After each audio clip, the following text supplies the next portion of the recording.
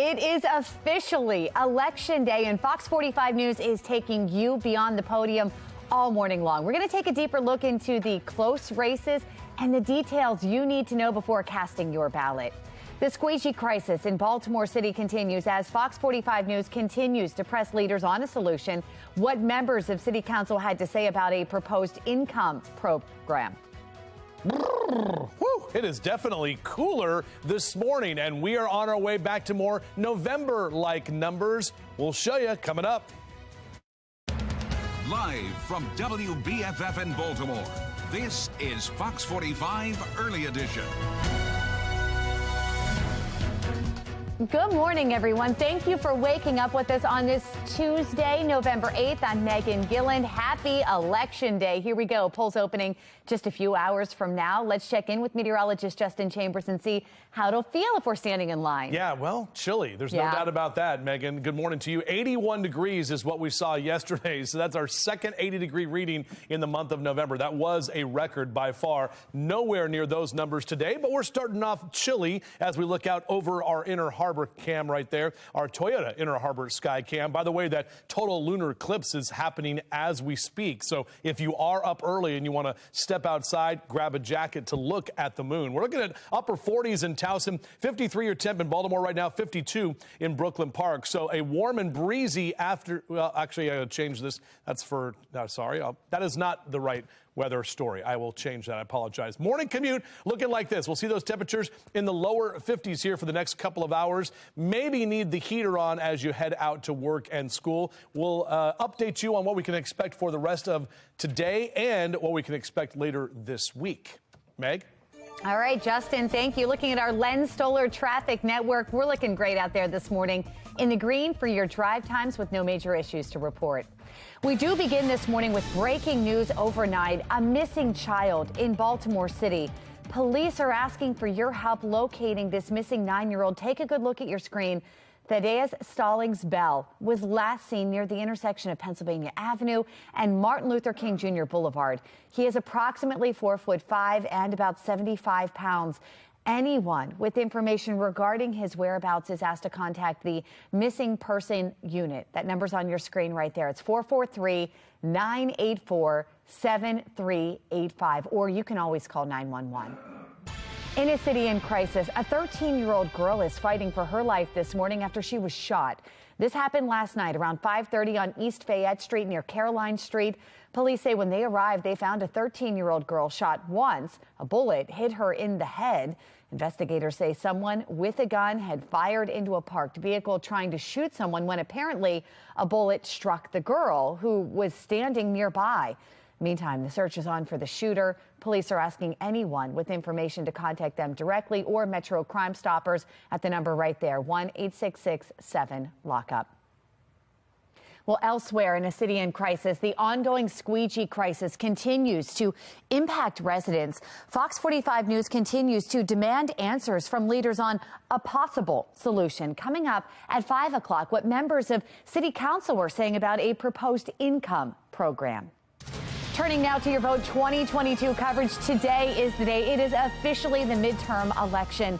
The former pollster for President Joe Biden saying today's midterms could be a paradigm shift election if Republicans make inroads with Black and Latino voters. A Wall Street Journal survey of voters from August to October shows more Black and Latino voters say that they would vote for a Republican for Congress.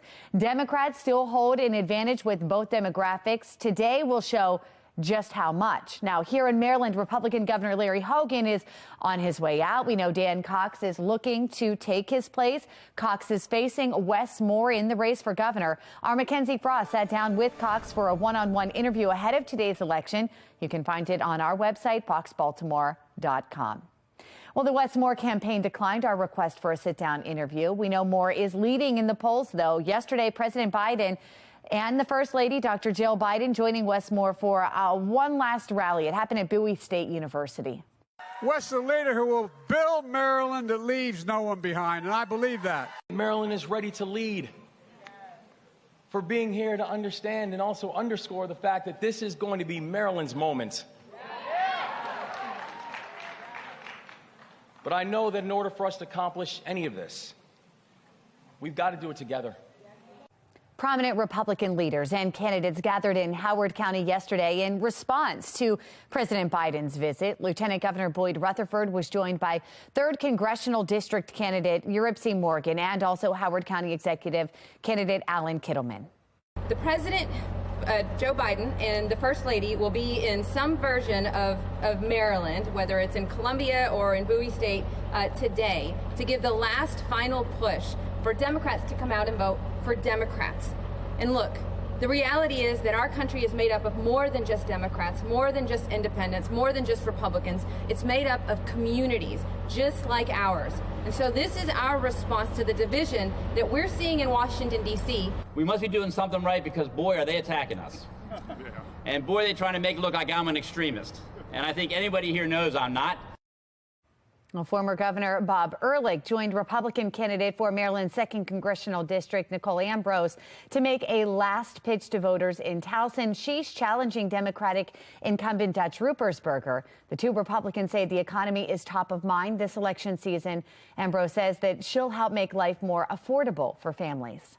The government making our lives unaffordable, and there's no reason for it. So many of these bad policy decisions are unnecessary and they can be fixed instantly. It's all about the kitchen table, flat out. This is the kitchen table election, and here's the answer right here. In Baltimore City, voters will decide whether to put term limits on some of their elected leaders. Yesterday, City Council held a vote of its own, a reaction to Question K. Fox 45 News questioned council members about their move to give themselves pensions faster. Coming up in our 5 o'clock hour, Olivia Dance will be joining us live with their responses and the fate of the proposals moving forward.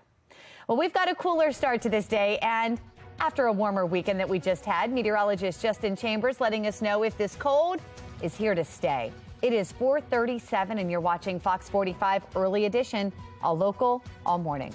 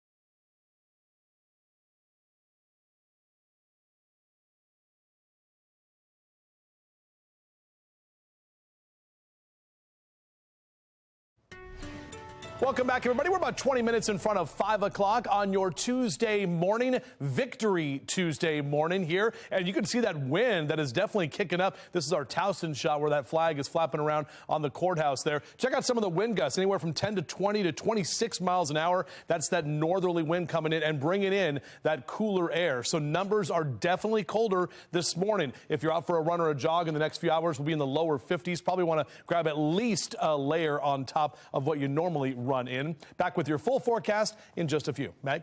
All right, Justin, thank you. Continuing coverage this morning, Baltimore police confirm Tyree Moorhead, the man known to spray paint shoot zones across the city, is the man police shot and killed on Sunday. Video posted to social media seems to show officers arriving to the scene Sunday afternoon, where police say that Moorhead was armed with a knife and assaulting a woman. Fox 45 News obtained audio recording of 911 dispatch communicating with officers. Listen in. We got a male armed with a knife assaulting a female, has a knife to her neck. I'm gonna wait till Fulton left again. 10 more units, 10 more units, 10 more units. Ask for more units on the armed person. Shots fired, shots. Signal 13, shots fired, Fulton and Lafayette. More than a dozen gunshots can be heard in the cell phone video there circulating on social media. At least 2 officers were involved in the shooting. One of them fired their gun. The Attorney General's office is investigating the shooting. The officers involved have not yet been identified. How well do you know U.S. government and what's on the ballot? Your Crash Course Civics lesson coming up. Plus, could there be Election Day threats to voters? How the White House is handling these rumors as we head to cast our ballots today. And here's what's ahead this morning on the National Desk. I'm Jan Jeffcoat. This morning on the National Desk, time for Americans to officially weigh in. Moment-by-moment analysis from the Beltway to the Heartland. A leading pollster will be by our side to give us the very latest as part of our team coverage of the midterms. That's this morning on the National Desk. America's News Now, weekday mornings. You can watch the National Desk on our sister station, the CW Baltimore, weekdays from 6 to 9 a.m. You're watching Fox 45 Early Edition, all local, all morning.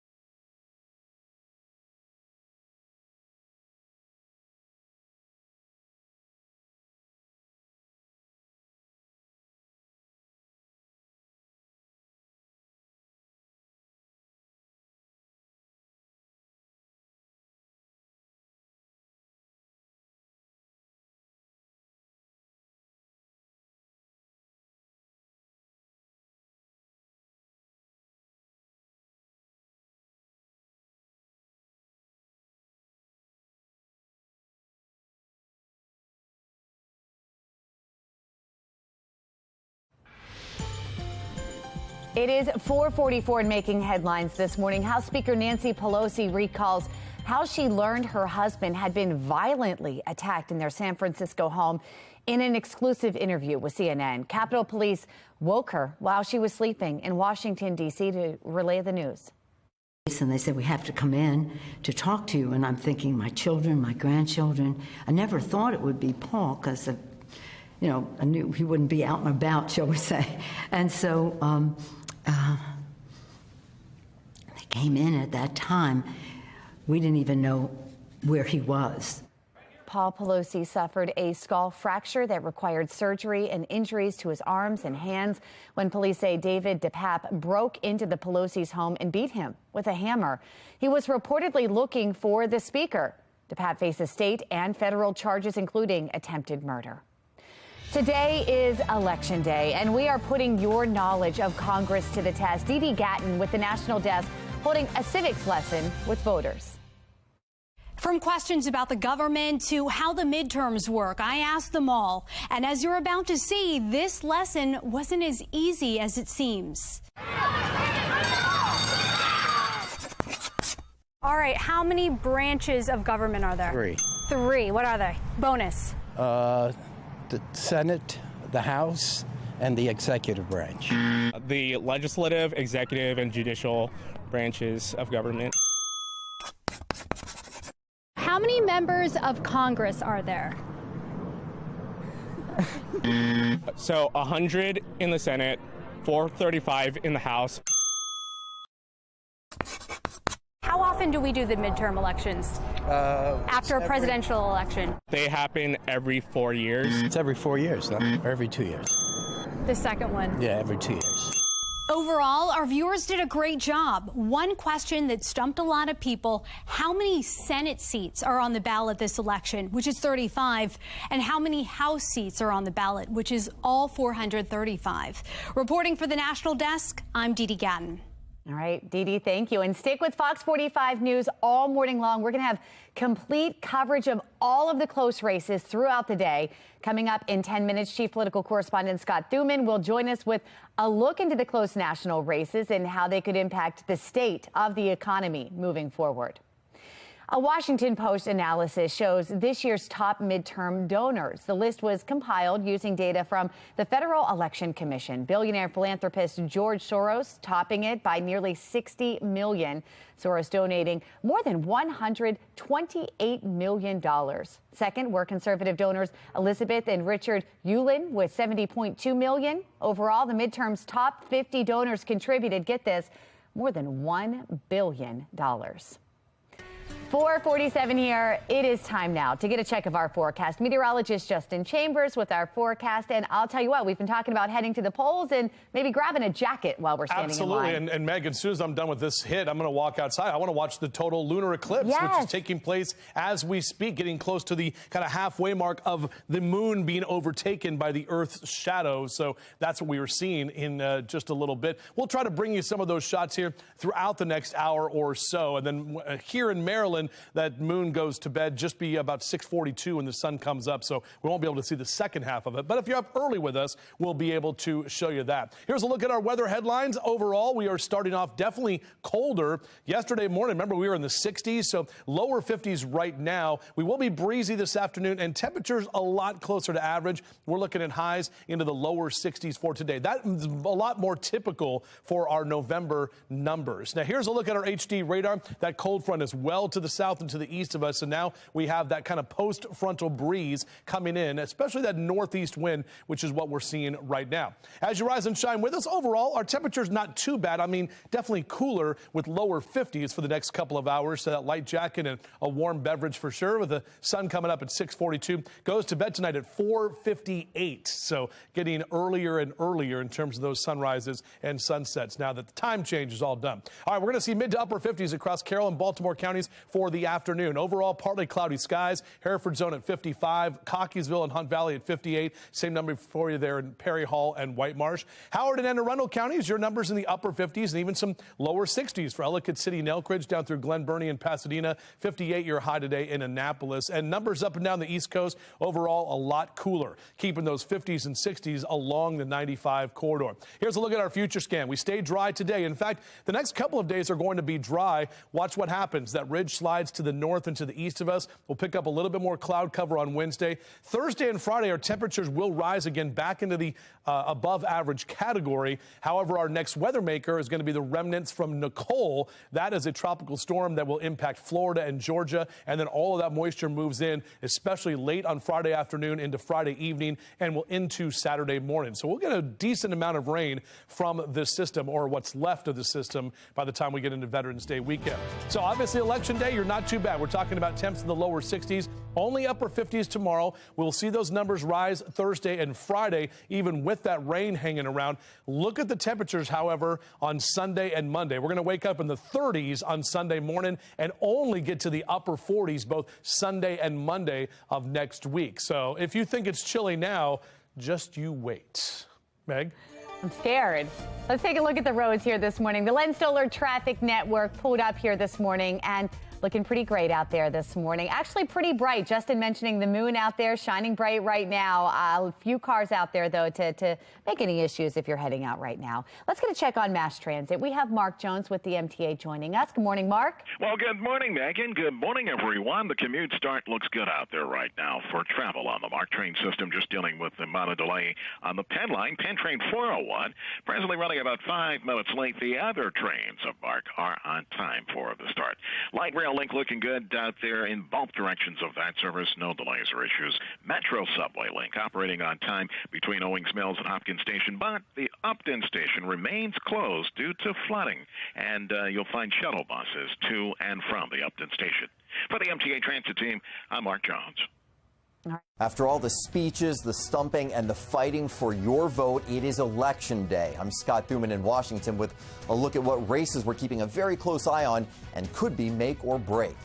Plus, the Squeegee crisis on Baltimore city streets continues. We dive deep into the proposed income program and why some say it's a slap in the face.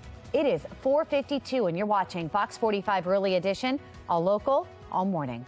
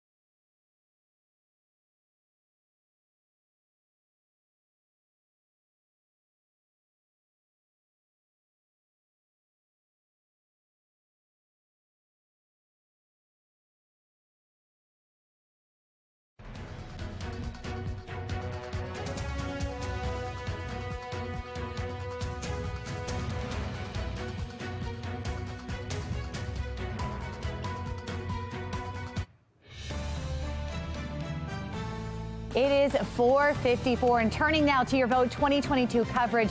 It is Election Day across America, and critical decisions are being made, from local races to who is going to control Congress, which will ultimately determine how much power President Joe Biden has. Sinclair's chief political correspondent Scott Thuman takes us beyond the podium this morning with this midterm preview. Okay, so here's what we're watching closest today, and a quick reminder on where we stand right now in the balance of power. It's split in the Senate 50-50, although Democrats have the tiebreaker courtesy the vice president. And then over on the House side, Democrats 220, Republicans 212. You've got 3 vacancies, and that means that you've got all 435 races. All of the seats are up for grabs tonight, and Republicans would need a net gain of just 5 if they're to take over in the House. And pundits think that they could see a true red wave tonight, providing the GOP not just a win, but a double-digit statement-type victory. And then, of course, on the Senate side, when you look at the map, keep in mind, this is where Democrats feel more confident that they can hold court, and it's where the most high-profile races are happening. So let's look at some of the toss-ups. Ohio first, a Trump-endorsed J.D. Vance, the author of Hillbilly Elegy, up against Congressman Tim Ryan. Now, that's currently a seat Republicans have. Democrats failed to direct a ton of resources behind Ryan into this race, and that could end up hurting them. Keep in mind, that's a state that President Trump won in 2020 by 8 points. Neighboring Pennsylvania, despite a stroke, can Lieutenant Governor John Fetterman keep his tiny lead and flip that seat for Democrats? He'll have to beat another Trump-endorsed favorite, TV celebrity Dr. Mehmet Oz. Now let's go south and look at Georgia. What a battleground here. It's a seat held by Democrats that Republicans think they can take if former football player Herschel Walker can unseat Raphael Warnock. And then out west, a couple of potential nail-biters in Arizona and Nevada, seats that Democrats hold, but where Republicans are in striking distance. So what'll decide it? How much is the economy hurting people? Are Latino voters truly shifting away from Democrats? Will suburban white women turn out for Republicans? And can abortion rights concerns provide the impact Democrats want? We're going to break it all down for you throughout the night. In Washington, I'm Scott Thuman. All right, Scott, thank you. The White House says Americans should feel safe going to the polls on Election Day. Law enforcement briefed the administration ahead of the midterms. White House Press Secretary Karine Jean-Pierre saying that no specific credible threats against voters have been identified. The administration has taken the issue of threats to the safety of voters and election officials seriously from day one. The federal government has been working alongside state and local election officials and law enforcement to take the necessary steps to keep people safe. Jean-Pierre says President Biden will continue to condemn political violence. He believes other leaders of both parties have a responsibility to communicate that as well. In Arizona, a judge blocks a rural county's plan to conduct a full hand count. It is a blow to Republicans who requested the measure, citing unfounded concerns about the vote counting machines. But it will likely be appealed. Opponents say the state only mandates a small amount of ballots to be hand counted, and changing something so close to the election will cause chaos. After denying allegations for years, a Russian businessman admits to meddling in U.S. elections. We're hearing that he is connected to the Kremlin and Russian president known as Putin's chef. He posted on social media Monday, "Gentlemen, we have interfered, are interfering, and will interfere. Carefully, precisely, surgically, and in our own way, as we know how to do." The oligarch has been subject to sanctions for interference by the U.S., U.K., and Europe. The State Department says his admission yesterday did not provide any new or surprising information. We all know, especially today, but every day, the free and fair elections are cornerstone of American society, of American democracy. We won't tolerate interference in our elections, regardless of where it comes from. In the past, the 61-year-old has kept his actions under the radar, but in September came forward with another revelation that he's behind the Wagner Group mercenary force. Today, residents will vote on Question K. And in response, Baltimore City Council is fast-tracking a bill to change their pension requirements. I'm Olivia Dance, and coming up next, hear why some say it's a knee-jerk reaction. Today, you'll decide who will be Maryland's next governor. Coming up, we are live right here from a polling location with the big races in today's election. Temperatures are definitely cooler this morning, and that wind is making it feel even cooler. Plus, we got a total lunar eclipse happening as we speak. We'll talk about all that fun stuff right here on Fox 45 Early Edition. Live from WBFF in Baltimore, this is Fox 45 Early Edition. Taking a live look from a polling spot in Fells Point, where in just a few hours, voters will be making their way to cast their ballot. We'll have coverage all morning long as that voting gets underway. Good morning on this Tuesday, November 8th. I'm Patrice Sanders. I'm Tom Rogers. Want to get right back out to meteorologist Justin Chambers. He's got a look at the forecast for us. Yeah, and record high temperatures is what we saw yesterday, guys. We saw temperatures in the lower 80s, so we broke the record as we thought we would. Much cooler already this morning, and also the wind is kicking up. I just stepped outside a moment ago to check out the eclipse live, and I was like, woo, got to get back in. I forgot to bring a jacket today because I was thinking about 81, right?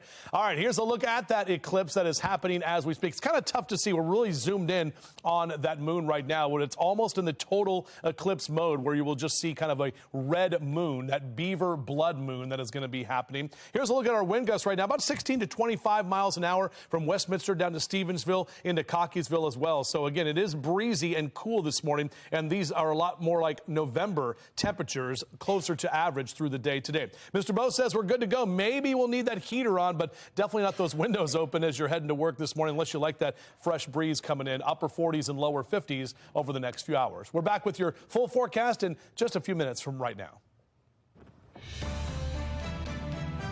5:01 now. It is Election Day, and Fox 45 News is taking you beyond the podium. Baltimore City residents will vote on Question K, deciding whether or not to put term limits on some of our elected leaders.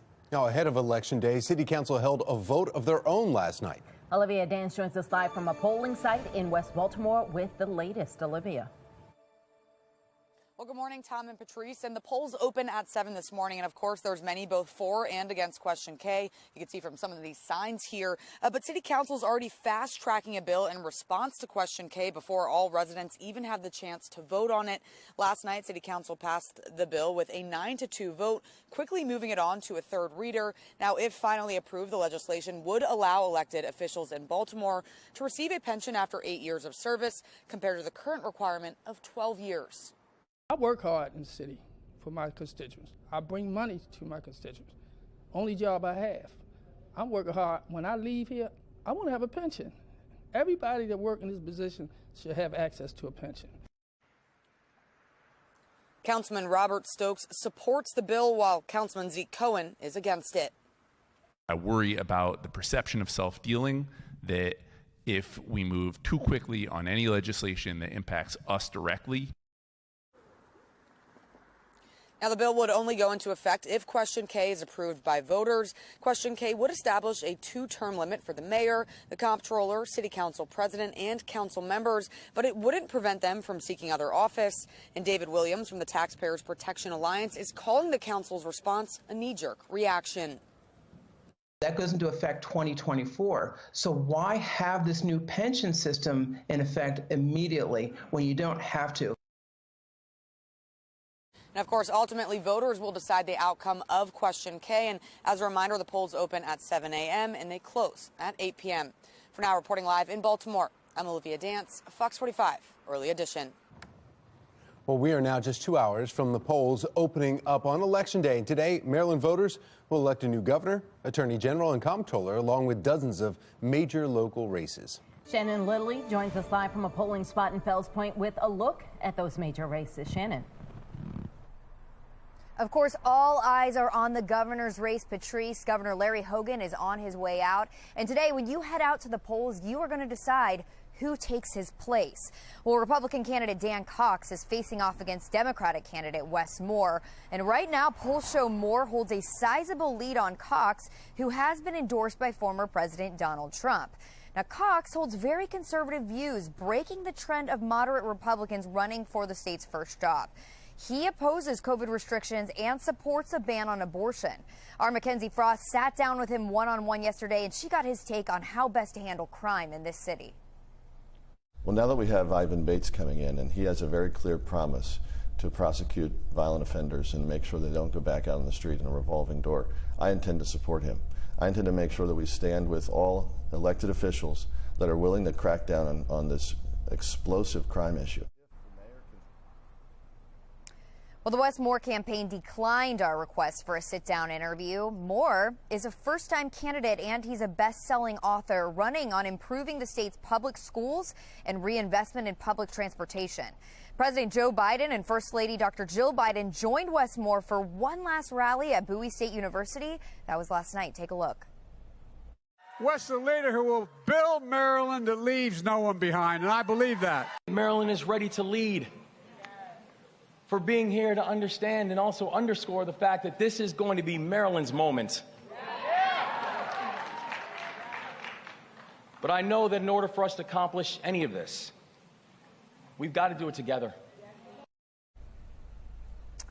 Well, two other major races we're following closely this morning. The race for Attorney General, where Democratic candidate U.S. Republican Anthony Brown is running against Republican Anne Arundel County Councilman Michael Peruka. And, of course, the race for Comptroller, where Democratic State Delegate Brooke Learman faces off against Republican Harford County Executive Barry Glassman for the role of Maryland's top financial advisor. Now, we have full coverage on our website where you can learn more about all of these different candidates. That's foxbaltimore.com. Reporting live in Fells Point, I'm Shannon Lilly, Fox 45 News, Early Edition. Thank you, Shannon. 5:06 now, and turning to a city in crisis. Baltimore police have arrested a 19-year-old Squeegee kid for assault and illegally carrying a loaded handgun. Now, it happened over the weekend right along Mount Royal Terrace. Police say the teen allegedly sprayed a woman in her face for refusing Squeegee service. When police tracked him down, he was found with a handgun tucked into his waistband. Now, this incident comes as we await an official announcement from Mayor Brandon Scott on the future of squeegeeing. A spokesperson has confirmed to us parts of the plan, which include the kids policing themselves, being assigned specific squeegee zones, and a guaranteed income plan. Meanwhile, Fox 45 News sent several questions to the City Council on Monday asking, do you support offering a guaranteed income program for squeegee kids? How will the city enforce the plan, giving money to the kids who say they won't engage in the activity anymore? And we've heard criticism from people who say, why would the city pay people not to break the law? How do you answer that question? Well, Councilwoman Danielle McCrae was the only city council member to respond Monday, saying in part that the city must look into an array of innovative solutions in order to properly address quality of life issues that have persisted for decades. Well, last week in a statement to Fox 45 News, Councilman Isaac Yichie-Slifer, calling the guaranteed income payments to squeegee kids not to break the law a, quote, slap in the face to 99% of people in our city who follow the law. Well, that leads us to our question of the day. Do you think it is a waste of taxpayer dollars to pay squeegee kids to stop squeegeeing? So far, 96% of viewers who answered say yes. We want to know what you think. Go to foxbaltimore.com/vote to weigh in.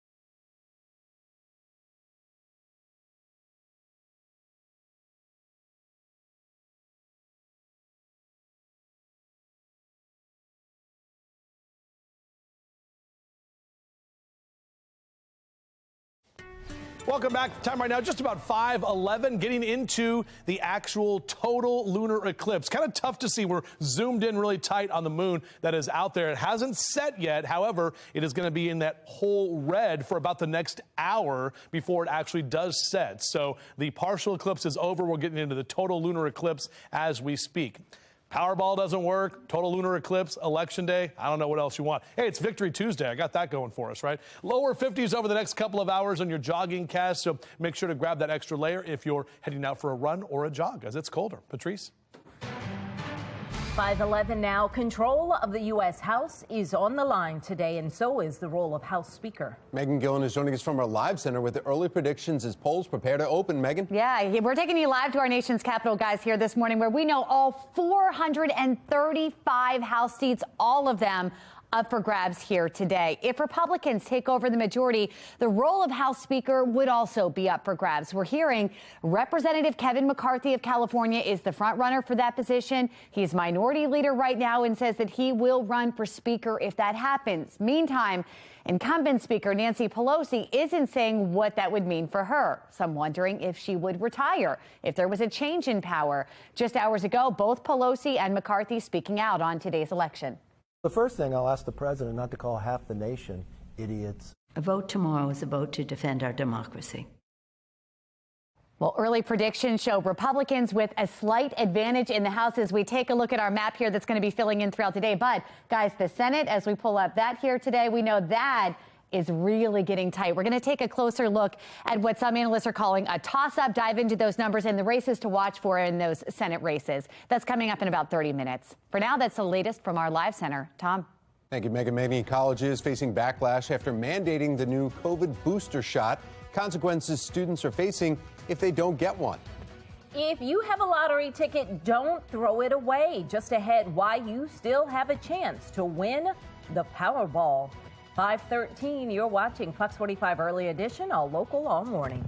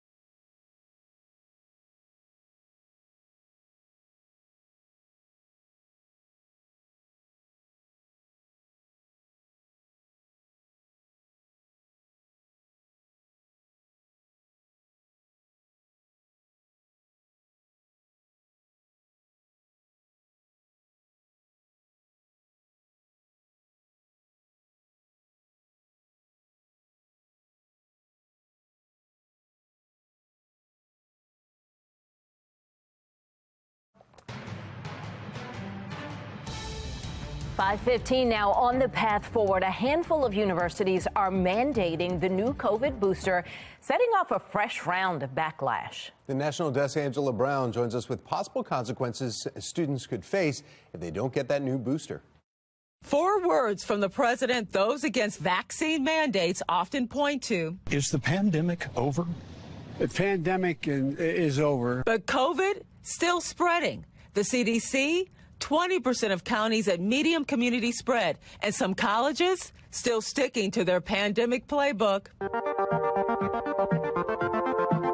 Here's Harvard's updated guidelines requiring students to get the new COVID-19 booster, or a hold will be placed on enrollment. College watchdog groups are saying, hold on. Harvard is holding students' education hostage to force them to make a personal medical decision. But it's not just Harvard requiring the new COVID booster, but also Yale and Fordham.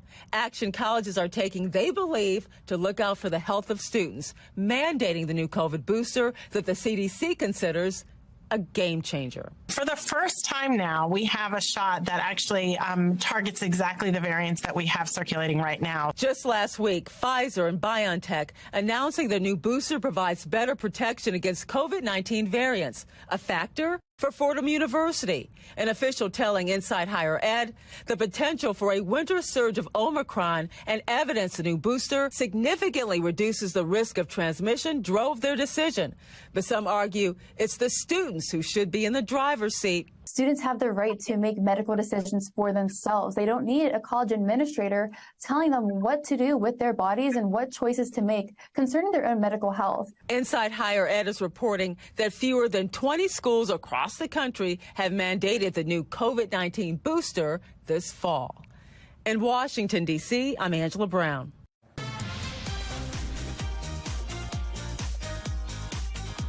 If you thought that you missed last night's Powerball drawing, think again, because it might happen this morning. This is unprecedented. Yes, it is. $1.9 billion we're talking about. California Lottery saying that last night's drawing was delayed because of security protocols, and the timing of that was missed. So we won't know the official results of the Powerball drawing until some point this morning. Players are told to hold on to their tickets. $1.9 billion, again, up for grabs. The odds of winning remain the same, though. 1 in 292.2 million. Well, I wish they'd hurry up and get it together so I can get my money. Get out of here. I mean, we'll just see a chair spinning. I raced downstairs this morning like it was Christmas morning, you know, at 3 o'clock. Yeah. My dog's like, what are you doing? And I was like, I got to check to see if I won. I had all my tickets out, and I was like, wait, what error? And it was like, you know, the spinny thing or, you know. Santa didn't come. What? Santa didn't come for your Christmas. I know, clearly. So, yeah, maybe we'll find out during our show. That'd be very cool. I mean, a lot of things happening. We are live and local all the way until 10 a.m. And something else that's happening live and local right now, or I guess globally, or I guess universally. Yeah, it's the eclipse, the total lunar eclipse. Look at this. This is a shot right now, and we are now in the full totality of the eclipse. Now, we'll get the actual totality in about 40 minutes or so from right now. Excuse me, but this is the Beaver blood moon.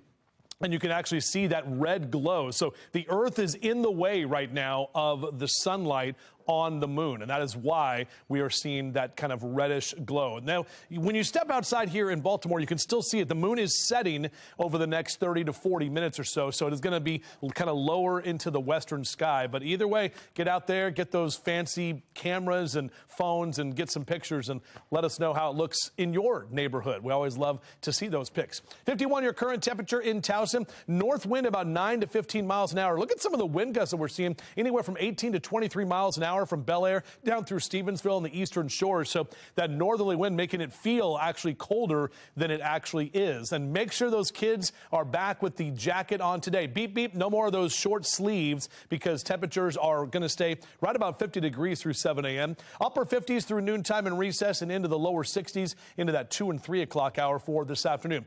Golfers hitting the links today, probably at least a 2-club win later today, because we are going to stay breezy, and those temps definitely cooler. 50s 50s into the 9 o'clock hour, upper 50s through noon, and into the lower 60s later today. Now, these numbers are a lot closer to November averages. November 8th, our average is 60 degrees. So we're going to be close to that number in Baltimore, with upper 50s across parts of central Maryland. Basically up and down the East Coast, those temperatures have definitely dropped behind that cold front that came through. Look at our temperature tracker. We're going to stay below average tomorrow. Thursday and Friday, the numbers go back up. And then look at that slide on Saturday. Woo!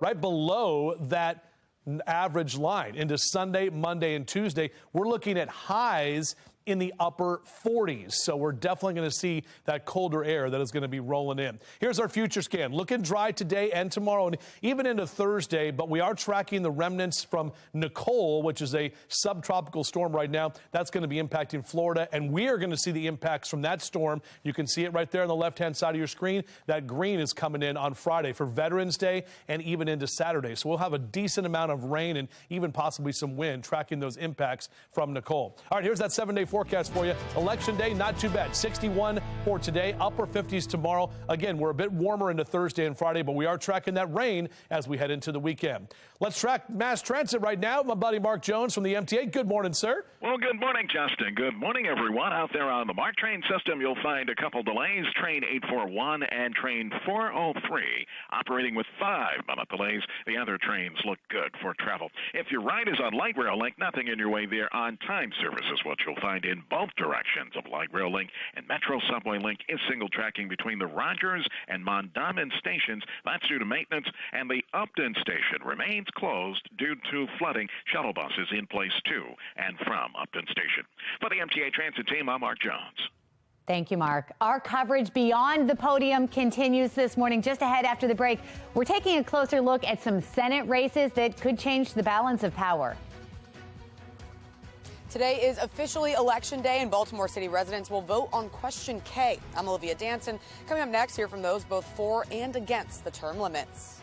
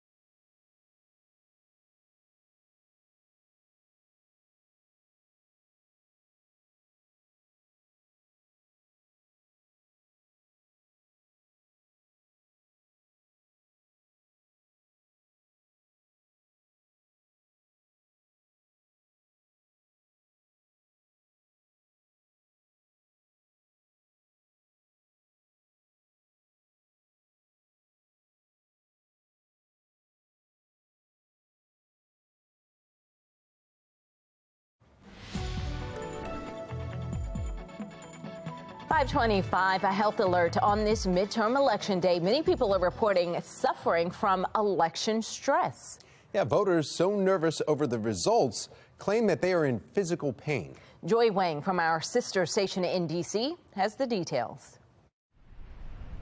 Election stress disorder, really a term used pretty often during that 2020 election, where more than 2/3 of adults surveyed actually said that the election was causing them a significant source of stress. Just think about how much we've been talking about election safety and security since. And so in this building behind me, DC's Department of Homeland Security and Emergency Management, that is where they're doing a lot of that work, where they're monitoring conditions, communicating threats to local law enforcement. But here are the signs to look out for if you suffer from election stress disorder. Again, this is not an official diagnosis, but psychiatrists say the concept is real. You'll find yourself constantly worrying and even suffering from physical symptoms like headaches, trouble sleeping, and an upset stomach. Experts say if this is happening to you, try and unplug a bit from social media and other forms of stress.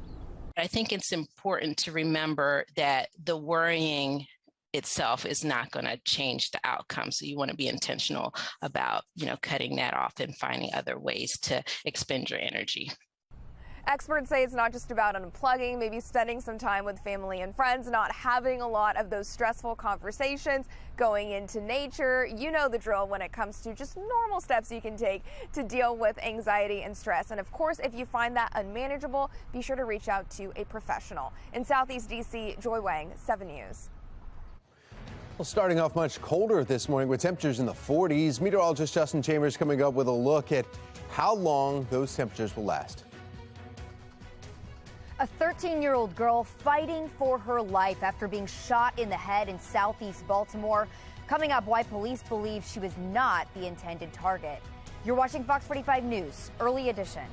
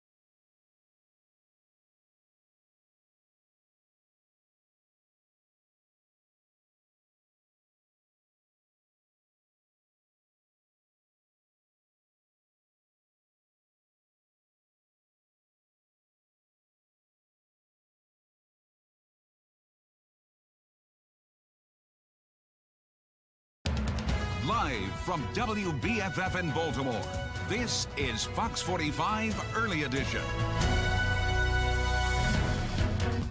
Taking a live look now from a polling station in West Baltimore as we head into Election Day. Polls will be opening in about an hour and a half. Stay right here with Fox 45 News all morning long as we bring you complete coverage throughout the day. Good morning on this Tuesday. 5:30 is the time. I'm Patrice Sanders. I'm Tom Rogers, and a little bit cooler when you step outside and see the blood moon. A little different. Meteorologist Justin Chambers. I didn't see the moon or pay attention. I wasn't thinking about that on the way in. Darn, I missed my shot. Well, it's okay, Patrice, because it hadn't started by the time we were driving in. It started basically right about as the show came on, just a little bit after 4 o'clock this morning. But now it is in the actual full lunar eclipse. We actually have it on our harbor cam here, and you can kind of see that orangish or reddish glow on the moon. So it is still up. It's low in the sky, just so you know, because it's setting in just a little bit. But you got to look to the west, and you can get out there and check out that total lunar eclipse. We won't see another one of these for 3 more years. Right now, the Earth, the sun, the moon, all in alignment. But it's chilly, so make sure to grab a jacket if you're stepping out with the kids and getting some pictures this morning. We're talking about upper 40s and lower 50s. However, with the wind, it feels like the lower 40s as the wind chill numbers there are in effect because of the breezy conditions. Overall, in your morning drive, maybe the window's up this morning, but we stay nice and dry and temperatures into the lower 50s for the next few hours. We'll top out today at 61, which is a lot closer to where we typically are in November. Sun coming up a little bit more than an hour away from right now. We're back with your full forecast in just a few. Tom? All right, thank you, Justin. Let's take a look now at your Lens Solar Traffic Network, and you can see the cameras around the area here. No issues to report around the Baltimore region as the roads are wide open. Fox 45 News is taking you beyond the podium for this election day as voters will be heading to the polls in just under 2 hours. Yeah, we have live team coverage for you this morning. Taylor Stewart has the details on what you need to know before you head out to the polls. Megan Gillen is in our live center with the key Senate races that we're watching across the nation. We want to start off with Olivia Dance. She's in west of Baltimore, and she's taking a look at Question K, something Baltimore City voters will see on their ballots. Olivia. Good morning. And all throughout the city and at most polling sites, you've probably seen signs like these, either for or against Question K. And today, residents will finally get the chance to vote on the term limits. Just yesterday, supporters of the term limits held a rally encouraging voters to vote OK on Question K. Truth be told, conditions in our beloved city have never been worse. And yet we have city council members that are trying to line their pockets for fear of giving the communities what they need, and that is term limits. Tomorrow, the citizens of Baltimore, every individual who has the opportunity to vote tomorrow has an opportunity to change the projection of where this city is going. Those in favor of Question K say Baltimore City is suffering from some of the worst crime, infrastructure, and education issues it's faced in years. They believe that term limits could be the answer, while those who oppose Question K say it will create instability in government and is designed to serve special interest groups. It is not a community-led initiative. It is a tool used by outsiders who do not care about our city or our citizens. If Question K is passed, it would create 2 term limits for Baltimore's mayor, the comptroller, city council president, and council members. The term limits would only apply to one office at a time and wouldn't prevent them from running for other positions. But ultimately, this will be the decision of voters. So don't forget to get out and vote. For now, reporting live in West Baltimore, I'm Olivia Dance, Fox 45, Early Edition. Well, Senate races are looking closer than ever during this midterm election. Megan Gillen is at our live center with the races to keep a close eye on today. Megan. This is getting close, guys. We want to take you live to our nation's capital here this morning, where right now the Senate chamber is split 50-50 between Democrats and Republicans. Democrats holding that slight majority with that tie-breaking vote of Vice President Kamala Harris. But today, guys, what we're watching here is the seats that are up for grabs. There are 35 of them right now. And you can see we've got some projections already coming in here. All eyes on Pennsylvania for one of the most competitive Senate races in the country, where Republican Dr. Mehmet Oz is taking on Democratic Lieutenant Governor John Fetterman. One of the reasons why this is being so closely watched is because of Republican Senator Pat Toomey's retirement, which has created the best opportunity for Democrats to pick up a seat there, save the majority. But for Republicans, obviously holding that seat is key to toppling the majority. So this can go either way. Another race that could decide the balance of power, the Georgia Senate race. The latest Fox News poll has incumbent Senator Raphael Warnock and Republican challenger Herschel Walker practically neck and neck here. If neither gets more than 50% of the votes, guys, Georgia law sends this race to a runoff in December. Now, here in Maryland, Democratic Senator Chris Van Hollen is running against Republican Chris Chappie in the Senate race there. Again, we've got a total of 35 Senate seats that are up for grabs today. We're going to start watching these seats fill in as the day continues and keeping you posted on those results. But just a reminder, this could take some time before we have a clear picture of who actually controls the Senate now. That's the latest from our live center. We'll send it back to you, Tom. All right, thank you, Megan. Now to a city in crisis. 13-year-old girl is fighting for her life this morning after she was hit by a bullet police say was not meant for her. The shooting happening in southeast Baltimore yesterday evening, and now Mayor Brandon Scott is responding. Shannon Lilly is joining us live with what we're learning this morning. Shannon. The mayor speaking out late last night, Tom, calling this senseless as that 13-year-old girl remains in grave condition at the hospital this morning. But we want to get you straight to a look right from the scene here. This all happened not far from Hopkins Hospital on East Fayette Street near Caroline Street just before 5:30 p.m. yesterday. Police say when they arrived, they found that 13-year-old girl shot in the head.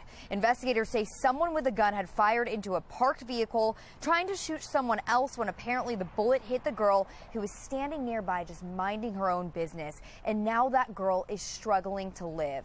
Well, in a statement last night, the mayor says in part, quote, "A child was caught in the crossfire of reckless activity fueled by petty conflict involving individuals who can't properly resolve issues and individuals who have access to illegal guns. This is an unfortunate reminder that we must continue to remove illegal guns and those using them from our streets while simultaneously investing in our communities." And then he goes on to say, "This senseless act of violence should frustrate us all, and anyone who knows anything about those responsible should speak up immediately." And this morning, the search is on for that shooter. And if you have any information, police are urging you to call the Metro Crime Stoppers. That number, 1-866-7-LOCK-UP. And remember, if you do call that number, you can remain anonymous. Reporting live in downtown Baltimore, I'm Shannon Lilly, Fox 45 News, Early Edition. Shannon, thank you. We are waking up with colder temperatures this morning. Justin will be back in just a few minutes to let us know if we warm back up or if we stay right here in this chilly area. 5:37, you're watching Fox 45 Early Edition, all local, all morning.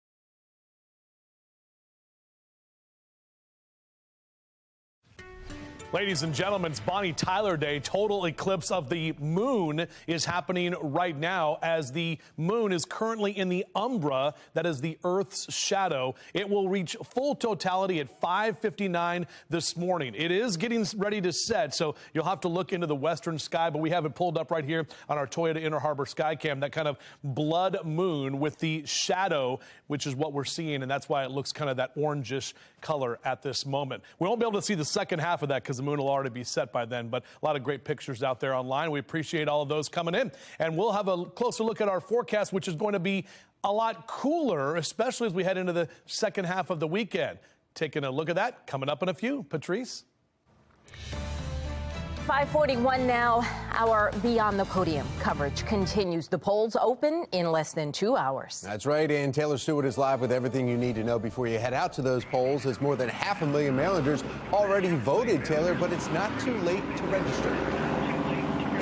Yeah, that's right. It's not too late to register to vote. Same-day registration is available. You'll just need something like this, an ID, or anything that would show your verification. But I tell you, we've already seen folks pull up here to this polling location and drop off their ballots here.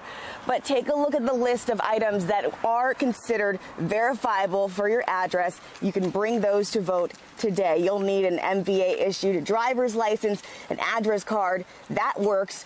But the Maryland Board of Elections laying out how soon you can expect to see those results today after this election. Polls close tonight at 8 o'clock.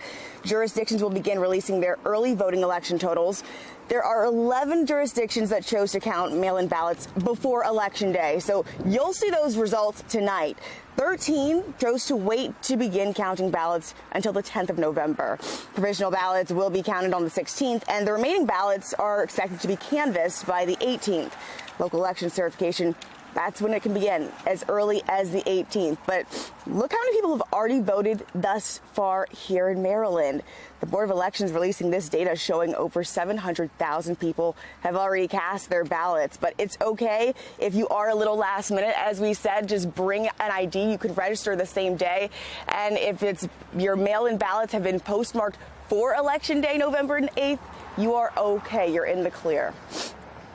So, Taylor, why are some jurisdictions waiting to count the ballots that have already come in? Patrice, this goes back to a lawsuit that was filed by Dan Cox a few months ago. He said that he did not want mail-in ballots counted early because it was unconstitutional. Now, the court struck that down. Some jurisdictions deciding to wait and hold off, others getting that counting underway early. Baltimore is one of the places that we saw those ballots start to come in, and we got those tabulations. But we'll keep you updated throughout the morning here as voting gets underway. I'm live in Baltimore. Taylor Stewart, Fox 45 News. Taking a live look over M&T Bank Stadium this morning. Well, really looking at the blood moon as it's red, but the Ravens are waking up victorious. How the flock is showcasing their purple pride. Maybe there's a little purple on the moon. You squint. Yeah, if you squint. Maryland basketball kicking off a win for both the men's and women's teams. Why this is beginning a new era for the men. 5:44, you're watching Fox 45 Early Edition, a local all morning.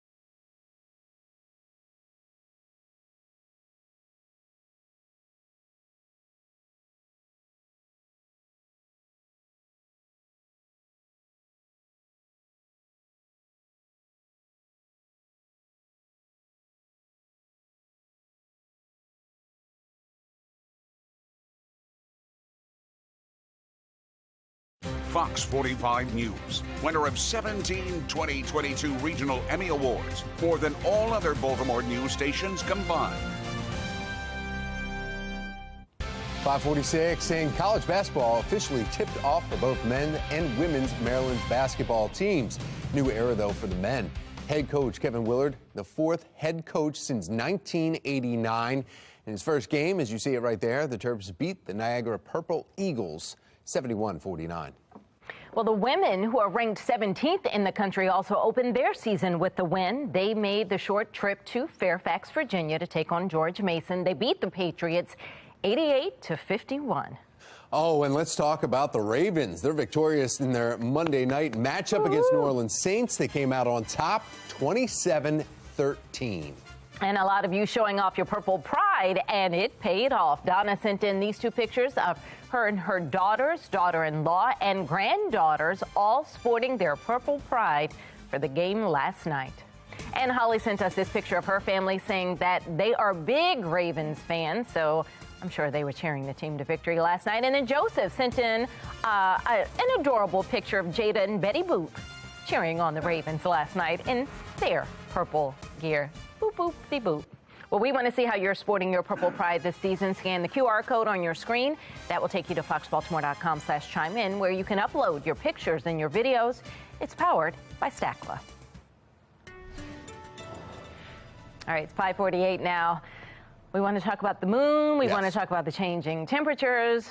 And somebody else probably wants to talk about the Ravens, too, plus the Powerball numbers. Meteorologist Justin Chambers. Crazy. It's and crazy. Voting temperatures. People are going to be out in lines today. Yep, I have your Election Day forecast here in just a second. But yeah, guys, the Ravens, I mean, Lamar's on a pace to potentially rush for 1,000 yards. And also, the Ravens are in first place going into the bye. Pay him. Going into the bye, they are in first place. And both they and the Bengals are on a bye this upcoming weekend. So it's going to be the same when we come back next week. And by the way, M&T Bank Stadium, November 20th, that's their next home game, and that is right here on Fox 45. If you can't make it out to the game, that's a 1 o'clock kick on a Sunday afternoon. And you love talking about the O's and the fact that we've got the potential winning some more of those awards from the great season that they had as well. 51-year temp right now in Baltimore. That wind is out of the north at about 9 to 15 miles an hour, but look at some of the stronger wind gusts, 18 to 21 miles an hour from Bel Air out through the eastern shore, down through Stevensville, Easton at 19 miles an hour right now. So it is a little chilly, and even with the wind, it feels colder than that. You can see on your Rise and Shine cast, a warm cup of joe will definitely do you right. Overall, upper 40s and lower 50s for the next couple of hours. And yes, your Election Day forecast, as we mentioned, polls open at 7 o'clock, and we're going to still see temperatures right about 50 degrees. It'll be in the upper 50s if you're going to do your voting at lunchtime, or if you're heading out about 5, 6 o'clock this evening. I'd have the jacket ready to go. Again, it will be breezy today, and these temperatures will be a lot closer to November averages. But look, we've been enjoying those well above average numbers since the start of the month. Mid to upper 50s is what we're talking about for today across Carroll and Baltimore counties. Those numbers in the lower 60s for you in Baltimore City. Upper 50s for Bel Air and Aberdeen, over to Perryman, out to Northeast at 59 today. Eastern Shore also seeing the upper 50s here for Chestertown down through Centerville into Rock Hall at 58 for your high later today. Now, here's a look at our future scan. We're dry for today. We're dry tomorrow. We're dry on Thursday. The next weather maker is going to be the remnants from Nicole. That is going to be a tropical storm that will impact Florida, possibly as a hurricane later this week. And then all of the moisture comes up the coast and rolls right into Maryland by the time we get into Friday afternoon and into Saturday. So it is going to be a wet Veterans Day weekend. Just be aware of that. We'll be tracking it for you. All right, 7-day forecast here. 61 today, upper 50s tomorrow. We're back to the upper 60s Thursday and Friday. We have those rain showers coming in through Saturday. And look at those temperatures Sunday and Monday. Upper 40s for our high temps. Mark, we're going to need to bundle up when we're heading out there in mass transit, aren't we, bud? Oh, yeah, Justin, definitely going to have to do that. It's a little chilly out there. Out there right now, you'll find on the MARC train system a few delays. 407 train, 843 train at 511, all running about 5 minutes late. The other trains of MARC look good for travel. If your ride is on Light Rail Link, nothing in your way there. On-time service is what you'll find in both directions of Light Rail Link. However, Metro Subway Link is single tracking between the Rogers Avenue and Mondawmin stations. That's due to maintenance ongoing out there. Certainly allow time for travel travel as you'll encounter delays of about 5 to 10 minutes on Metro subway link. Upton Station remains closed due to flooding. Shuttle buses are in place too, and from the Upton Station. For the MTA Transit Team, I'm Mark Jones. How voters feel about the economy could determine the outcome in these midterms. I'm Atra Al-Nashar with how this is all playing out in 4 key swing states coming up.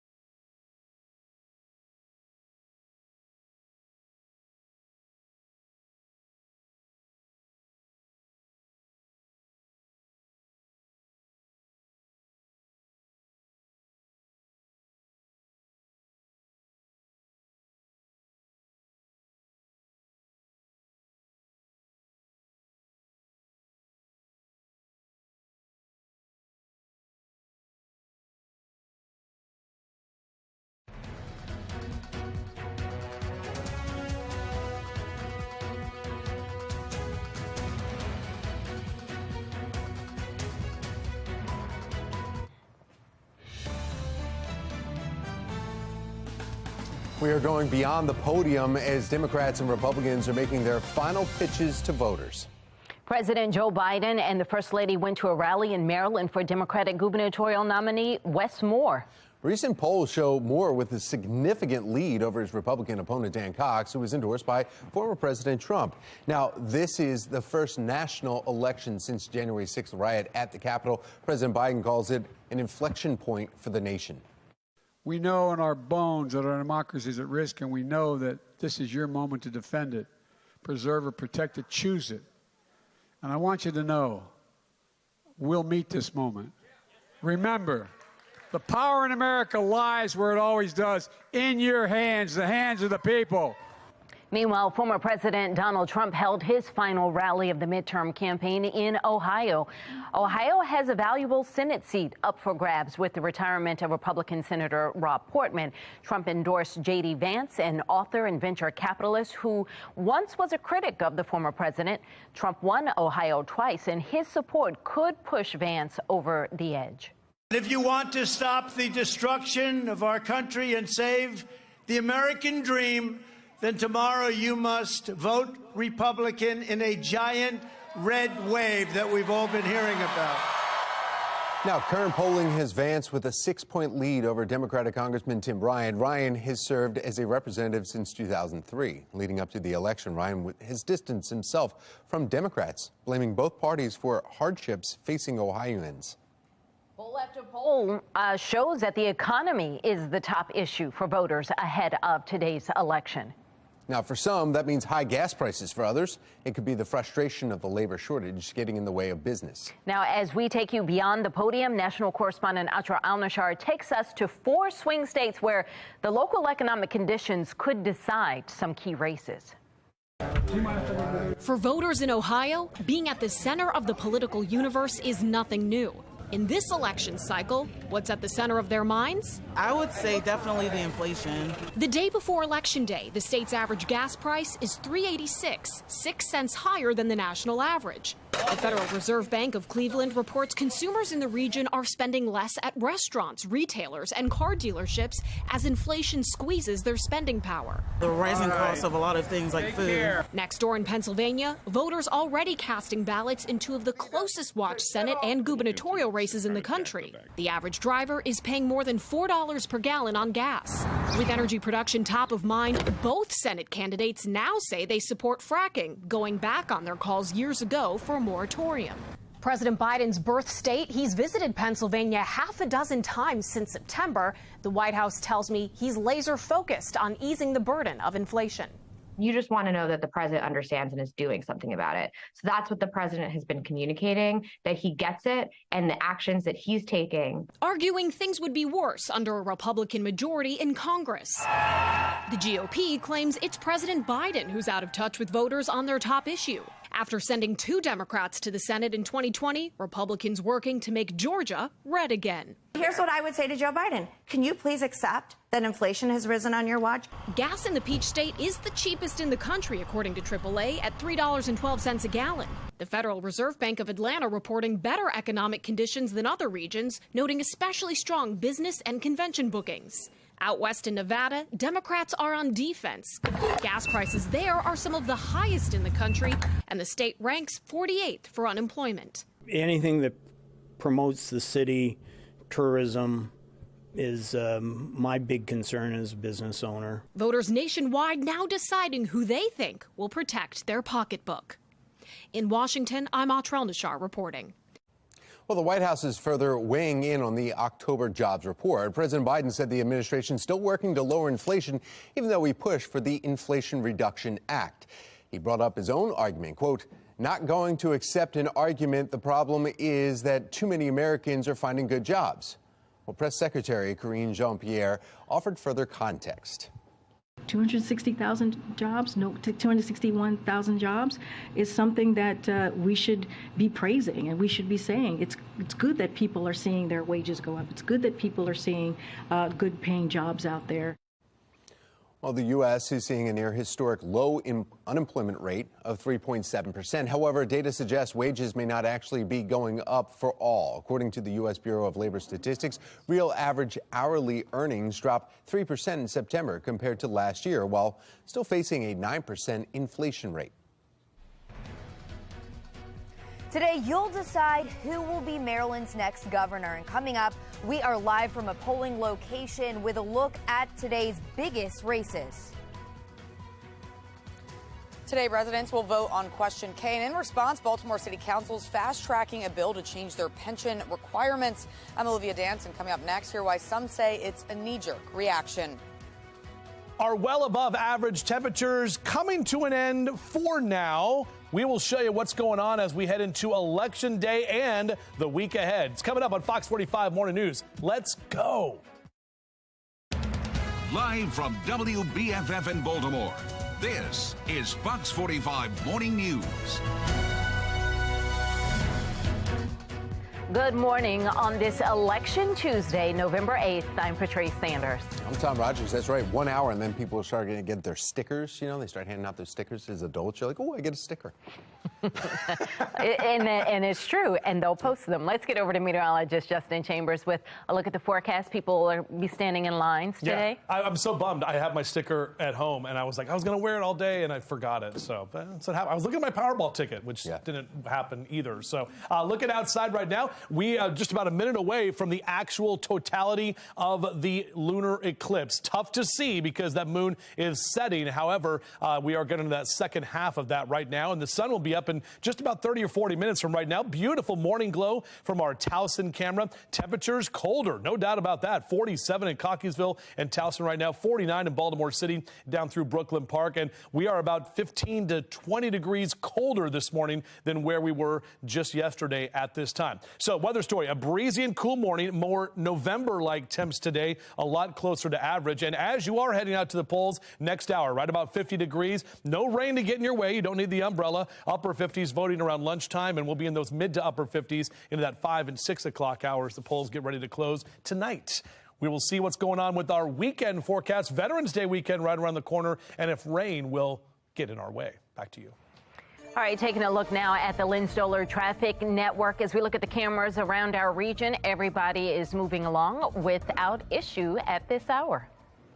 Well, today is Election Day. We're taking a live look from 2 polling stations where voters will be casting their votes and their ballots today. And stay with us because later we're going to let you know some important things that you should be aware of and how soon you can expect to see results after this election. Shannon Lilly will be joining us in just a couple of minutes with a look at the major races along with some dozens of major local races. Baltimore City residents will vote on Question K, deciding whether or not to put term limits on some of our elected leaders. Olivia Dance joins us live from a polling site in West Baltimore with the latest there. Olivia. Well, good morning, and the polls open in just about an hour at 7. And as you can see from some of these signs here, there's many both for and against Question K. But City Council is already fast-tracking a bill in response to Question K before all residents even have the chance to vote on it. Last night, City Council passed the bill with a 9-2 vote, quickly moving it on to a third reader. But if finally approved, the legislation would allow elected officials in Baltimore to receive a pension after 8 years of service compared to the current requirement of 12 years. I work hard in the city for my constituents. I bring money to my constituents. Only job I have. I'm working hard. When I leave here, I want to have a pension. Everybody that works in this position should have access to a pension. Councilman Robert Stokes supports the bill, while Councilman Zeke Cohen is against it. I worry about the perception of self-dealing, that if we move too quickly on any legislation that impacts us directly. Now, the bill would only go into effect if Question K is approved by voters. Question K would establish a 2-term limit for the mayor, the comptroller, city council president, and council members, but it wouldn't prevent them from seeking other office. And David Williams from the Taxpayers Protection Alliance is calling the council's response a knee-jerk reaction. That goes into effect 2024. So why have this new pension system in effect immediately when you don't have to? And ultimately, of course, voters will decide the outcome of Question K. So remember, the polls open in just about an hour at 7 a.m. and then they close at 8 tonight. For now, reporting live in West Baltimore, I'm Olivia Dance, Fox 45 Morning News. All right, thank you, Olivia. And as you just heard her say, we are now less than 1 hour from the polls opening on this election day at 7 this morning. Today, Maryland voters will elect a new governor, attorney general, and comptroller, along with dozens of other local races. Shannon Lilly joins us live from a polling spot in Fells Point with a look at those major races. Shannon? Well, of course, all eyes are on the governor's race, Patrice. Governor Larry Hogan is on his way out. And when you come out here to the polls today, you will decide who will take his place. Republican candidate Dan Cox is facing off against Democratic candidate Wes Moore. And right now, polls show Moore holds a sizable lead on Cox, who has been endorsed by former President Donald Trump. Well, Cox holds very conservative views, which breaks the trend of moderate Republicans running for the state's first job. He opposes COVID restrictions and he supports a ban on abortion. Our Mackenzie Frost sat down with him one-on-one yesterday, and she got his take on how best to handle crime in the city. Well, now that we have Ivan Bates coming in, and he has a very clear promise to prosecute violent offenders and make sure they don't go back out on the street in a revolving door, I intend to support him. I intend to make sure that we stand with all elected officials that are willing to crack down on this explosive crime issue. Well, the Wes Moore campaign declined a request for a sit-down interview, but Moore is a first-time candidate and he's a best-selling author running on improving the state's public schools and reinvestment in public transportation. President Joe Biden and First Lady Dr. Jill Biden joined Wes Moore for one last rally at Bowie State University, and that was last night. Take a look. Wes is a leader who will build Maryland that leaves no one behind, and I believe that. Maryland is ready to lead. For being here to understand and also underscore the fact that this is going to be Maryland's moment. But I know that in order for us to accomplish any of this, we've got to do it together. Well, two other major races we're following closely this morning. The race for Attorney General, where Democratic candidate U.S. Republican Anthony Brown is running against Republican Anne Arundel County Councilman Michael Peroutka.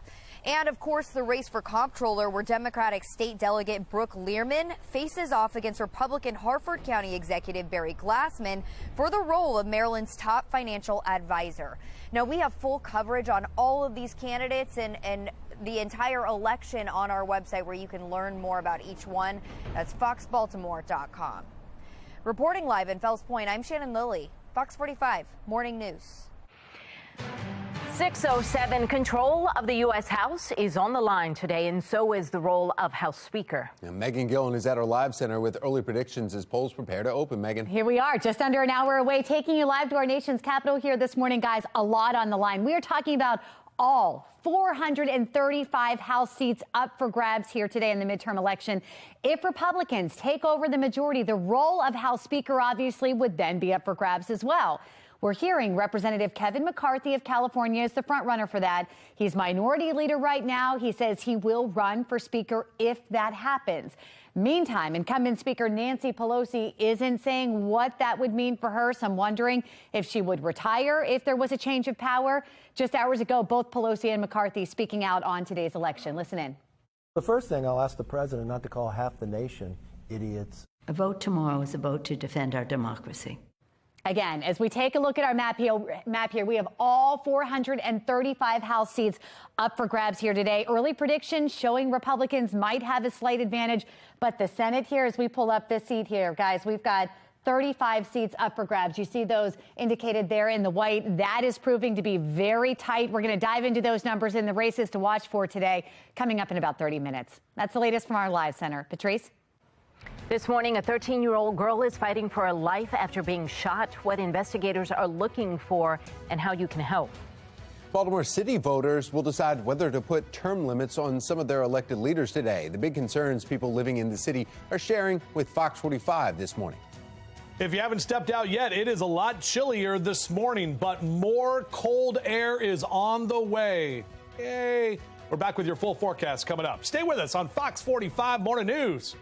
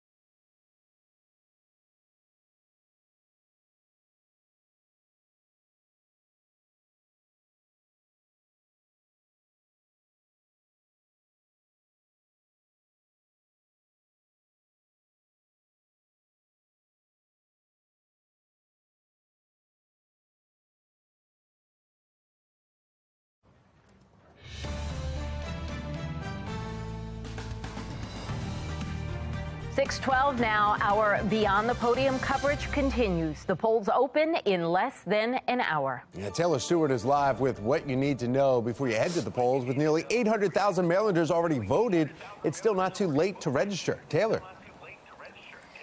Yeah, it's certainly not too late. You can register the same day to vote. We're live here at a polling location here in Baltimore, the Edmondson Skills Center. And as you said it, this parking lot will probably be full in the next hour. You can go ahead and bring your ID, a bank card, anything that would show your address if you have not already registered to vote. Take a look at the list that we have there for you right now. A pay stub works as well. But mind you, this has been a long time coming, and folks will begin to know those election results later today.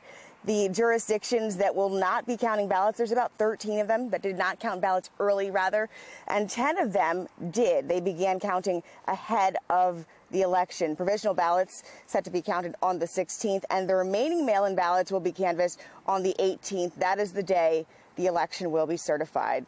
But take a look at how many people have already voted so far. Over 761,000 voters have already cast their ballots here in Maryland.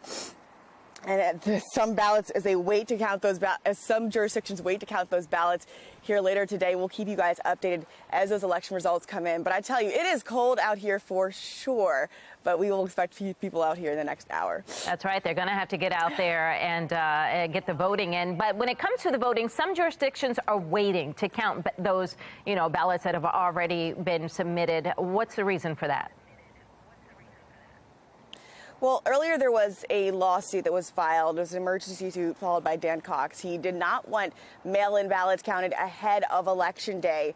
Some jurisdictions just deciding to pause and wait on that. Others saying they just had to count it in order for those election results to come in on time. So that's where we are today, and we'll have to wait and see what the results come out tonight. 6:14, candidates have made their closing arguments to voters ahead of Election Day. A look at how Wes Moore made his final push to get your vote and where the other candidates stand now. And if you have a lottery ticket, don't throw it away. Just ahead, while you still have a chance to win the Powerball. 6:14, you're watching Fox 45 Morning News, all local, all morning.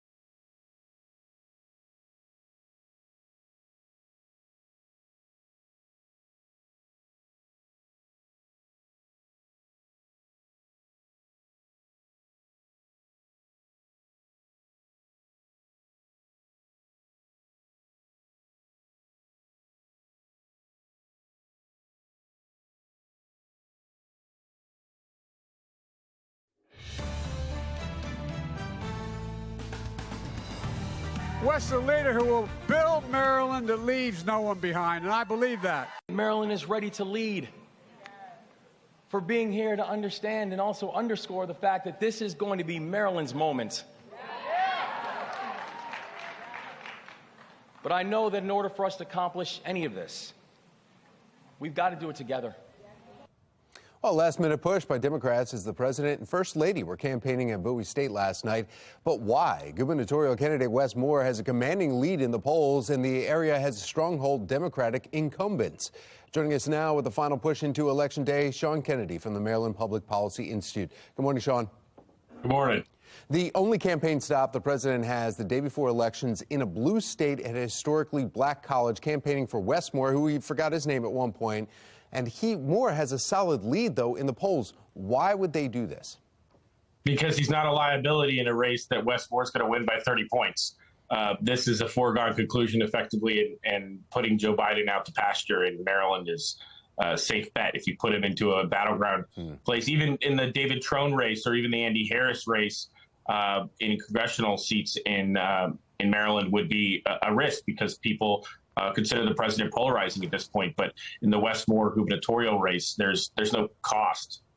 Yeah, and so Wes Moore is with that lead then, obviously doing it here. So when you start looking up for this, though, do you think this is also boosting the base at all? Or do you think that the meeting last night was just kind of like nobody's really going to be affected by this at all? It's not going to impact voters. Joe Biden is more popular than Joe Biden. I mean, Joe Biden showing up is a bigger boost to any of these candidates than Joe. He just isn't right now animating people. That may change. I mean, Joe Biden may be a point of passion for people, but they're sending in former President Obama. He very effectively gets out crowds. You see a lot of other Democratic surrogates doing a very successful job drawing up attention and rallying the base. But President Biden right now is more of an albatross than an asset. Sean, yeah, and we were talking about the gaffes that he made over the weekend here, calling for coal to end. Is this a way to kind of stay on point, don't get off the script, and make up for those weekend gaffes? I don't know if he's trying to make up for those gaps as much as just trying to stay off the radar. Nobody in the national media is going to show up at an HBCU to see Wes Moore in a landslide. It just isn't going to happen. So Joe Biden gets no coverage when he shows up to something like this. While if he went to some more polarizing race, there'd be lots of media watching and everybody be paying attention to what the president said or didn't say. In this case, there's nothing to lose. So put him out there, keep him on the trail, but don't cost any other candidates any races. Are there any close races in Maryland, though, where it looks like Republicans may get some unaffiliated or independents to sway their way? In Maryland 6, which is outside of D.C. in Frederick and Montgomery County, David Trone is running against Neil Parrott. That seat was formerly Roscoe Bartlett's, who's one of the most conservative members of Congress. And Neil Parrott could defeat David Trone there. That would be the one flip for the Republicans to the Democrats. On the flip side, Andy Harris could be in trouble in his district on the Eastern Shore. We'll see how the redistricting shakes out for him and what some of this controversy around January 6th and Trump support does to him in the suburbs of Baltimore. But those are the two really competitive seats. I'll be looking at the comptroller's race, too. I think Brooke Learment may not be the candidate she's made out to, but it's so down ballot. People basically vote party line when they get that far down. So there's not anything really on the Maryland ballot aside from the marijuana legalization and some of the local ordinances that are going to be competitive. I don't think even the marijuana will be, but at least it'll be controversial. So in some local races for state delegate and for state senate, we'll see some seats change hands. But statewide, it's going to be a Democratic wipeout in Maryland. Sean Kennedy with the Maryland Public Policy. Thank you, Institute. Thank you. Thank you. Well, it's 6:21 now. We need to get another check on a cold morning out there. Yeah, exactly. How much layers to wear? Meteorologist Justin Chambers here now to talk about the temperatures. Yeah, if you think it's cold this morning, just wait until tomorrow morning, because it's going to be even colder. So, yes, it is quite a bit colder this morning than where we were yesterday. The well above average numbers are done, at least for now. It is a victory Tuesday because the Ravens got the win last night in the Big Easy in New Orleans. First place in the AFC North as we head into a bye week. And you can see a really nice start to your morning. That total lunar eclipse is still taking place. You just won't be able to see the moon because it's already starting to set. 49 is your current temperature at BWI. That northeast wind at about 9 to 15 miles an hour. We've got some stronger wind gusts too. Eastern Shore, 26 mile an hour wind gust there in Stevensville. A 30 mile an hour wind gust reported in Annapolis. About 20 here in Westminster and Bel Air down through Baltimore. So even if it doesn't feel like 49 degrees, or even if it doesn't if it shows 49, it might feel a little bit colder than that. That's because this is post-frontal. So behind the cold front that is now well to the south of the area, that northeasterly wind is what's going to be coming in as we head into the day today. So as the kids get out to the bus stop, beep, beep, make sure they have that jacket on this morning. Right about 50 in the next hour with upper 50s into the noon hour and only lower 60s when you pick the kids up this afternoon. Wind is going to stay with us later today. 60 is our average high for this time of year, a lot closer to that number across central Maryland in the upper 50s and lower 60s. And we'll keep those numbers going along the 95 corridor for New York and Philly down through Baltimore and D.C. with 50s and 60s. Not a bad day to fly today, pilots. We're talking VFR and breezy conditions, a little bit of that northeast wind. So some crosswind takeoffs and landings is what you'll be doing later today. Our future scan looking good. We're dry today and tomorrow and even into Thursday as we're not tracking any rain, but our next weather maker could be significant, bringing in a lot of rain on Friday afternoon and into Saturday as well. This is going to be the remnants of Nicole, which is still a subtropical system, could be a tropical storm, eventually even a hurricane hitting Florida, and then tracking right up the East Coast as we get into Friday and early Saturday, bringing a lot of rain and even possibly some wind right here to our own backyard. So 7-day forecast, election day, not bad today. Again, a little cooler. We'll keep those numbers in the upper 50s tomorrow. Then back to the mid to upper 60s. Thursday and Friday look nicer in terms of temperatures, so they're going to go back up. But then those temperatures fall off significantly. Sunday, we're only going to get to a high of 48 after morning lows in the 30s. All right, Mark Jones with the MTA, a look at mass transit. Good morning, sir. Well, good morning, Justin. Good morning, everyone. Out there on the BART train system, you'll find Penn train 413 canceled and Camden train 845 out there running with a 5-minute delay. Allow time for travel in that instance. Light rail link right on schedule from end to end. No delays or issues. Metro subway link, however, dealing with single tracking between the Rogers Avenue and Mondawmin stations. That's due to maintenance happening out there. And as a result, expect about a 5 to 10 minute delay on Metro subway link. Additionally, we've got the Upton station still closed due to flooding, and as a result, you'll find shuttle buses to and from the Upton station. For the MTA Transit team, I'm Art Jones. Today is officially Election Day, and Baltimore City residents will vote on Question K. I'm Olivia Danson. Coming up next here from those for and those against the term limits. Many people are heading to the polls today to cast their vote on who should be in charge and what laws should or should not pass. Just ahead, the concerns voters have when it comes to public safety. 6:25, you're watching Fox 45 Morning News, all local, all morning.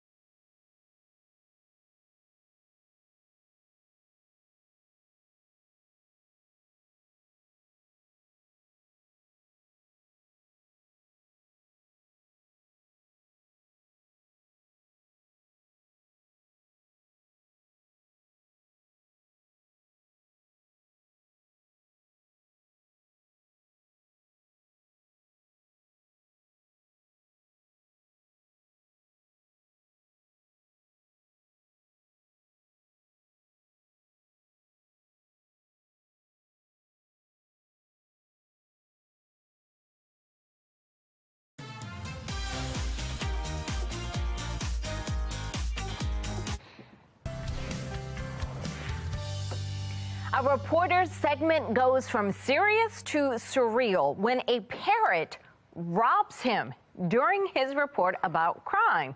Take a look at this.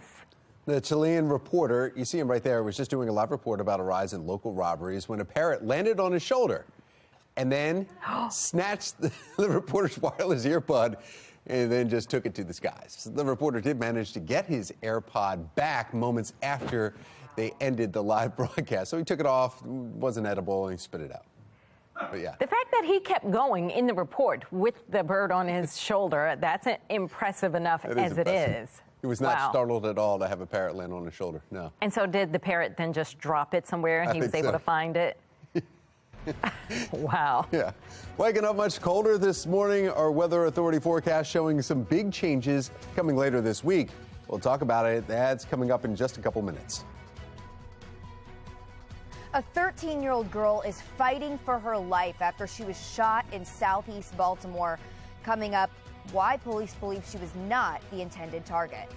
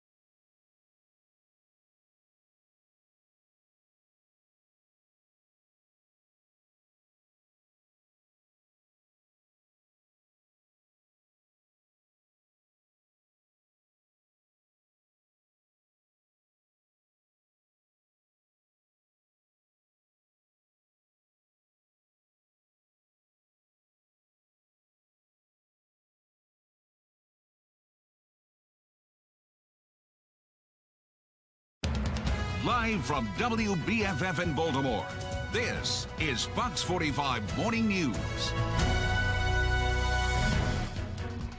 Welcome back on this Tuesday morning, 6:32. I'm Patrice Sanders. I'm Tom Rogers. In case you were under a rock, it is Election Day today. A lot of kids not needing to go to school at all. Some asynchronous virtual learning, though. Talbot County schools. Yeah. Not my daughter. She's asleep. We've got meteorologist Justin Chambers looking at the forecast. It's a nice day to stay in bed because it's cold. Yeah. What was that word you said, Tom? Asynchronous. Ooh. Virtual. Yeah. That's a big word. They just give you an assignment at the beginning of the day. You do it whenever you want to. Good to go. Turn it in by the end of the day. Kindergartners know this word now, Justin, for the last 2 years. I've never even heard that word before, so that's cool. Yeah, guys, it is definitely cooler this morning by about some 15 to 18 degrees. It's going to be even colder tomorrow morning as we look over our live cam in downtown Baltimore. everything looking good. We are seeing mainly clear skies at this time. Overall, our statewide temperatures are in the 30s in Oakland, 41 in Cumberland, and mid to upper 40s for Westminster and Bel Air, 49 currently as you step out in Baltimore. So your Election Day forecast, lower 50s next hour, upper 50s right around noon if you're heading out by lunchtime to get your voting in, and even later this afternoon and evening you'll still need a jacket with numbers in the mid to upper 50s. We'll top out at 61 today, back to the upper 50s tomorrow, and then warmer on Thursday, but we're tracking rain later this week. We'll talk more about that coming up in a few. Fox 45 News is taking you beyond the podium for this Election Day as voters will be heading to the polls in just about 30 minutes. Olivia Dance is in West Baltimore this morning. She's taking a look at Question K, something Baltimore City voters will see on their ballots. Olivia. Well, good morning, Tom and Patrice. And all throughout the city and at most polling sites, you've probably seen signs like this, either for or against Question K. And today, residents will finally get the chance to vote on the term limits. Just yesterday, supporters of the term limits held a rally encouraging voters to vote okay on Question K. Truth be told, conditions in our beloved city have never been worse. And yet we have city council members that are trying to line their pockets for fear of giving the communities what they need, and that is term limits. Tomorrow, the citizens of Baltimore, every individual who has the opportunity to vote tomorrow has an opportunity to change the projection of where this city is going. Now, those in favor of Question K say Baltimore City is suffering from some of the worst crime, infrastructure, and education issues it's faced in years. They believe that term limits could be the answer, while those who oppose Question K say it will create instability in government and is designed to serve special interest groups. It is not a community-led initiative. It is a tool used by outsiders who do not care about our city or our citizens. If Question K is passed, it would create 2 term limits for Baltimore's mayor, the comptroller, city council president, and council members. The term limits would only apply to one office at a time and would not prevent them from running for other positions. But of course, this will be the decision of voters, so don't forget to get out and vote. For now, reporting live in West Baltimore, I'm Olivia Dance, Fox 45 Morning News. Thank you, Olivia. 6:35 now. Senate races looking closer than ever during this midterm election. That's right. Megan Gillen at our live center with the races to keep a close eye on today. Megan. Yeah, Patrice, Tom taking you live to our nation's capital here this morning, where right now the Senate chamber is split 50-50 between Democrats and Republicans. But Democrats hold that slight majority. They've got the tie-breaking vote of Vice President Kamala Harris. Now today, take a look at this. As we pull up what's up for grabs here today, you can see we have 35 seats. You can see them in the white right there that are up for grabs. All eyes on Pennsylvania for one of the most competitive Senate races there, one of the 35 in the country, where Republican Dr. Mehmet Oz is taking on Democratic Lieutenant Governor John Fetterman. Now, one of the reasons why this is being so closely watched is because of Republican Senator Pat Toomey's retirement. That has created the best opportunity for Democrats to pick up a seat, save the majority. But for Republicans, holding that seat, that's key to toppling the majority. This can go either way here. Going to keep an eye on that. Another race that could decide the balance of power, the Georgia Senate race. The latest Fox News poll has incumbent Senator Raphael Warnock and Republican challenger Herschel Walker practically neck and neck.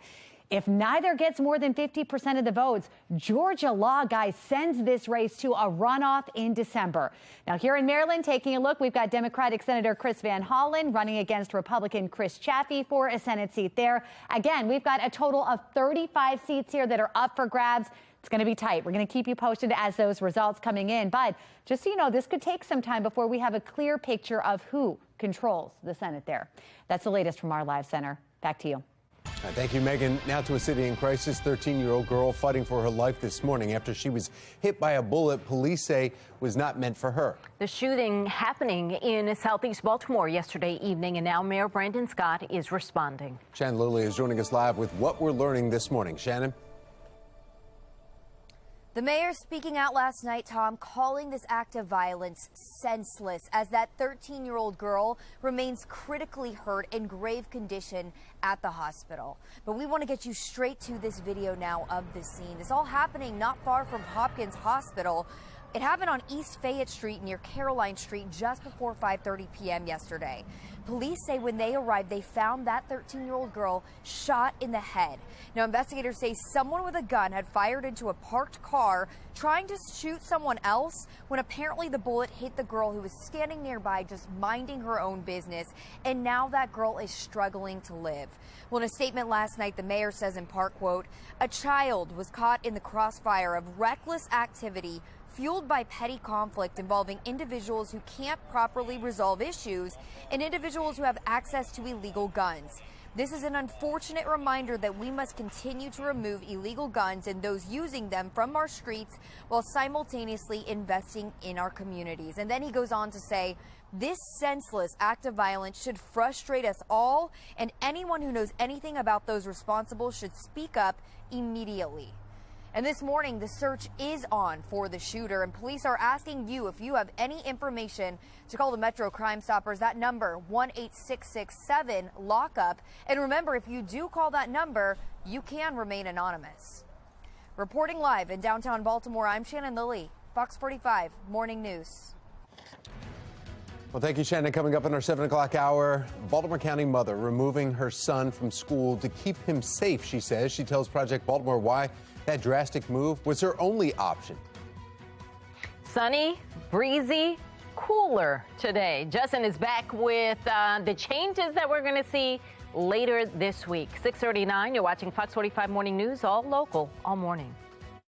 Weather Window, presented by the National Weather Desk. Parts of the Pacific Northwest got unusual amounts of snowfall for November. This video taken near Eugene, Oregon on Sunday. It's got flakes bigger than a silver dollar. Meanwhile, other parts of the country were enjoying different seasonal colors. Areas around the Tidal Basin in Washington, D.C. are known for springtime cherry blossoms, but they also have pretty hues in the fall. Want to see your weather photos and videos on TV? Click Chime In on this station's website to share.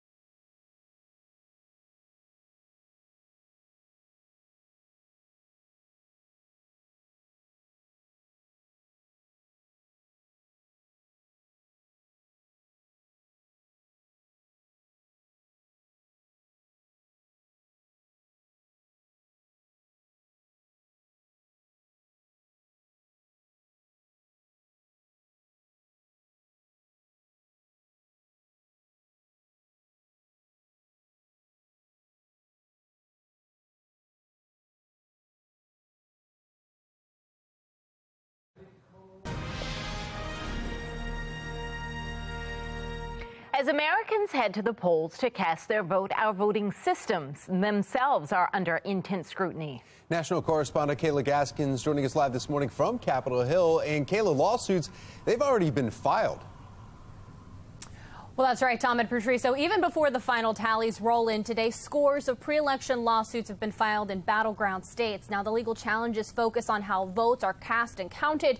As of November 3rd, 120 cases surrounding voting had already been filed. Most of these cases brought by Republicans, but not all. These fights in court may play a pivotal role in determining who wins today and potentially determining which party controls Congress. Now, there is a GOP-backed lawsuit in Pennsylvania, for example, over absentee ballots with missing dates and whether those ballots should be counted. Pennsylvania is one of the most competitive Senate races. The Supreme Court of Pennsylvania ruled that those ballots should not be counted, and now the Fetterman campaign, along with some others on the Democratic side, are doing a countersuit to get those ballots to be counted, citing the Civil Rights Act. So that's just one example. There are other lawsuits playing out across the country. So, Tom and Patrice, that just goes to show that we might not have all of the answers as to who won and who lost by the end of the evening. All right, Kayla Gaskins live in Washington. Thank you. Well, a big win for the Ravens against the New Orleans Saints. How you are showing your support this morning. Will Democrats be punished over a tough economy? Is it safe to hand the keys over to Republicans? I'm Scott Thuming, coming up showing you what may be a deciding factor in these midterm elections next.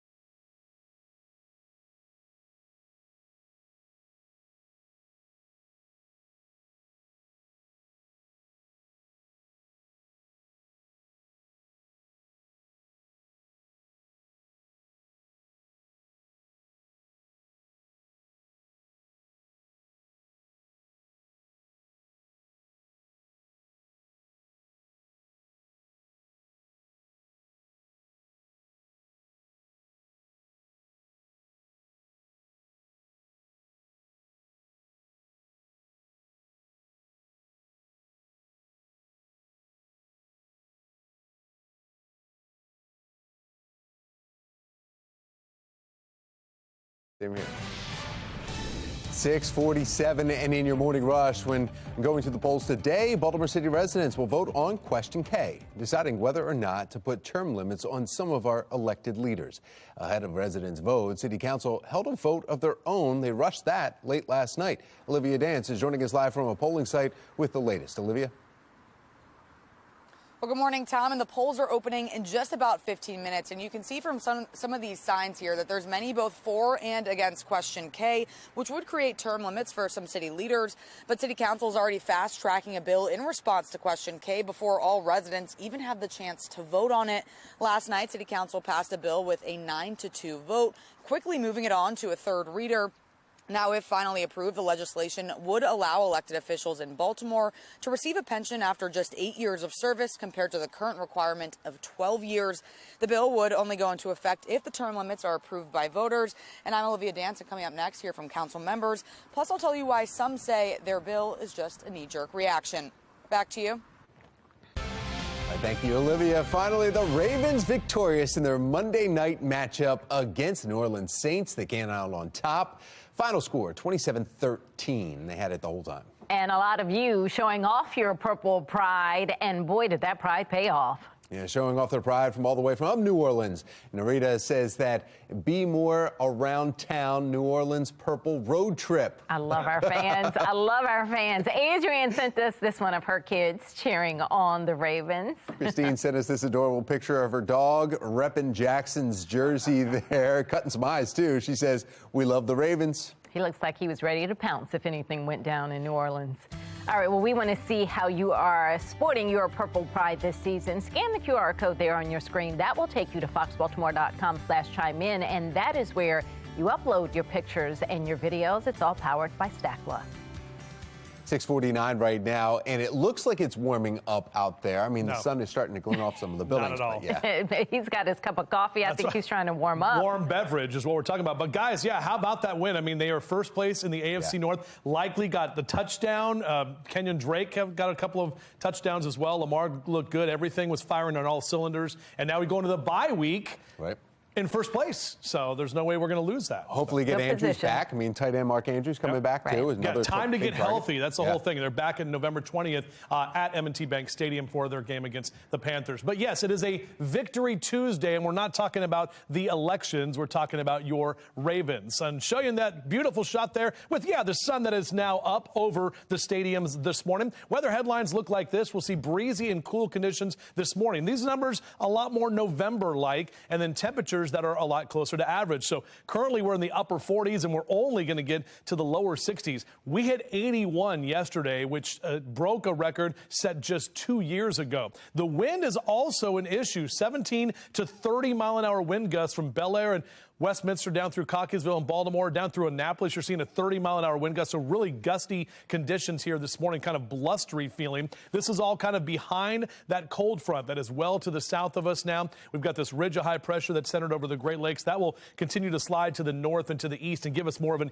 easterly component to the wind. So your election day forecast with the polls opening in 10 minutes from right now. Definitely grab a jacket if you're getting out there this morning. Even by lunchtime, only upper 50s and into that 5 and 6 o'clock hour after the sun goes down, still hanging on to 50s. So no matter what, you'll need at least a light jacket today or at least one layer. Same thing for you golfers if you're going to be hitting the links today. Gorgeous afternoon, but again, probably at least a 1, if not a 2 club wind today. That wind's going to be with us here, but lower 50s into that 9 o'clock hour before we top out in the upper 50s and lower 60s. That's the numbers we're seeing across Carroll and Baltimore counties here. Westminster, Eldersburg over the Hereford zone. Cockeysville at 58 this afternoon. Numbers in Howard and Anne Arundel counties also in the upper 50s and lower 60s for Glen Burnie and Pasadena down through Severna Park. Eastern Shore counties, Chestertown, Galena over to Centerville, all upper 50s for you later today. I do want to talk about subtropical storm Nicole. This is a system that is in the Atlantic right now and is going to make a run on Florida here within the next 24 to 36 hours, eventually as a tropical storm and then potentially as a Category 1 hurricane just north of West Palm Beach with 75 mile an hour winds. Now, the storm could be impacting us by the time we get into this weekend. Look at that right turn it makes over Georgia and heads right up the coast, right over Baltimore by the time we get into late Friday, early Saturday. So we definitely will be watching that storm system for you. It's still hurricane season, so these late storms have been kind of commonplace over the last few years. 7-day forecast, again, upper 50s and lower 60s. We warm up Thursday and Friday. Again, the rain coming in on Friday afternoon into Saturday for Veterans Day, and then much colder on the second half of the weekend. Tom? All right, thank you, Justin. More than 40 local food trucks, restaurants coming together to benefit Baltimore's best backyard. Be More lifestyle host Mark Clark will be speaking with a special guest you may have helped name, too. And enjoy a musical journey that will transport you to a magical land far away. Just ahead in our 9 o'clock hour, where you can buy tickets to Cirque Musica's Holiday Wonderland. Oh, it's fun. And as you get up and head out to vote today, start your day off with a coffee break.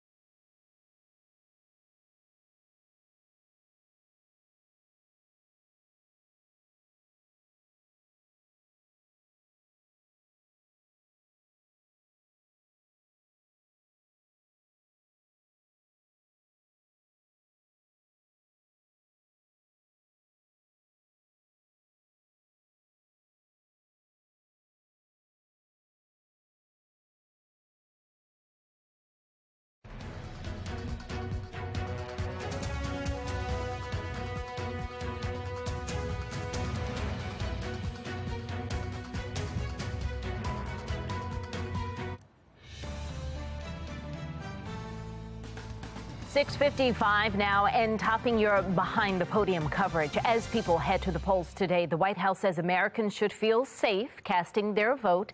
Law enforcement briefed the administration leading up to today's midterm elections. White House Press Secretary Karine Jean-Pierre says no specific credible threats against voters have been identified. The administration has taken the issue of threats to the safety of voters and election officials seriously from day one. The federal government has been working alongside state and local election officials and law enforcement to take the necessary steps to keep people safe. Jean-Pierre says President Biden will continue to condemn political violence. He believes other leaders of both parties have a responsibility to communicate that as well. A former pollster for President Biden says today's midterms could be a paradigm shift election. That is, if Republicans make inroads with Black and Latino voters. Wall Street Journal survey of voters from August to October shows more Black and Latino voters say they'd vote for a Republican for Congress. Democrats still hold an advantage with both demographics, but today will show exactly how much. Speaking of the Democratic Party, a recent survey found that most believe they are handling climate change and abortion well. Third Way surveyed nearly 800 likely voters with an oversample of 200 swing voters. More than half of those surveyed and say that they trust Democrats over Republicans to protect abortion rights. However, when it came to inflation, immigration, and crime, voters called the party, quote, out of touch. 42% of voters signaled inflation as their top priority, with immigration and abortion rights following second and third. Now to this morning's assignment, America. America is on the verge of sending a critical message to Washington's leaders. Do Democrats deserve more time to try and solve the nation's economic woes, or should Republicans have a turn at fixing it? In other words, how much will your wallet affect who you choose to hold power in Washington? Sinclair's chief political correspondent Scott Thuman goes beyond the podium with this midterm preview. Congress and control of it depends on countless factors, but the guiding light this midterm cycle: the economy. The economy. The economy. It's about what people think of the first 2 years of the president and the president's party in Congress. And when it comes to how they feel right now, I think they're assessing Washington as not being responsive to their needs. Gary Nordlinger told Full Measure that voters better have stable bank accounts if a candidate is to bank on their support, meaning this election is a callback to James Carville, the former strategist to Bill Clinton, who so bluntly put it in 1992, "It's the economy, stupid." A message sometimes overlooked amid the long list of Democrats' concerns. Democracy itself is on the ballot. The stakes are high. Democratic strategists at the think tank Third Way worry aloud their party is getting dangerously out of touch, since 42% of voters said the economy is their top priority. Next, down at 11%, immigration, and abortion rights at 10. Do you think anything keeps a politician who's trying to hold on to office awake at night more than a bad economy? Nothing would keep me awake more at night, unless we've gone to like nuclear alerts and stuff. So House Republicans unveiled a commitment to America, promising to fight inflation and lower everyday costs if they take over, reminiscent of their 1994 contract with America when they flipped both chambers. You want to stop a lot of the spending? Oh yeah, to stop this growth in inflation. They have spent more than any Congress in this amount of time. But President Biden, whose policies are directly driving votes this election, is optimistic. I think we're going to keep the Senate and pick up a seat. I think we have a chance of winning the House. Though if polls truly do reflect voter sentiment, that optimism may not last through the night. In Washington, I'm Scott Thuman. People are lining up and preparation is underway as the polls open right now. Coming up, we are live with the big races in today's midterm elections. Today, residents will vote on Question K, and in response, Baltimore City Council is fast-tracking a bill to change their pension requirements. I'm Olivia Danson. Coming up next, hear why some say it's a knee-jerk reaction. It would have been a better education for my kids.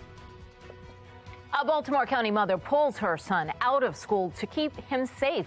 She shares the final straw with Fox 45 News' Project Baltimore. Temps have dropped, but the sun is up on Election Day Tuesday. We're going to show you exactly what we can expect this week and the colder weekend that's ahead. It's all right here on Fox 45 Morning News. Let's go. Live from WBFF in Baltimore, this is Fox 45 Morning News. And the polls are now open. Happy midterm election day. On the left, you're taking a live look at the West Side Skills Center polling site. That's in West Baltimore. And then on the right, a polling site in Fells Point. Make sure you stay with us all morning as we bring you the latest from the polls. And then tonight, our coverage continues as the ballots begin to be counted.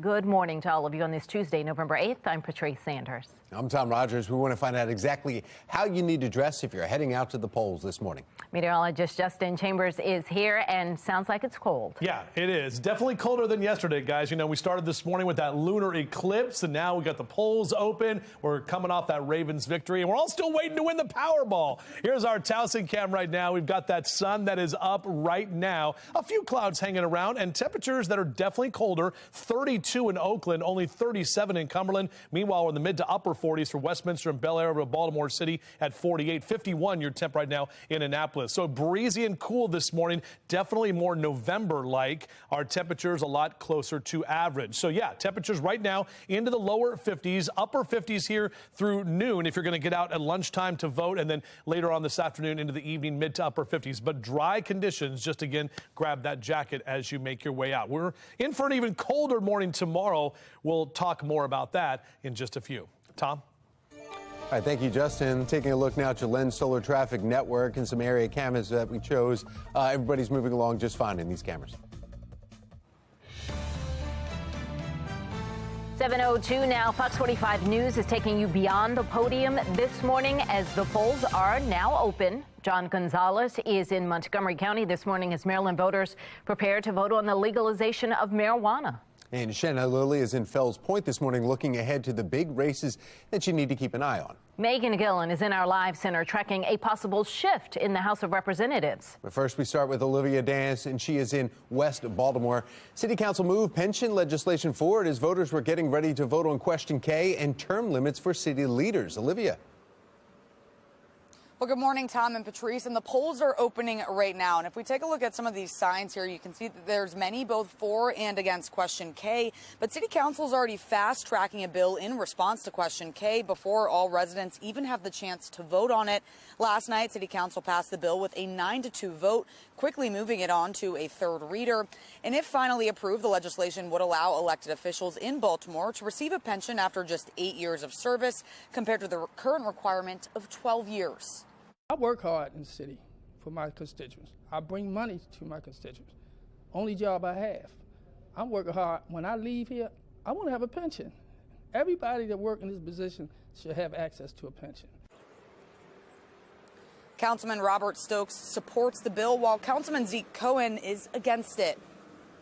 I worry about the perception of self-dealing, that if we move too quickly on any legislation that impacts us directly.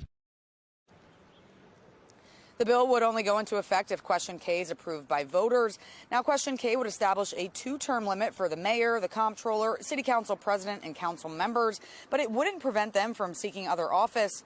Now, 12 years ago, the council pushed pension eligibility for police from 20 to 25 years, so this bill would only benefit council members. And the police union is criticizing the council's bill. David Williams from the Taxpayers Protection Alliance is calling the council's response a knee-jerk reaction. That goes into effect 2024. So why have this new pension system in effect immediately when you don't have to? And ultimately, voters will decide the outcome of Question K. So remember, the polls are open now until 8 p.m. For now, reporting live in Baltimore, I'm Olivia Dance, Fox 45 Morning News. Thank you, Olivia. With the polls now being open, Maryland voters get a chance to elect a new governor, attorney general, comptroller, along with dozens of other major local races. Shannon Lilly is joining us live from a polling spot in Fells Point with a look at those major races. Shannon? Yeah, of course, all eyes are on the governor's race, Patrice, and with Governor Larry Hogan on his way out, all these people lined up right here getting ready to vote, they will get to decide who is taking his place. Republican candidate Dan Cox is facing off against Democratic candidate Wes Moore. And right now, polls show Moore holds a sizable lead on Cox, who has been endorsed by former President Donald Trump. Cox holds very conservative views, breaking the trend of moderate Republicans running for the state's first job. He opposes COVID restrictions and he supports a ban on abortion. Well, our Mackenzie Frost sat down with him one-on-one yesterday, and she got his take on how best to handle crime in the city. Well, now that we have Ivan Bates coming in, and he has a very clear promise to prosecute violent offenders and make sure they don't go back out on the street in a revolving door, I intend to support him. I intend to make sure that we stand with all elected officials that are willing to crack down on this explosive crime issue. Well, the Wes Moore campaign declined our request for a sit-down interview. Moore is a first-time candidate and best-selling author running on improving the state's public schools and reinvestment in public transportation. President Joe Biden and First Lady Dr. Jill Biden joined Wes Moore for one last rally at Bowie State University, and that was last night. Take a look. Wes is a leader who will build Maryland that leaves no one behind, and I believe that. Maryland is ready to lead. for being here to understand and also underscore the fact that this is going to be Maryland's moment. But I know that in order for us to accomplish any of this, we've got to do it together. Two other major races we're following closely this morning. The race for Attorney General, where Democratic candidate U.S. Republican Anthony Brown is running against Republican Anne Arundel County Councilman Michael Perutka. And, of course, the race for Comptroller, where Democratic State Delegate Brooke Learman faces off against Republican Harford County Executive Barry Glassman for the role of Maryland's top financial advisor. Of course, we have full coverage on all of this on our website. And again, another live look at this polling location in Fells Point where people are lined up about to vote.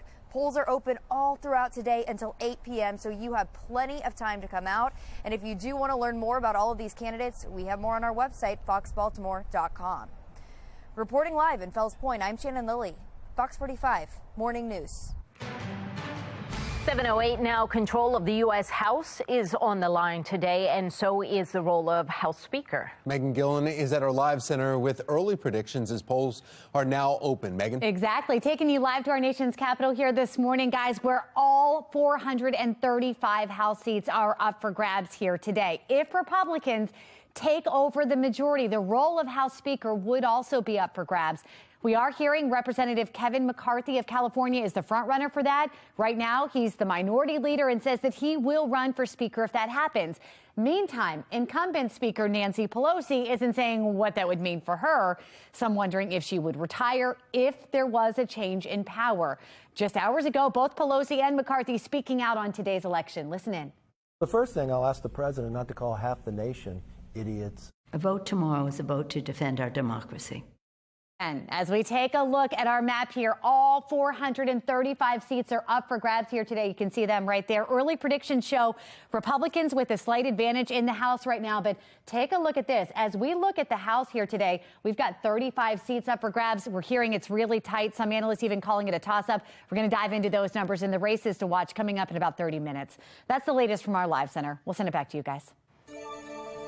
All right. If you thought that you missed last night's Powerball drawing, think again. It might happen this morning or sometime later today. Yeah, Powerball officials and some people in other states say last night's drawing was delayed because of security protocols. We won't know the official results of the Powerball drawing until this morning or later today, but players are told to make sure they hold on to their tickets. $1.9 billion is what is up for grabs. The odds of winning remain the same, which it's not good, but 292.2 million. So if you're feeling lucky, then, you know, maybe. Megan had a good point. We were talking about this earlier this morning. Like, okay, does that mean right now you can go out and you can't? You cannot. Okay. It's stopped as of 10:59. Yes. So they're just waiting for the last state to tell them their count, but that's wild. No, you can't do anymore. But in the meantime, you would think either someone would have won or the lottery would be back open. So there is a weird pause here that has this ever happened before? I don't remember hearing about it. I don't think so. If you go to Powerball.com, it just says, you know, pending results. That's the only thing it says on their website right now. Maybe that means too many of us won. And they just can't process it. It's too many winners. We're all going to split in on the billions. You get a winning ticket. Yeah, you get a winning ticket. Yeah. I don't know even know if they've gotten to that point, though, I don't think to see so. if they're a winner. Because until they get the last one in. All right. So I'll let that you know. means we all still have a chance. Everybody's still up. Everybody's still up. Yeah, it's election day, and we can still win. I love that. Let's take a look at our forecast right now.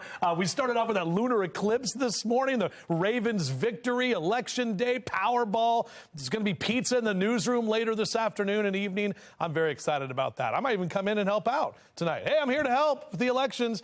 Oh, Chambers just wants pizza. Yeah, that's usually what happens. So, all right, our live cam in downtown Baltimore, nice sunshine, a few clouds, definitely colder than where we were at this time yesterday. We're in the mid to upper 40s, no longer seeing those well above average temperatures. In fact, some of us are 15 to 20 degrees colder just in the last 24 hours. And guess what? It's going to be even colder tomorrow morning. But Mr. Bo says we're good to go. Probably get that heater flow going as you're heading out for your commute or driving out to the polls with temps staying in the upper 40s and lower 50s over the next couple of hours. Patrice?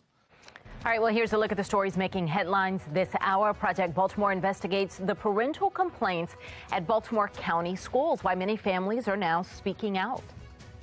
And Maryland is one of a handful of states voting on the legalization of marijuana. Next, with the law lines out, if it passes. You're watching Fox 45 Morning News, all local, all morning.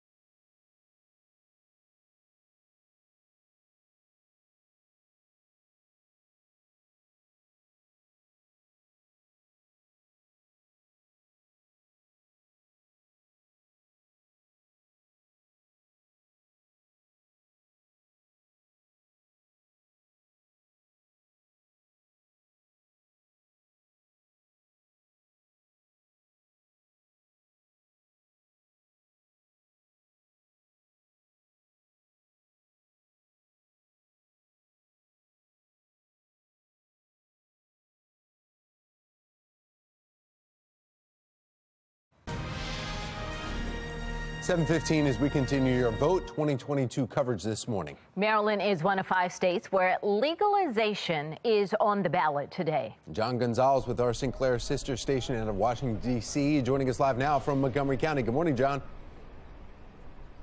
Good morning, Tom and Patrice. We are live outside of the Civic building here in downtown Silver Spring. The doors opened on time, and it's been pretty smooth for the first 15 minutes as the polls are now open. You can see the long line inside, people casting their votes. Now, it's already legal in Virginia and already in the district, and now it's Maryland's turn to decide if recreational marijuana will become legal. Under the law, the purchase and possession of up to 1.5 ounces of cannabis would be legal for adults 21 and over. The legislation also would remove criminal penalties for possession of up to 2.5 ounces. Adults would also be allowed to grow weed at home, up to 2 plants for personal use and or to give as a, quote, gift. Also on the ballot here in Maryland, a rematch in Maryland's 6th Congressional District. Democratic Representative David Trone is once again facing off against Republican Neil Parrott. And it's not just mud that has been slung around for months. Both campaigns have thrown around a lot of money. Trone has put more than $12.5 million into his reelection, while Parrott has raised over $622,000 and spent close to $302,000. In fact, the GOP contender actually has outraised the incumbent between July and September. So a lot up for grabs, a lot at stake here in Maryland. And again, question 4, the last page of your ballot will have that legalization of marijuana question. Reporting live in downtown Silver Spring, John Gonzalez, Fox 45 Morning News. Thank you, John. Be sure to check out the Fox 45 voter guide for all of our reporting on the general midterm election here. Just click on the QR code you see right there on your screen. It will take you straight there, or you can head to foxbaltimore.com/vote2022. All right, it is 7:17 now. We want to get over to meteorologist Justin Chambers. Get a look at the forecast. Yeah, hey, how's it going? Good to be here. Welcome. It's National Cappuccino Day. Okay. Did you know that? Did not. All right. Maybe we don't have a cappuccino machine in this building, do we? We need to change that. All right, we could do Can that. we call one of the guys at the road? Maybe get one? Make a call? Yeah. We have some connections. You know some people, don't you? Good luck with that. All right, thanks.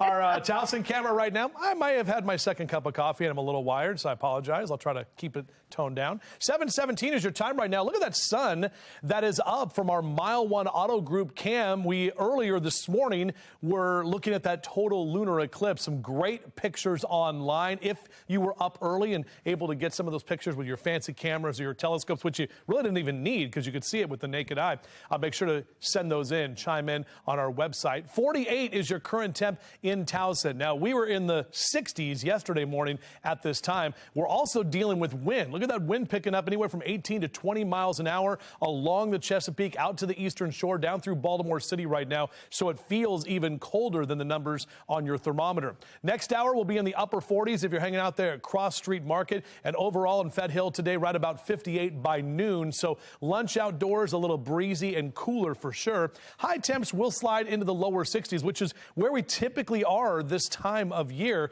Our high of 61 will be 20 degrees colder than yesterday. So we definitely broke a record when we hit that number of 81. And the sun's only up until 4:58 tonight. Temperatures, they're going to be kind of all over the place. We're going to warm back up later this week, back to above average numbers. Saturday, right near average. And then look what happens. We're going to drop down below that average line into Sunday, Monday, and Tuesday of next week. We're talking about 30s for overnight lows and upper 40s for high temperatures. So that's what we have to look forward to. Now, we're also tracking subtropical storm Nicole. This is out in the Atlantic. The latest update from the National Hurricane Center, 50-mile-an-hour sustained winds. This thing is going to track right towards South Florida along the east coast of Florida, possibly hitting as a Category 1 storm by early Thursday morning. Then it's going to make a right turn over Georgia. And look at this. It's going to head right up toward our region by the time we get into late Friday and early Saturday. And some of the long-term outlooks showing that we're going to see a decent amount of wind and rain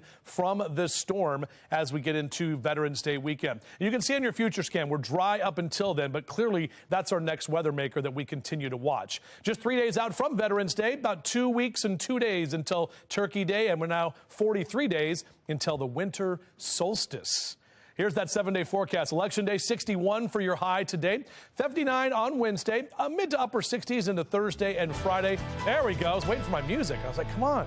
Almost 70 extra on Veterans Day, even though we have that rain that'll be with us. And then those temperatures drop off significantly on the second half of the weekend.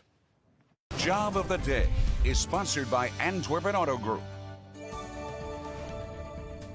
Getting Maryland back to work, it is time for our job of the day. The National Aquarium is hiring a guest engagement aide.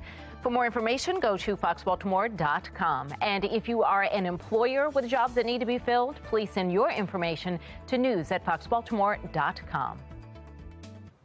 All right, 7:20 is the time now. The polls are open and it is cold outside. We're going to have more on both of those coming up. 7:20.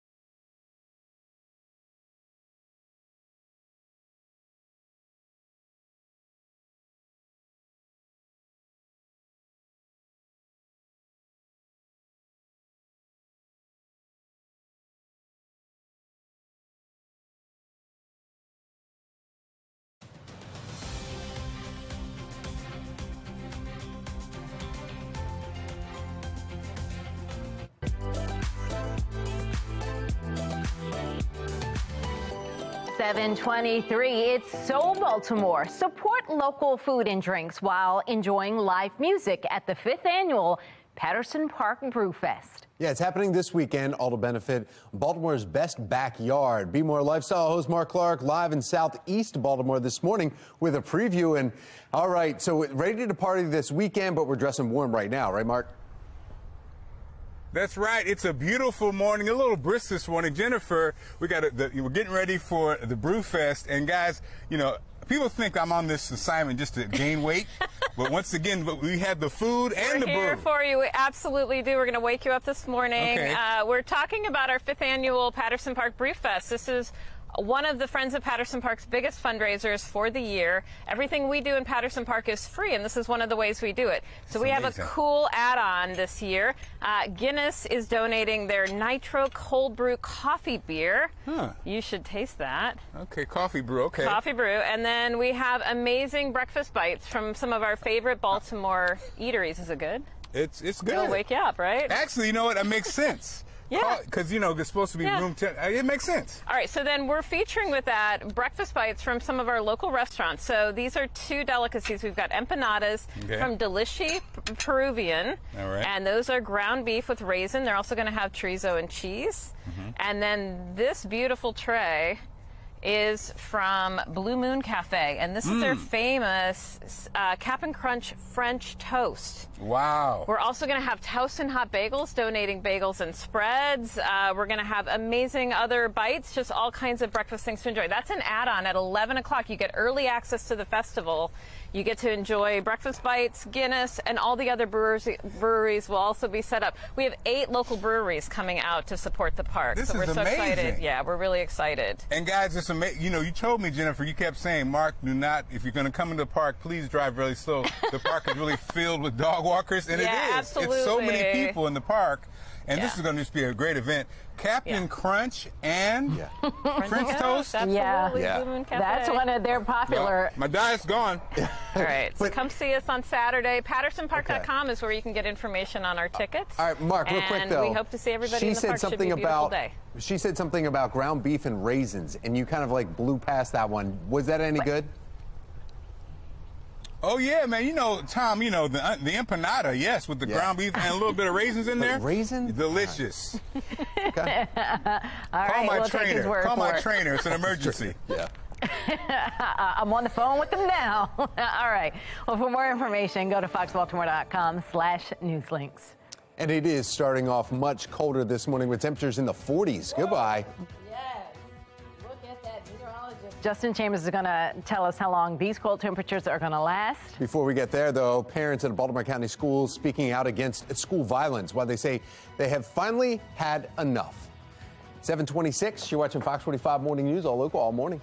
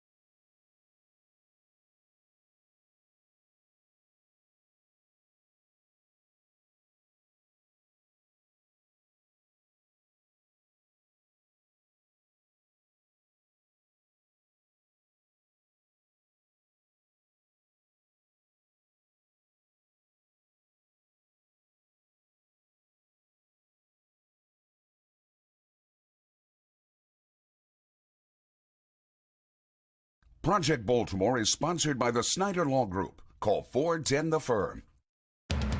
Live from WBFF in Baltimore, this is Fox 45 Morning News. Good morning. Welcome back on this Election Tuesday. Coming up on 7:30, I'm Patrice Sanders. I'm Tom Rogers. 30 minutes into the polls being opened this morning. They close at 8 tonight.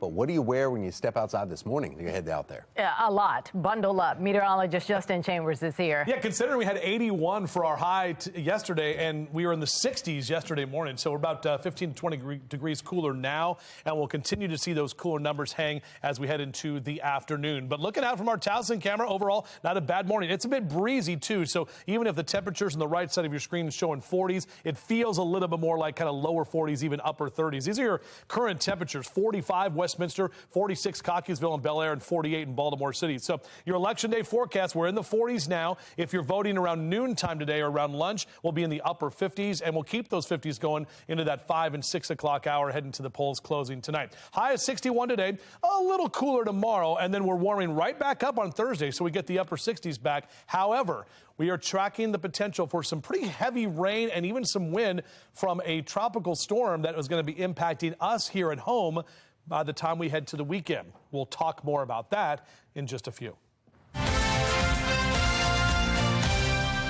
Coming up on 7:31, Baltimore County mother pulls her son out of school to keep him safe. As Project Baltimore's Chris Peps explains, this family is one of many outraged over how the school system is handling the recent spike in violence. Still want to do that? You would want to go there? Tiffany Moyd and her teenage son. It ain't got nothing to do with basketball. Moved from Baltimore City to Baltimore County a few years ago for one reason. I thought it would have been a better education for my kids, yes. Has it been? No. Not at all. Moyd asked we don't identify her son. He's currently in 11th grade at Perry Hall High School, where she says he's not safe. And she wants him out. There's absolutely no control over the kids. It's haywire at Perry Hall. Perry Hall High School has recently made headlines for what seems like an unrelenting amount of serious problems with violence, guns, lockdowns, fights. And Moyd says her son has gotten caught up in it. This disturbing fight happened last December. The child on the ground being repeatedly beaten on the head is Moyd's son. Tell me about watching that video for the first time. Heartbreaking, mad, upset, pissed, because you're supposed to be the one to protect your child. It's hard. It's very hard.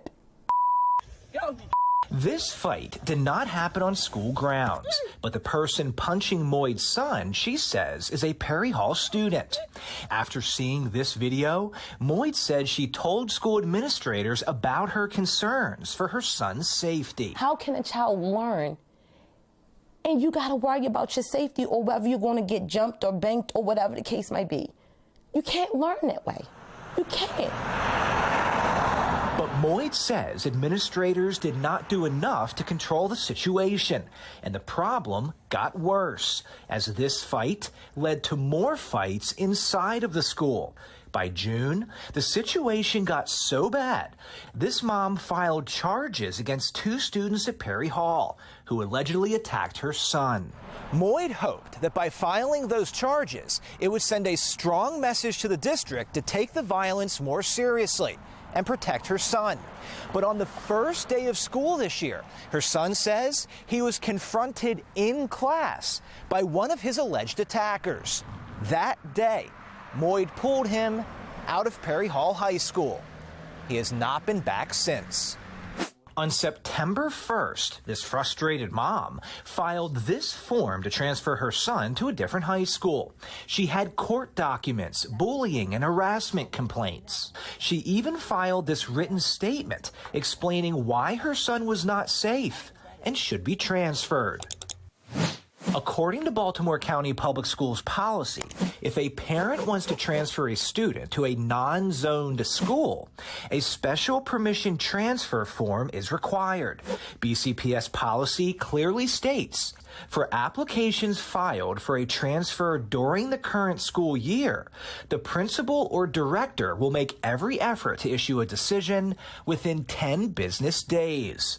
Moyd filed this transfer paperwork more than 2 months ago, and in that time, all her son's been offered is virtual learning. Moyd says that's not good enough. She wants him to learn in person, in a safe environment. My entire life is on hold. I have to get my son in school. He's a black young man. He needs an education. That's first and foremost. He needs an education. I should not have to go through this at all. Not when I'm asking for help and I'm getting absolutely nothing. I'm getting railroaded. Project Baltimore reached out to Baltimore County schools requesting an interview to discuss the status of Moyd's transfer request. 2 days after we sent that email, Moyd says the principal of Perry Hall called her, offering 2 transfer options, Kenwood and Sparrows Point. But Moyd is not happy with either choice. She gave the district a list of 4 schools that would work for her family. It did not include those 2.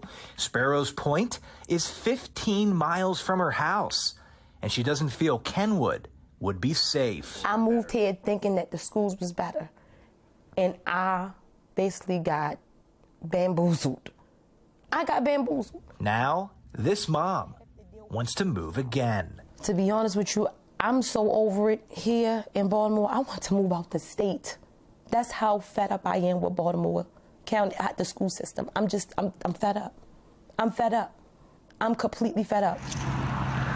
I'm Chris Pabst, and this is Project Baltimore.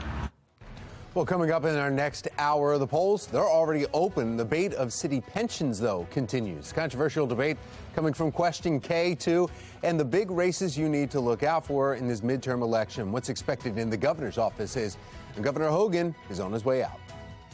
We have a colder day ahead with temperatures trying to reach 60. The Weather Authority forecast has some big changes coming this week. 7:36, you're watching Fox 45 Morning News, all local, all morning.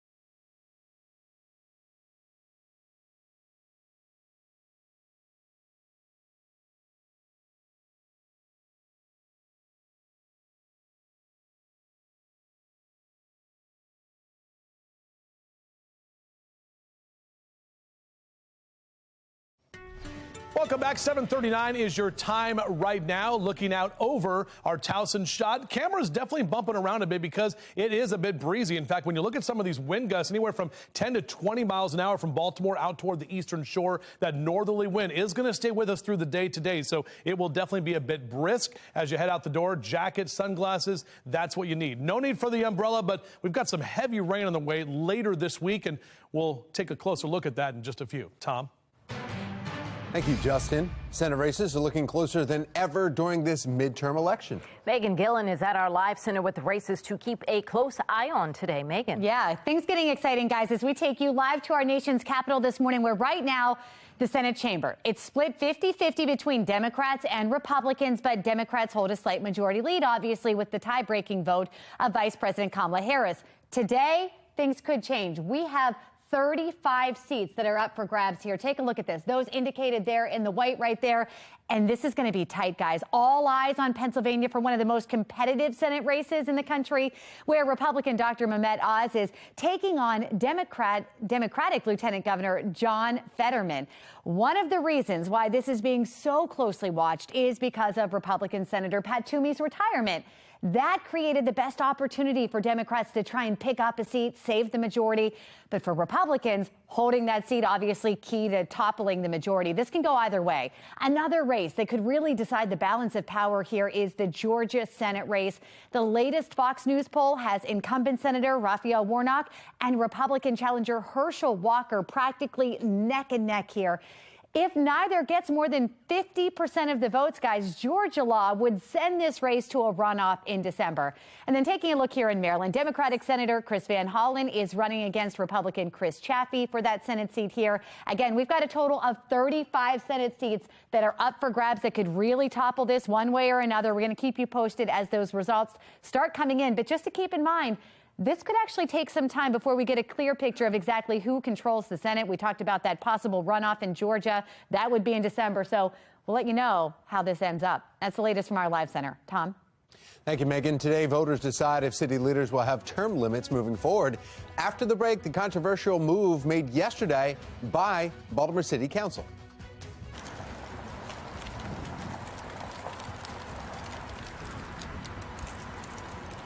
Voting is already underway here. Everything you need to know before you hit the polls coming up in just a few.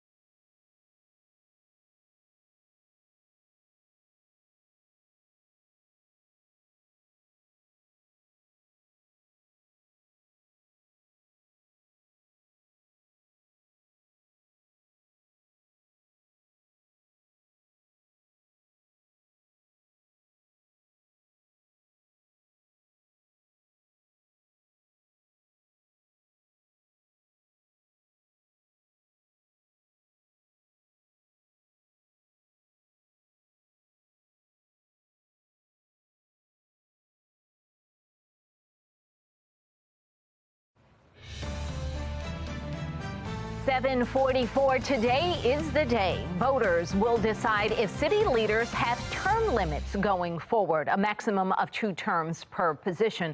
Ahead of today's vote, the city council made a controversial move yesterday to ensure that their pensions at 8 years versus 12. Political observer Anthony McCarthy joins us this morning. Good morning. Good morning. All right, so several prominent people in the city have come out on both sides of the issue of term limits. What do voters need to consider as they make their vote today?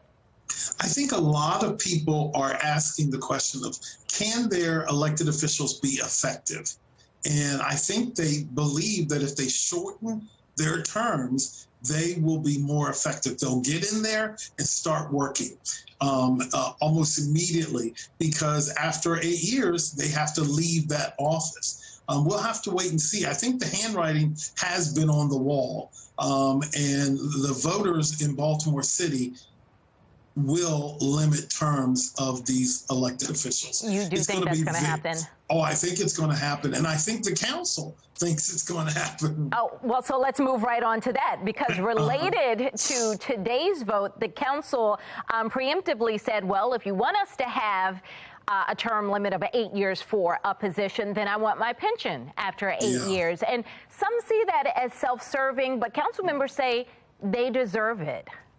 Well, I think a lot of people believe that they're going to look out for their interests, regardless of what's at stake. They're going to make sure that they are protected and they are invested and eligible for a pension after 8 years, after 2 terms, because currently you have to serve at least 12 years to be invested and get your pension. So why not keep that same? You serve your 2 years, then you go on to another position, serve, another a set of years there?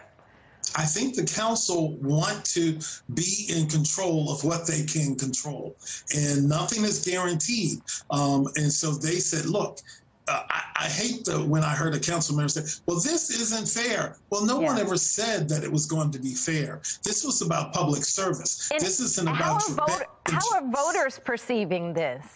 Well, I've talked to so many people who believe and are looking very negatively at the council for voting, but they're only going to get their pension in 8 years if question K passes. Which you already said you think is going to happen. I think it's going to happen. Very few things not get voted down when it comes to charter amendments in the city of Baltimore. Let me ask you this before we run out of time. Are voters moved enough by what they're seeing happening in the city to get out and vote today? Do they believe that their vote will bring change? I think they do. I think they believe that this is their only opportunity, at least for now, to have some control over their destiny, whether we're talking schools, crime, the mayor's office, whatever is happening. We have got to see some change. I think voters in the city of Baltimore will come out in huge numbers. They already have come out in huge numbers for voting today to make these changes. Question K will pass. The city council will have to change their terms for pensions. All right, Anthony McCarthy, we appreciate you. Thank you. Great to be with you. All right, well, it's 7:48, and we need another check of these temperatures. Yeah, meteorologist Justin Chambers here with heading out to the, I guess, cast your ballot cast? Yeah, that's a good way to put it. Yeah, cast your ballot cast, or wait for your Powerball ticket to be drawn cast as well. When is that happening? Well, I don't know. I've been reading about it, and they're like, oh, maybe later today. And I mean, the next drawing's Wednesday, so we got to get one in today. And I don't know. It's going to be a whole thing. We'll talk about that. But we are, talking about cooler temperatures as we start the morning. Tomorrow will be even colder still, especially as we head into the morning time. But right now, our weather headlines, as we've got a mix of clouds and sun out there. Upper 40s, your current temps, 48 officially at BWI. It will be on the way to 61 today, which is a lot more November-like. Those temperatures definitely closer to where we typically are this time of year.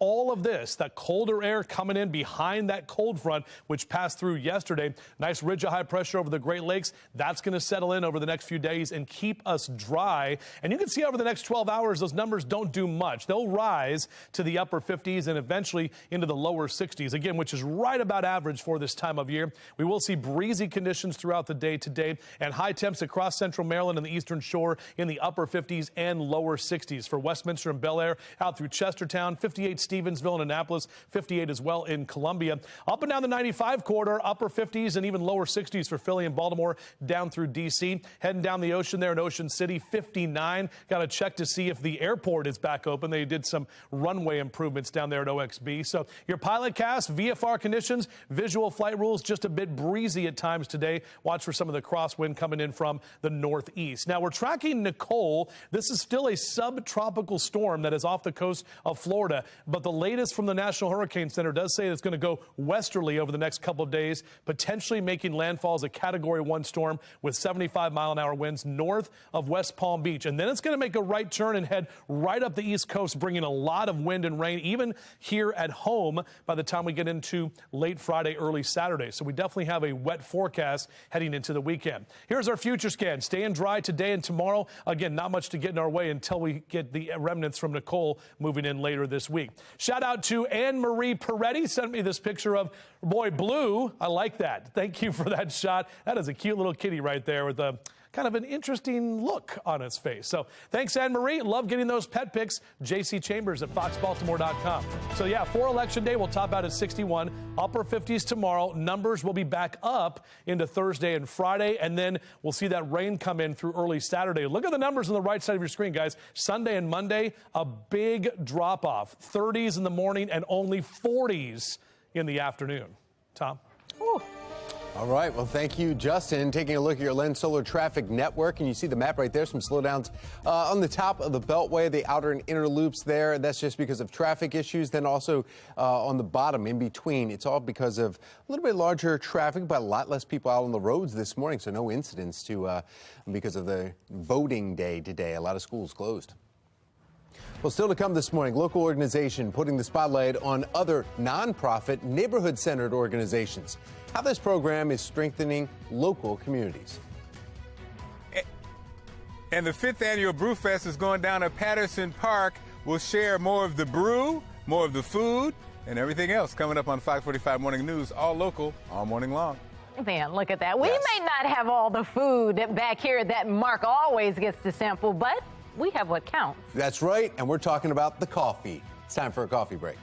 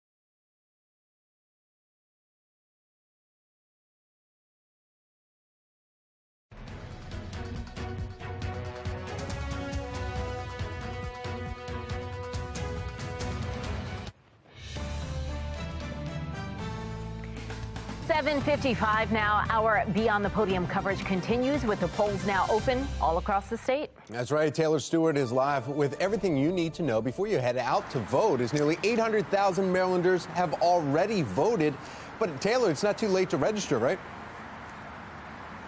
It's not. If you're one of the folks who has not yet registered to vote, you can still do it the same day. Take a look at this list of items that will help verify your address. Or if you're a student, you can bring your student ID. But the State Board of Elections saying they need to see this in order for you to cast a ballot today. We're getting a better idea of when we could see those results after polls close tonight at 8.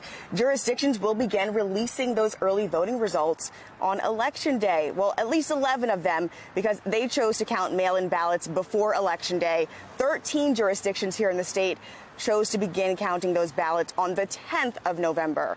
Provisional ballots will be counted on the 16th, and those remaining ballots canvassed and certified by the 18th of November.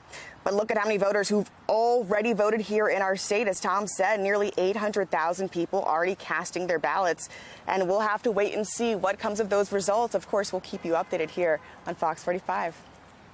Taylor, some jurisdictions are waiting to count the ballots that have already come in. Talk about that. Yeah, it goes back to a lawsuit that was filed a few months ago, basically asking the courts to stop counting mail-in ballots early under the grounds it was unconstitutional. That was thrown out, and people were able to proceed counting ballots because the Board of Elections said they really didn't have time to wait. We'll keep you updated and tell you what happens. And if you want to know where you can see your status of your ballot, go to maryland.gov. They've got all their information there for you to check your status. We are live right now in Baltimore. I'm Taylor Stewart, Fox 45 News. Thank you, Taylor. We want to see you heading out to the polls. In fact, scan the QR code right there on your screen. It will take you to foxbaltimore.com/chime in, where you can upload your pictures and videos of you maybe leaving the polls with that sticker on you. That's right. It's all powered by Stackla.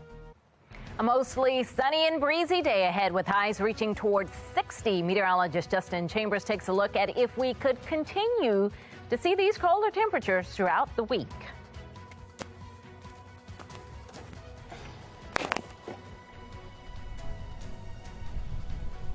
Polls are open right now and people are lining up. Coming up, we are live with a look at the big races in today's election.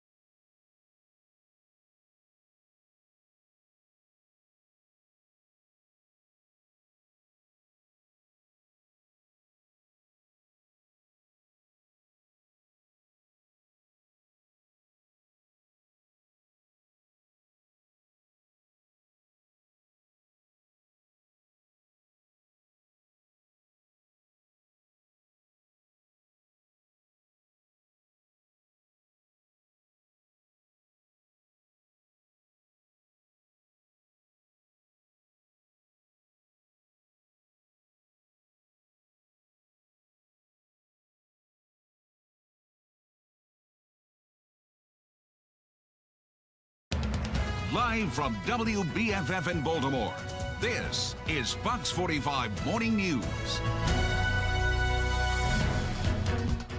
Today is Election Day in Maryland, and the polls are open. We are taking a live look from 2 polling stations where Maryland residents are casting their votes. Make sure you stay with Fox 45 Morning News. We have live coverage of the midterms all morning long. Coming up in this half hour, we're taking a closer look at the major races in Maryland. Plus, Baltimore City residents will vote on Question K, deciding whether or not to implement term limits for some elected leaders. Well, good morning to all of you on this Tuesday, November 8th. I'm Patrice Sanders. I'm Megan Gillen. Let's check in with meteorologist Justin Chambers and see how it's feeling as you're in line at the polls. And let's not forget, it is a victory Tuesday as the Ravens got the win last night on Monday Night Football. So we are looking at temperatures that are definitely chillier, no doubt about that. Not those well above average numbers we saw yesterday, but looking out over the stadiums here this morning, kind of a mix of clouds and sun. It's a bit breezy, too. Check out the numbers on your screen. 30s in Western Maryland, 40s for Hagerstown and Westminster, and right about 50 in Baltimore City this hour. So as you are heading out to the polls this hour, you're going to see those numbers stay in the upper 40s and 50s. Noontime voting will be in the upper 50s, and we'll keep those 50s going into that 5 and 6 o'clock hour as you head out later this evening. So upper 50s and lower 60s, that's where we will end up for our high temps today. Much cooler than the last few days. We're talking about even colder numbers for tomorrow. Break it all down for you coming up in just a little bit. All right, it is Election Day, and Fox 45 News is taking you beyond the podium. The polls are open, and Baltimore City residents have already begun casting their ballots and making their voices heard. We have live team coverage on this Election Day. We have Shannon Lilly in Fells Point this morning with a closer look at the major local races. But we begin with the City Council holding a vote of their own last night ahead of Election Day. Olivia Dance joining us live from a polling site in West Baltimore. She's got the latest. Olivia. Well, hey, Megan and Patrice, the polls are officially open. They opened at 7 this morning. And if we take a look at some of these signs here, you can see that there's many both for and against Question K. But City Council is already fast-tracking a bill in response to Question K before all residents even have the chance to vote on it. Last night, City Council passed the bill with a 9-2 vote, quickly moving it on to a third reader. And if finally approved, the legislation would allow elected officials in Baltimore to receive a pension after just 8 years of service, compared to the current requirement of 12 years. I work hard in the city for my constituents. I bring money to my constituents. Only job I have. I'm working hard. When I leave here, I want to have a pension. Everybody that works in this position should have access to a pension. Now, Councilman Robert Stokes supports the bill, while Councilman Zeke Cohen is against it. I worry about the perception of self-dealing, that if we move too quickly on any legislation that impacts us directly. The bill would only go into effect if Question K is approved by voters. Question K would establish a 2-term limit for the mayor, the comptroller, city council president, and council members, but it wouldn't prevent them from seeking other office. Now, 12 years ago, the council pushed pension eligibility for police from 20 to 25 years, so this bill would only benefit council members, and the police union is criticizing the council's bill. David Williams from the Taxpayers Protection Alliance is calling the council's response a knee-jerk reaction. That goes into effect 2024. So why have this new pension system in effect immediately when you don't have to? Now, ultimately, of course, voters will decide the outcome of Question K. So remember, the polls are open now until 8 p.m. So get out and vote. For now, reporting live in West Baltimore, I'm Olivia Dance, Fox 45 Morning News. All right, Olivia, thank you. Today, Maryland voters will elect a new governor, a new attorney general, also a new comptroller, along with dozens of major local races. Shannon Lilly joins us live from a polling spot in Fells Point with a look at the major races. Shannon. And Patrice, before we get to those big races, first a look at this long line here behind me that just keeps continuing to grow as people make their way inside to vote in this election. Of course, all eyes are on the governor's race. Governor Larry Hogan is on his way out, so when people here are coming to vote today, they are deciding who's going to take his place. Republican candidate Dan Cox is facing off against Democratic candidate Wes Moore.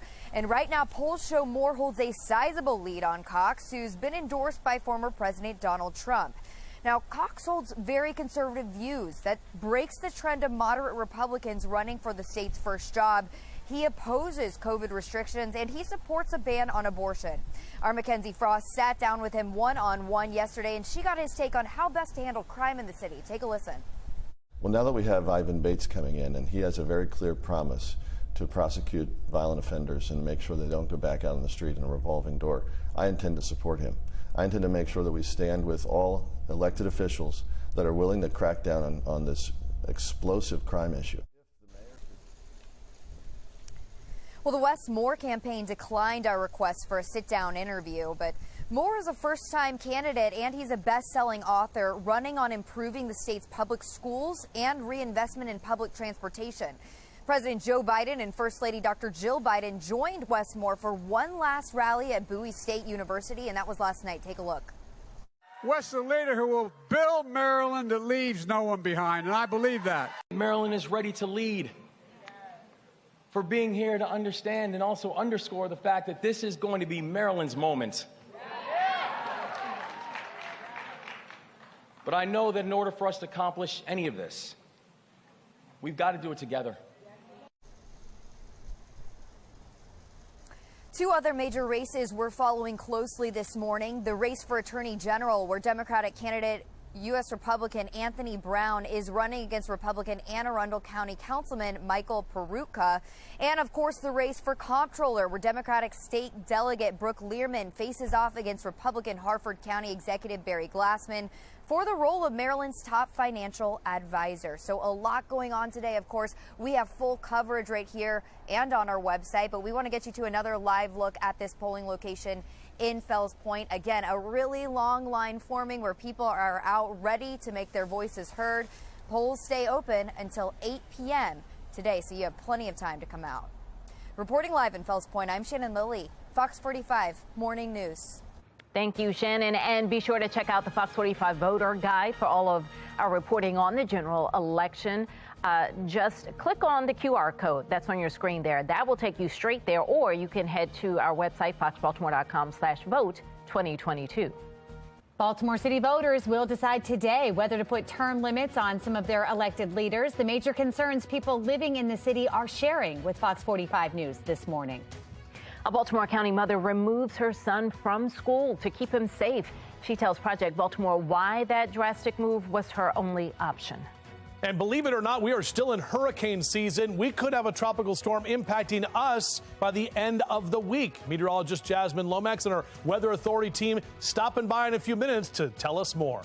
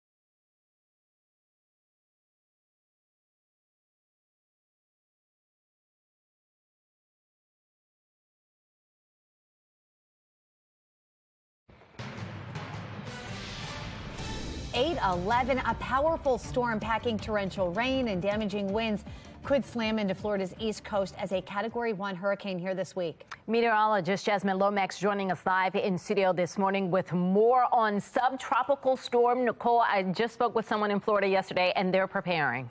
That's good. They should prepare for the system. Now, we are talking strengthening into a Category 1 hurricane, but we're expecting this to be a large storm. So those impacts could extend far from the center. So as we head into later today, we expect that to make a southward turn and then eventually moving toward the west, possibly strengthening into a Category 1 hurricane before making landfall near Florida. Then as it moves overland, it's expected to weaken, eventually making a curve toward the mid-Atlantic states, possibly impacting us as a tropical storm. Now, regardless of where that center is, again, we expect impacts extending from there. So there is the chance for rain here, and that would likely occur Friday night into Saturday morning. Make sure that you are keeping watch and staying weather alert as we do prepare for the system and potential impacts. Now, right now, the primary focus is for the southeast for that heavy rain through Thursday, but those impacts will gradually shift toward our area as we head into the weekend. Coming up, we'll have a little more on what you can expect here along with the system. Back to you. All right, Jasmine, thank you. A 13-year-old girl fighting for her life this morning after being shot in the head. What investigators are looking for this morning and how you can help. Voters have been flocking to the polls this morning to make their voices heard. Still ahead, the major concerns voters have when it comes to public safety. 8:12, you're watching Fox 45 Morning News, all local, all morning.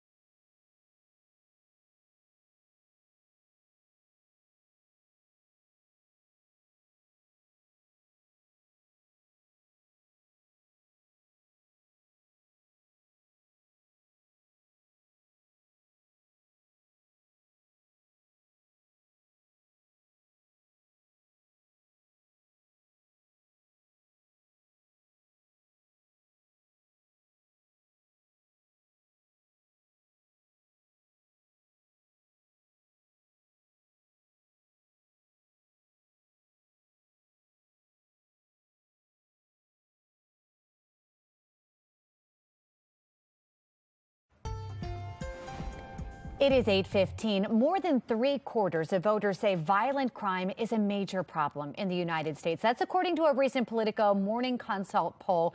Many believe that frustration will be voiced at the polls here today. This morning, law enforcement expert and former chief of police in Martinsburg, West Virginia, Mari Richards, joining us live to weigh in. Hi, Mari. Good morning, Megan. You know, crime, public safety certainly becoming key to winning control of Congress. It's looking tight in the Senate. How do you expect this to play out? Well, you're absolutely right.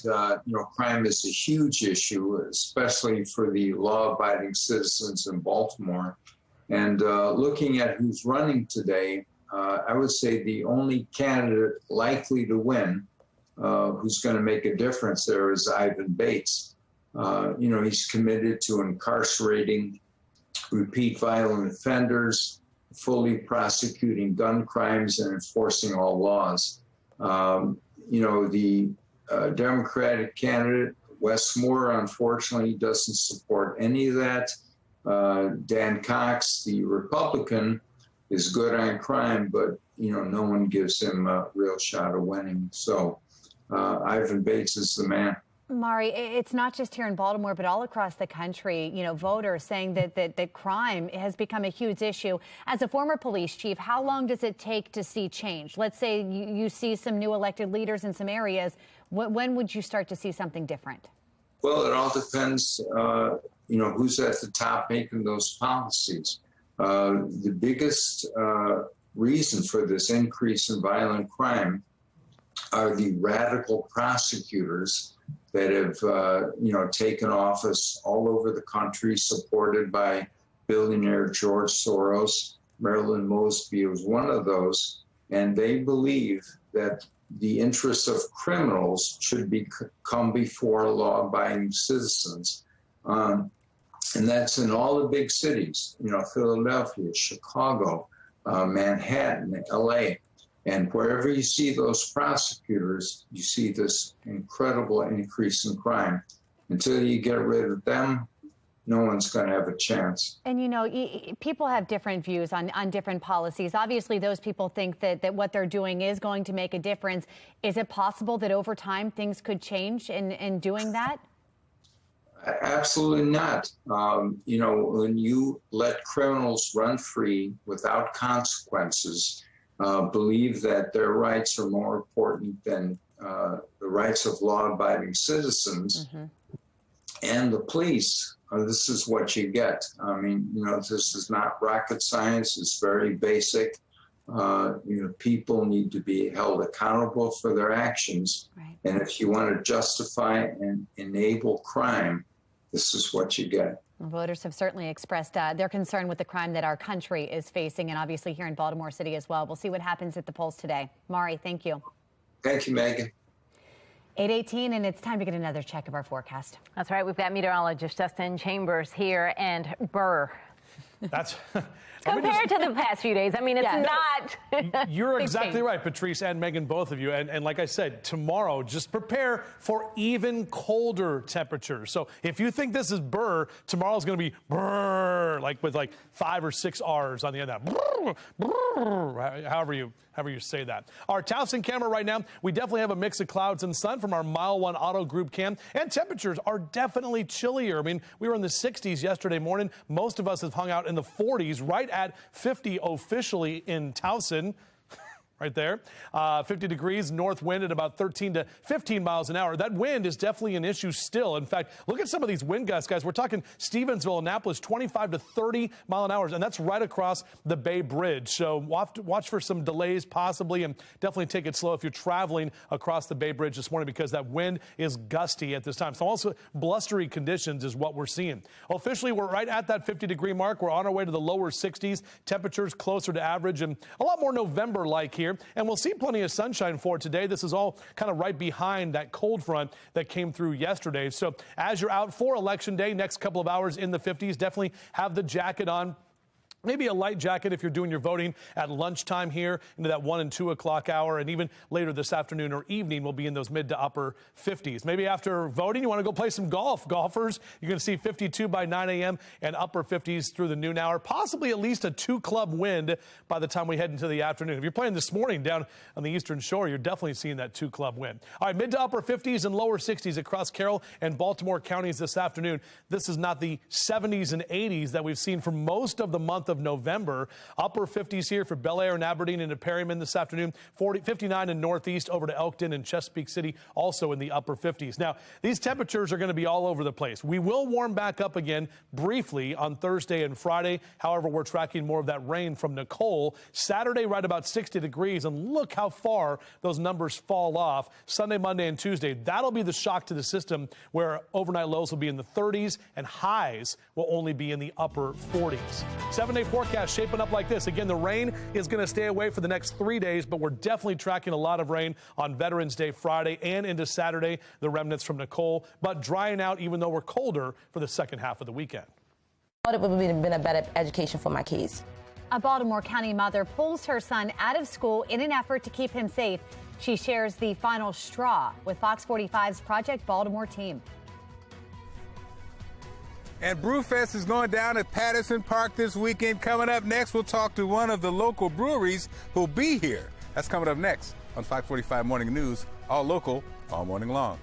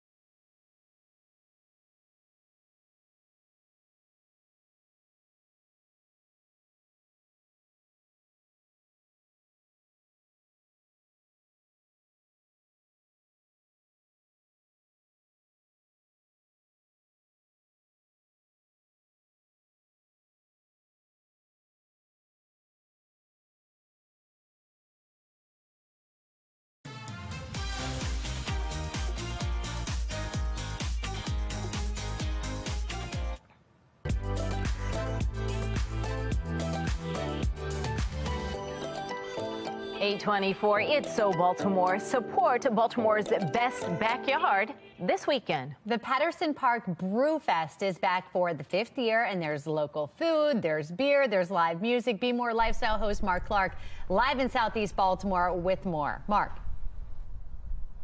That's right. Rob Neff is here. Rob Neff and his wife have the Checker Spot Brewery, one of the 8 breweries who will be here this weekend. And so Rob, you're going to pour up one of the favorites. Tell us about your company.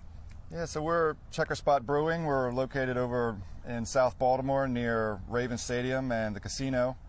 Been around maybe 4 years, 5 years, open.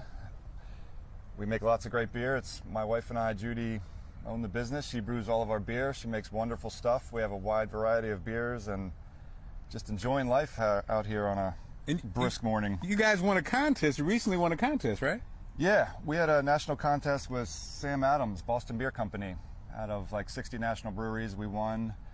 They're looking for breweries that are on a growth curve and give back to the community a lot, which we work with veterans groups, women's groups, disadvantaged youth groups. Awesome. We work with Barks, lots of good stuff. Live in the neighborhood. This is a neighborhood event at Patterson Park. It's here, and you guys will be serving it up again. 8 breweries, local breweries, will be here with food. You got the bites, you got the food, you got Patterson Park, you got a great weather. Got dog walkers? Life is good. Yeah, life is good. Cheers. Breakfast of champions, ladies. Don't be jealous. I am. We always are. All right. Good information, though. Thanks, Mark. We're going to put more information on our website as well, foxbaltimore.com/newslinks.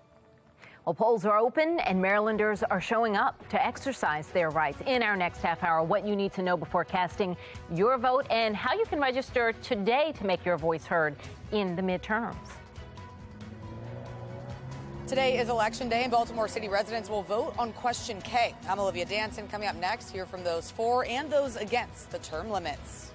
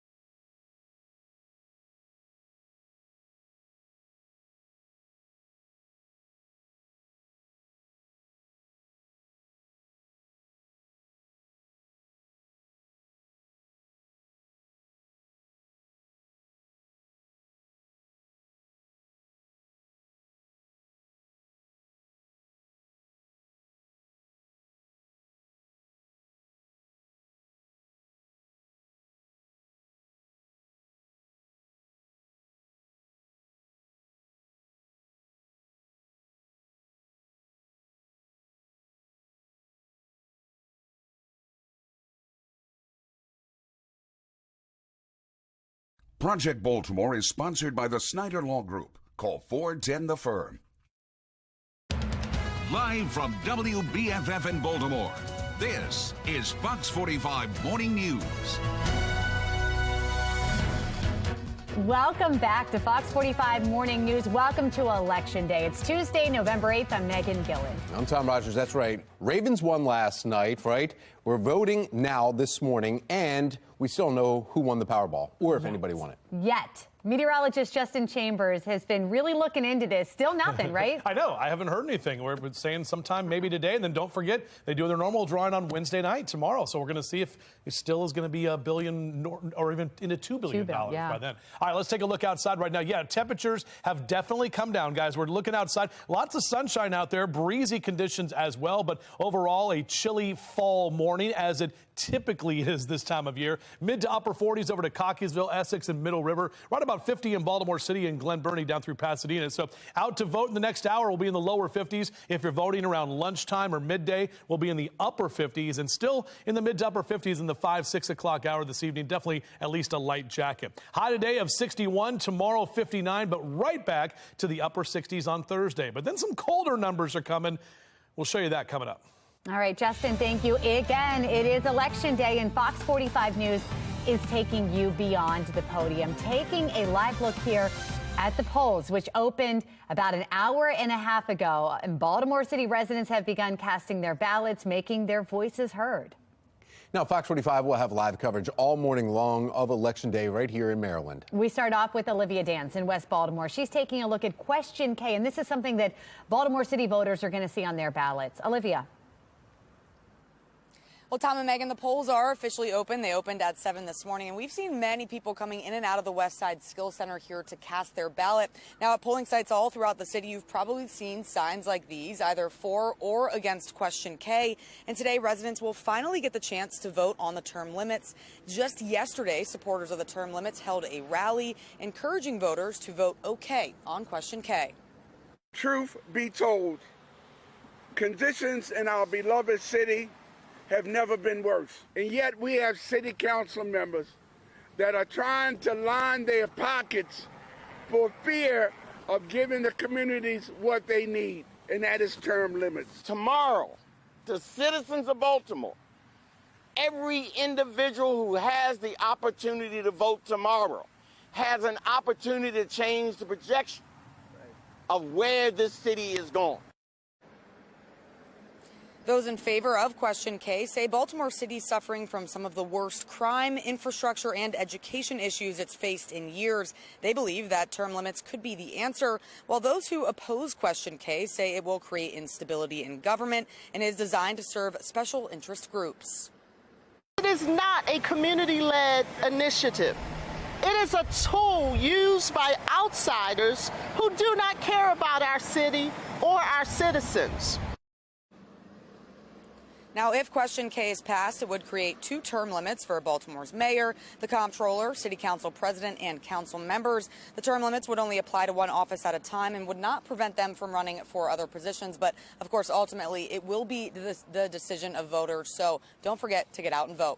For now, reporting live in West Baltimore, I'm Olivia Dance, Fox 45 Morning News. All right, thank you, Olivia. The polls, again, opened at 7 this morning. They close at 8 tonight. There are some things, though, that you need to know before you head out to cast your vote. So far, over 500,000 Marylanders have made their voices heard at the ballot boxes, but it is not too late to register.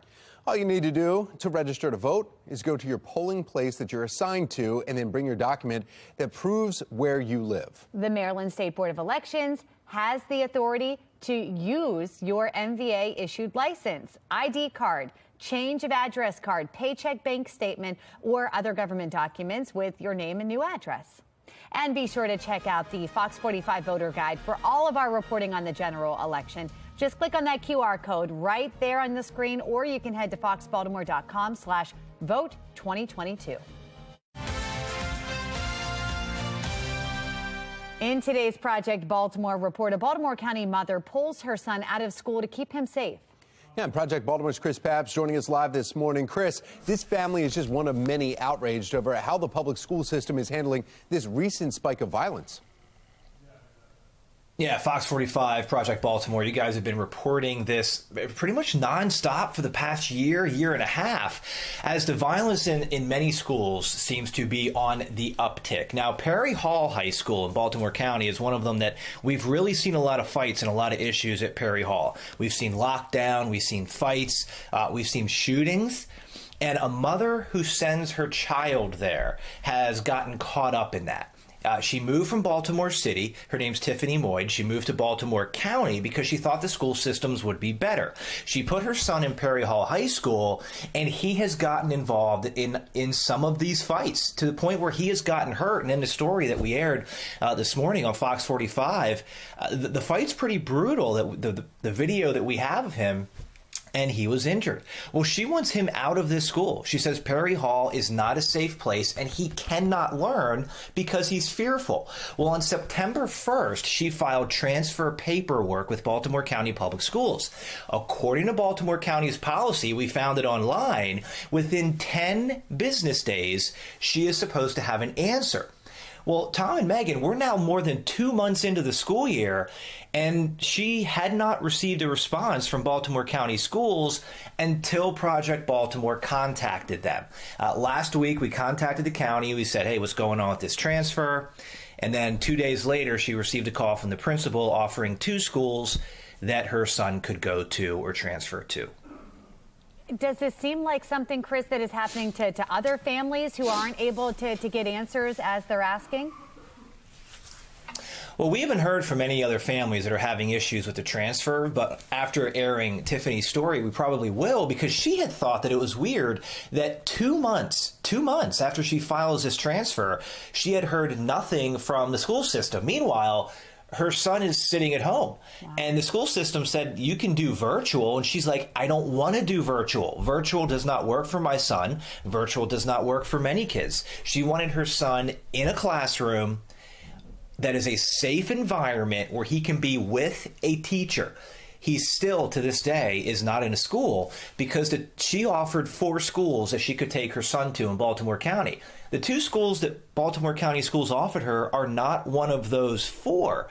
And she's very frustrated because she feels the school system should be working for her and doing what she needs as the parent, as the taxpayer, and she's frustrated at this point. And she moved from Baltimore City to Baltimore County, and now she just wants out of Baltimore County. This has been a very frustrating situation for her, again, because she doesn't feel her son is safe, which really should be the top priority, in these schools is keeping the kids safe. And she said her son is not at Perry Hall.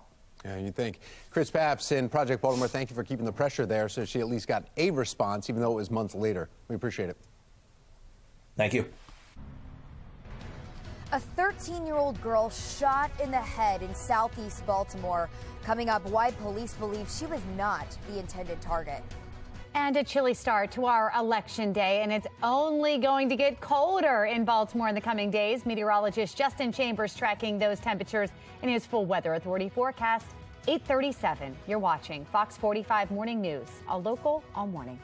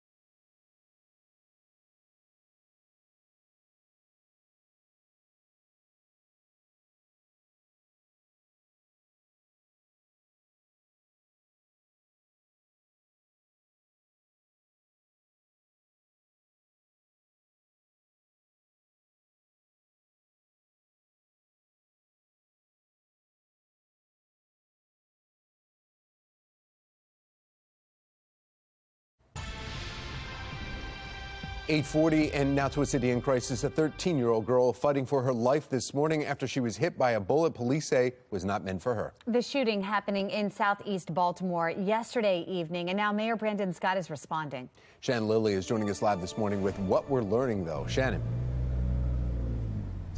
Well, the mayor speaking out late last night, Tom, calling this act of violence senseless as that 13-year-old girl is critically hurt in grave condition in the hospital.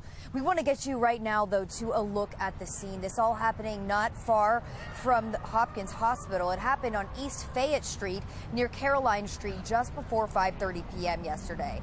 Police say when they arrived, they found that 13-year-old girl shot in the head. Investigators say someone with a gun had fired into a parked car trying to shoot someone else when apparently the bullet hit the girl who was standing nearby just minding her own business. And now that girl is struggling to live. Well, in a statement last night, the mayor says in part, quote, "A child was caught in the crossfire of reckless activity fueled by petty conflict involving individuals who cannot properly resolve issues and individuals who have access to illegal guns. This is an unfortunate reminder that we must continue to remove illegal guns and those using them from our streets while simultaneously investing in our communities." And then he goes on to say, this senseless act of violence should frustrate us all, and anyone who knows anything about those responsible should speak up immediately. And this morning, the search is on for the shooter, and police are asking anyone with information to call the Metro Crime Stoppers. That number, 1-866-7-LOCK-UP. And remember, if you call that tip line, you can remain anonymous. Reporting live in downtown Baltimore, I'm Shannon Lilly, Fox 45 Morning News. Today, residents will vote on Question K, and in response, Baltimore City Council's fast-tracking a bill to change their pension requirements. I'm Olivia Danson. Coming up next, hear why some say it's a knee-jerk reaction. But first, create a better community with some help from the United Way of Central Maryland. The easy way to sign up and maybe get some funding for your idea. It is 8:42, and you're watching Fox 45 Morning News, all local, all morning.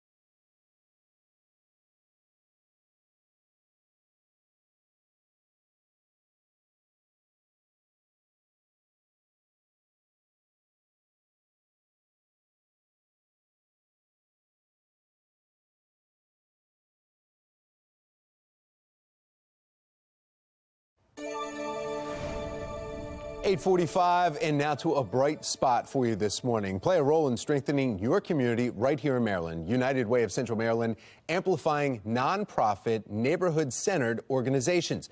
President and CEO of United Way Central Maryland, Franklin Baker, and former grant recipient, Executive Director of I Am Mentality, Darren Rogers, are joining us now with more. Gentlemen, thank you so much for joining us. Thank you, Tom, for having us. Sure, thank you. Good morning. Franklin, I want to talk to you first here about this, the neighborhood grant program. When did it start and how large is it? Yeah, so thank you again, Tom. So this week, we opened applications for our neighborhood grant program for the 3rd year in a row. And so it's a funding opportunity for nonprofits and organizations in the greater Baltimore area. Get this, with an annual operating budget under $500,000. So we're just really looking for projects that build on community assets to strengthen just a few areas: vibrant neighborhood spaces, socially connected and active neighborhood residents, and also the impact of local leaders. So that's really important. It's really important there. Franklin, your organization is so massive, so it's good to really get down to the local grassroots, and that's where Darren comes in. Darren, tell us about, though, your organization, I Am Mentality. What does that mean? Thank you, Tom. So I Am Mentality is a male youth organization that serves a population of youth ages 7 to 18. We're serving around like 215 young people, predominantly in West Baltimore, around 4 focus areas. Focus area 1 is leadership development, 2 is workforce development, 3 is financial literacy, and 4 is health and wellness. And you're doing this, impacting lives right there day to day. I see Captain Defense over there talking to some of the men that you were inspiring too. Franklin, tell us though, you said this is just opening up now. So if we want to be like Darren, if our organization we think is good enough, what do we need to do and who do we need to talk to? Yeah, so applications for this year's round must be submitted by Tuesday, November 29th. So they have about 3 weeks to apply, and they can simply, obviously, for more information, the application can certainly be found on our website, uwcm.org/nonprofit-funding. But I would just say also, Tom, you know, it's exciting to see folks who applied like Darren, because as you said, he's the executive director of Baltimore nonprofit that's focused on helping young people. And so they are now the lead partner of our latest initiative, Young Men United, which will break down education and earning gaps for young men of color throughout the Baltimore area. Oh, just incredible. Darren, I know that we're out of time right now, but I just wanted to kind of give you a couple seconds there to say thank you for what you're doing, your passion there. Obviously, Franklin saw that too. So thanks again for all the work that you do and the lives that you touch every day. Thank you so much. Thank you very much. Thank you.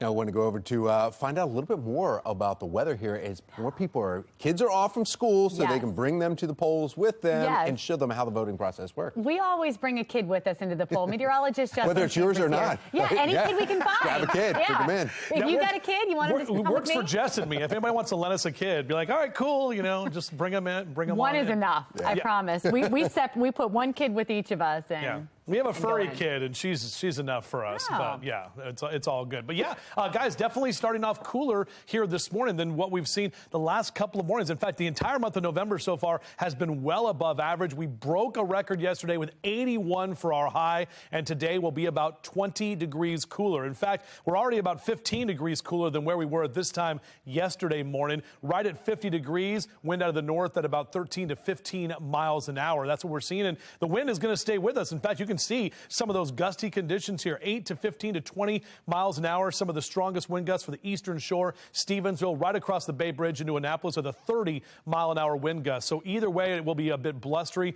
blowing a lot of those leaves around. And if your trees had some leaves on them, probably after today and tomorrow, won't be the case here as we start to really transition to mid-November. So the cold front is well to the south and east. That ridge of high pressure slides in from the Great Lakes, and that's going to keep us dry over the next couple of days. We definitely are tracking more rain as we head into Friday and Saturday. But hanging out at Cross Street Market there in Fed Hill, we're talking about 50 this hour and upper 50s by noontime. Not the best day for lunch outdoors, only because it will be cooler and kind of brisk later this afternoon. But numbers will still slide into the lower 60s, which again, that's about our 30-year average. That's typically what we see in this time of November, that first week. Upper 50s and lower 60s for Chestertown and Stevensville over to Annapolis, 58 Columbia, Westminster at 56, Bel Air, almost 60 degrees today, and even some lower 60s for Baltimore down through D.C. and Richmond. Remember yesterday in those lower 80s, so definitely a different feel. Good day to fly today, pilots. We're talking about visual flight rules and a bit breezy at times, so just be aware of that on your pilot cast. We're also checking Nicole and tracking this subtropical storm, which more than likely will become a tropical storm later today, possibly impacting Florida as a Category 1 hurricane early Thursday morning. This is going to be north of West Palm Beach and just south of Orlando, rolling right into Florida and then making a hard right turn and coming right up toward Baltimore, potentially still with tropical storm characteristics by the time we head into Friday evening and early Saturday. So it is going to be a wet Veterans Day and into Veterans Day weekend. But our future scan, again, stays dry for at least the next 3 days, so no issues out there in doing your outdoor stuff. Just a little chilly. Only upper 50s tomorrow after we wake up at about 40 degrees. 67 on Thursday, close to 70 on Friday with Veterans Day. But again, the rain, not going to make it fun to be outdoors because that rain rolls in. And then big temperature drop off on Sunday. Tammy sent us this picture of a rainbow. This is a really pretty shot, and that is a view through her window. We'd love to see the view through your window. Go to our website, foxbaltimore.com/chime-in, or take a picture of that squiggly thing right there on your screen. And meteorologist Jasmine Lomax in the 9 o'clock hour taking us through the rest of our work week forecast. Meg? All right, Justin, thank you. Making headlines this morning. A University of Kentucky student accused of attacking another student and repeatedly using racial slurs made her first court appearance Monday. Now, campus police say Sophia Rosing was intoxicated when she entered a residence hall early Sunday morning. A video that has since gone viral shows Rosing attacking a student employee and a police officer. Kyla Spring was manning the front desk at the dorm when Rosing allegedly confronted her. Witnesses say Rosing repeatedly called Spring racial slurs. Police arrested Rosing, and she is now facing several criminal charges, including assault and disorderly conduct. She has pleaded not guilty to the charges. Well, comedian Kathy Griffin was kicked off Twitter after she impersonated Elon Musk. Interesting. Griffin was among the high-profile users like comedian Sarah Silverman and actress Valerie Bertinelli, who changed their names on their own verified accounts over the weekend to impersonate Musk. They said they wanted to raise awareness of potential flaws with Musk's new plan for verifying accounts. Well, Twitter plans to roll out an $8 per month subscription to keep blue checks. Critics say this could allow people to pay that fee and then have fake accounts under someone else's name. All you got to do is pay the money. For his part, Musk mocked Griffin and her Twitter ban by saying Griffin was, quote, suspended for impersonating a comedian. Uh-oh. Yeah, the latest from Facebook's parent company, Meta. Why employees are now fearful for the end of this business week. And getting into the holiday spirit with Cirque Musica. Fox 45 Morning News is introducing you to the high-flying, show-stopping performance you can see this holiday season. Oh, but first, we're hoping some caffeine takes us to new heights. It's time for a coffee break.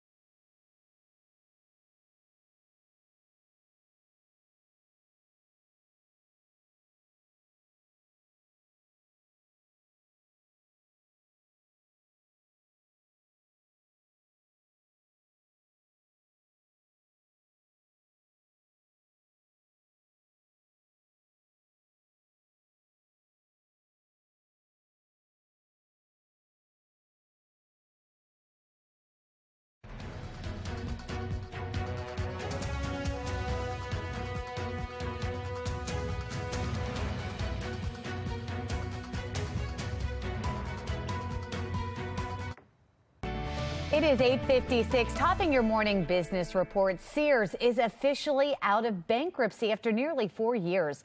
The former CEO has reached a settlement with creditors to move the department store out of bankruptcy, releasing any personal liabilities for the debt. Back in 2018, if you remember, the department store entered bankruptcy after falling victim to declining sales, forcing a downsize from 700 stores to less than 2 dozen. It's not clear if this means that Sears will try to reopen more locations now. Well, Facebook's parent company Meta is reportedly planning to lay off thousands of employees here this week. The Wall Street Journal reporting Facebook and Instagram's parent company will make its first round of wide-ranging layoffs in its history. During the company's third quarter earnings call last month, CEO Mark Zuckerberg admitted, quote, some teams will grow meaningfully, but most other teams will stay flat or shrink over the next year. You may be waiting longer for a new model iPhone because of COVID restrictions in China. Apple says COVID-19 restrictions have temporarily impacted production of its iPhone 14 Pro and iPhone 14 Pro Max assembly at a main facility in China. Apple has already started shifting some production away from China and started making the base iPhone 14 model in India, and that happened in September. Airbnb is making changes to become more transparent about cleaning fees. Under the changes, the fees will be clearly stated along with the nightly rate. Airbnb decided to review the fees more than a year ago after complaints from guests. Well, back pain can stop your day in its tracks. Genevieve Gorder is here with a convenient way to help you find some relief at home, work, or on the go. She's here with today's America Steals and Deals. The following segment is sponsored by Knocking. Hey, everybody. I know you're all way too busy sitting at your computer too much, sitting while you're driving too much, cleaning too much. I know. I also know that your back probably really hurts. So I got you. This is the Calming Heat back wrap from Sharper Image. We've all had sore backs for the last couple years. I feel you. What's great about this heat wrap is that it's wearable, which means you can use it while you're doing 100 other things. Just like when we listen to a book and we're doing the dishes at the same time, now you can work on healing your hurt while you keep doing life. Now, Calming Heat actually does 3 things at once. It provides lumbar support for your back, which improves your posture, always A+. It heats up for soothing relief and has up to 9 different massage settings for that extra level of comfort and relaxation. The Calming Heat back wrap makes any chair feel more comfortable, and it's adjustable. Comes with an extender strap so everyone can find their perfect fit. These wraps are great to have around the house. Just think of it like you would keep it in your medicine cabinet. Whenever you're hurt, you know you got this. Everyday aches and pains, guys. We all have them. Get one now to have on hand the next time you need it. Today we are offering 20% off. Give one, keep one. Take advantage of this deal at asadeals.com.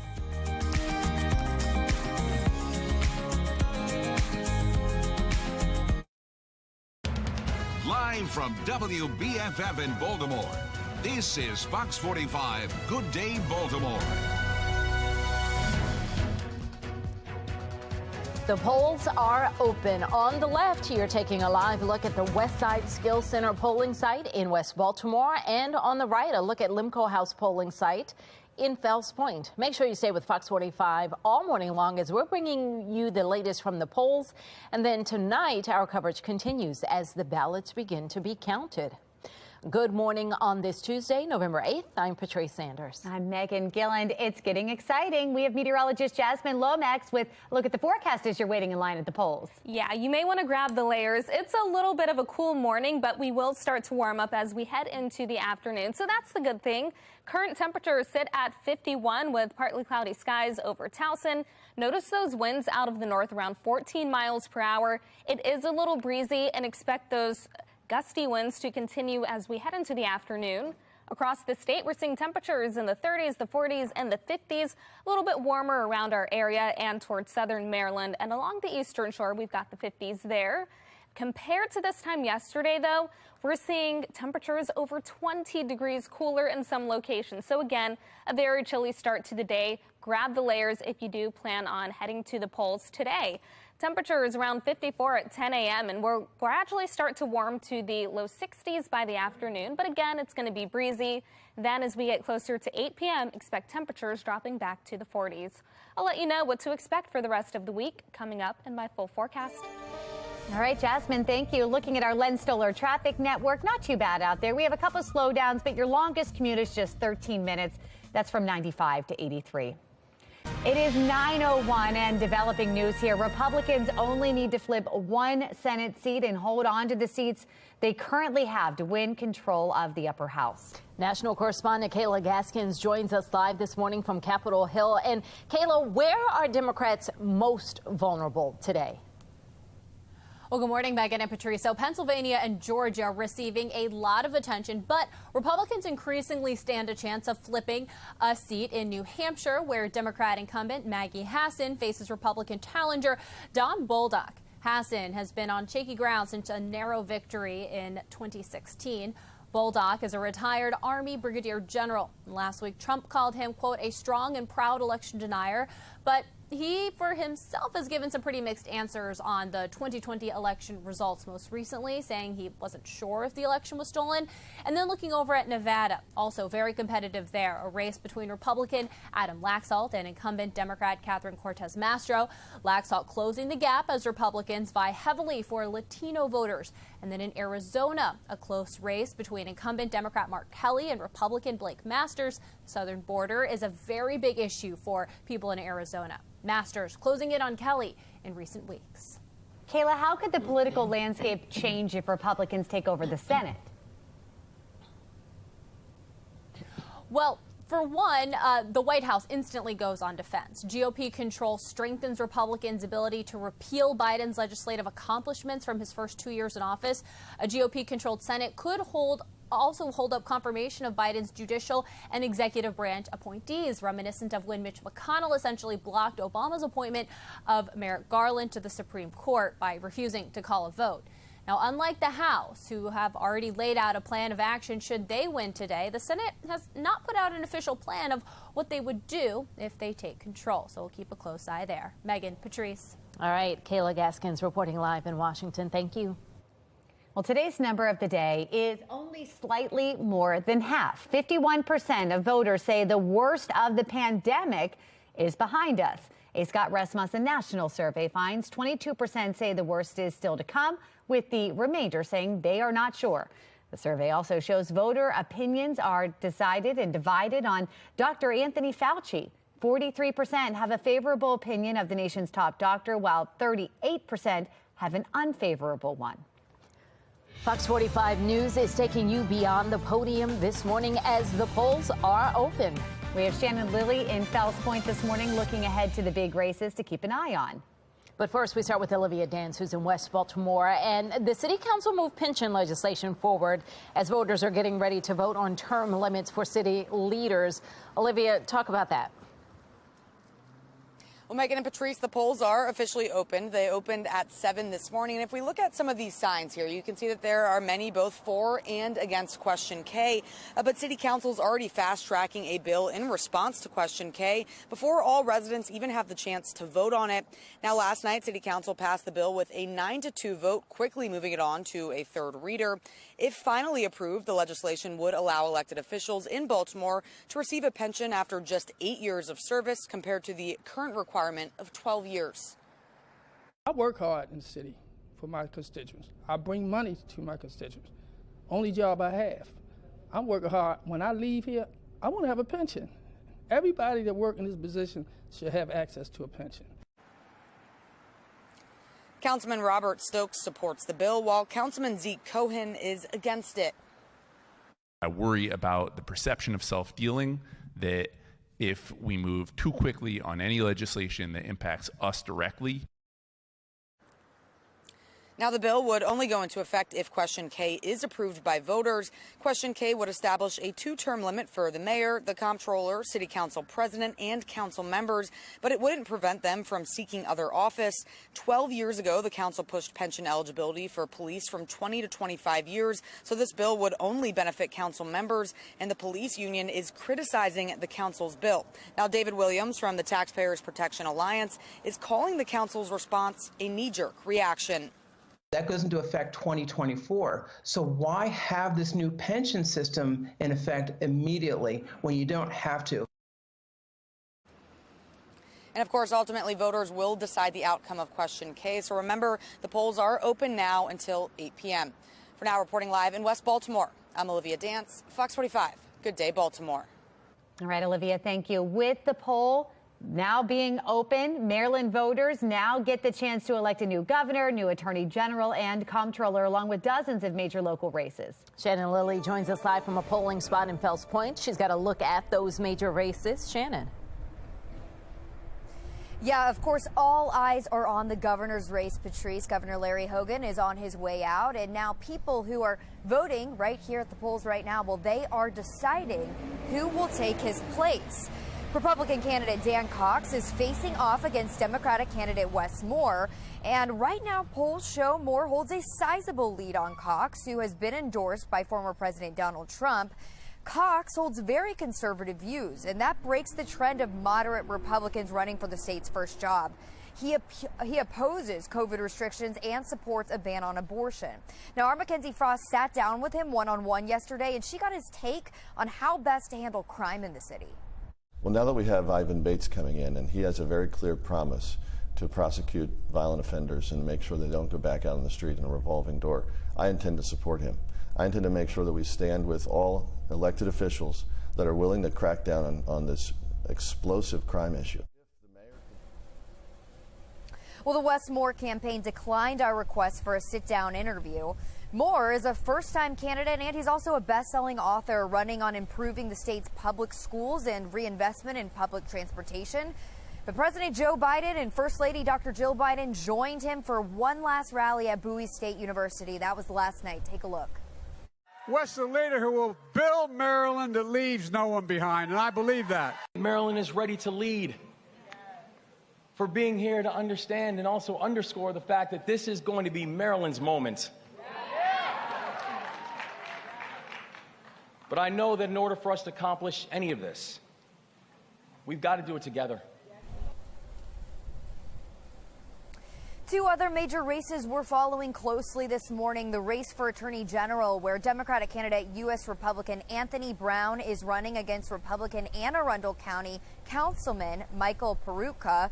And, of course, the race for Comptroller, where Democratic State Delegate Brooke Learman faces off against Republican Harford County Executive Barry Glassman for the role of Maryland's top financial advisor. Now, again, voting is underway and polls are open right now. You're taking a live look at that right now, but we have full coverage on our website about all of these candidates. If you do want to learn more, you can go to foxbaltimore.com. Reporting live in Fells Point, I'm Shannon Lilly, Fox 45 News. Good day, Baltimore. Be sure to check out the Fox 45 voter guide for all of our reporting on the general election. Just click on the QR code to take you straight there, or head to foxbaltimore.com/vote2022. Turning now to a city in crisis. Baltimore police have arrested a 19-year-old Squeegee kid for assault and illegally carrying a loaded handgun. This happened over the weekend along Mount Royal Terrace. Police say the teen allegedly sprayed a woman in the face for refusing Squeegee service. When police tracked him down, he was found with the handgun tucked into his waistband. Well, this incident comes as we are awaiting an official announcement from Mayor Brandon Scott on the future of squeegeeing. A spokesperson has confirmed to us parts of the plan include the kids policing themselves, being assigned specific squeegee zones, and a guaranteed income plan. Meanwhile, Fox 45 News sent several questions to the City Council Monday asking, do you support offering a guaranteed income program for squeegee kids? How would the city enforce that plan, giving money to the kids who say they won't engage in the activity anymore? And we've also heard criticisms from people who say, why would the city pay people not to break the law? How do you answer that question? Councilwoman Danielle McCrae was the only city council member to respond Monday, saying in part, the city must look at an array on innovative solutions in order to properly address quality of life issues that have persisted for decades. Last week, in a statement to Fox 45 News, Councilman Isaac Yitzi Schleifer calling the guaranteed income payments to squeegee kids not to break the law a, quote, slap in the face to 99% of people in our city who follow the law. Well, that leads us to our question of the day. Do you think it is a waste of taxpayer dollars to pay squeegee kids to stop squeegeeing? So far, 97% of the viewers who have voted and answered the poll say yes. We want to know what you think. Go to foxbaltimore.com/vote to weigh in.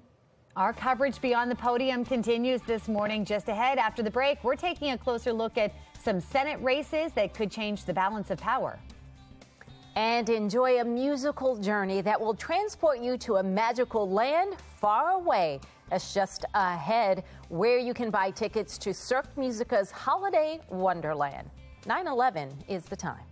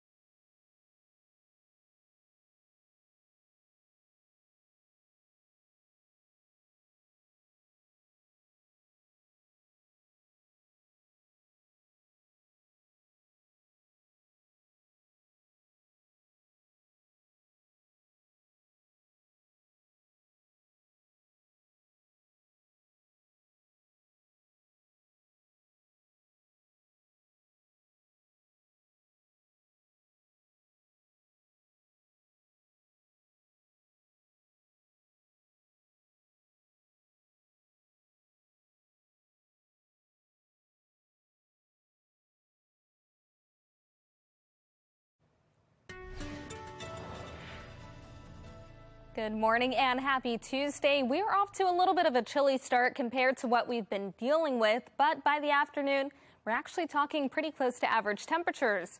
Right now we sit at 51 with partly cloudy skies over Towson.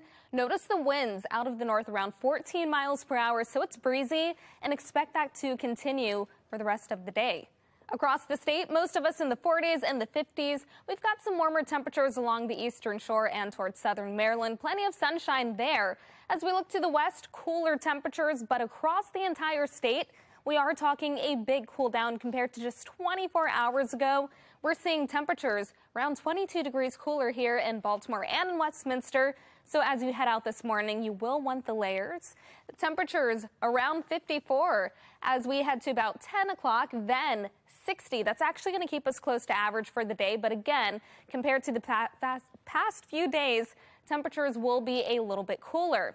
We'll have clearing skies as we head into the afternoon. Expect plenty of sunshine and then clear skies into the evening. It looks great for your commute.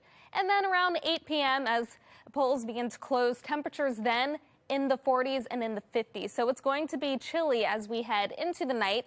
Waking up tomorrow morning to temperatures possibly in the 20s in some areas and then the 30s and the 40s. So another morning when you will need the layers, but we're talking plenty of sunshine and temperatures slightly warming as we finish out the work week.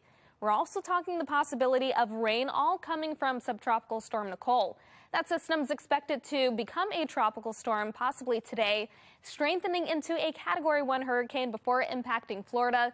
Now, it does weaken as it moves over land, but it could make a turn toward the mid-Atlantic states, and that can mean rain for us. That would likely happen late Friday night into Saturday morning, so make sure that you're keeping watch on the radar and staying weather alert. 61 for the high temperature today. Will be breezy this afternoon, so grab the layers. Then overnight, temperatures in the 30s and 40s. Tomorrow, 59 for the high temperature, and then we start to see that warm up. 67 on Thursday, 69 on Friday. Then as we head into the weekend, we have the chance for rain. Temperatures possibly dropping to the 40s after that. Back to you. That's going to feel cold. Jasmine, thank you. Looking at our roads, we've got your Lenstoler traffic network pulled up. We've got your drive times here and starting to improve. We were at 13 minutes. Oh, driving by the minute now. Now down to 10 minutes now from 95 to 83. Still in the yellow as indicated there, but much improved. Taking a live look over at M&T Bank Stadium this morning as the Ravens wake up victorious. How the flock is showcasing their purple pride. Brewfest is going down at Patterson Park this weekend, and coming up, the television world premiere of Nutty Bowl. That's coming up next on Fox 45 Morning News, all local, all morning long. You don't want to miss it. Fox 45 News, winner of 17 2022 Regional Emmy Awards, more than all other Baltimore news stations combined.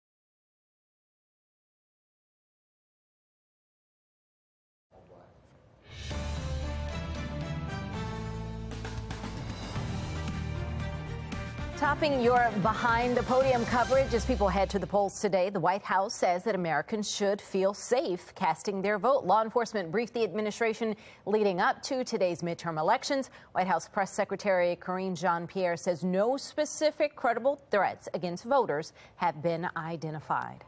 The administration has taken the issue of threats to the safety of voters and election officials seriously from day one.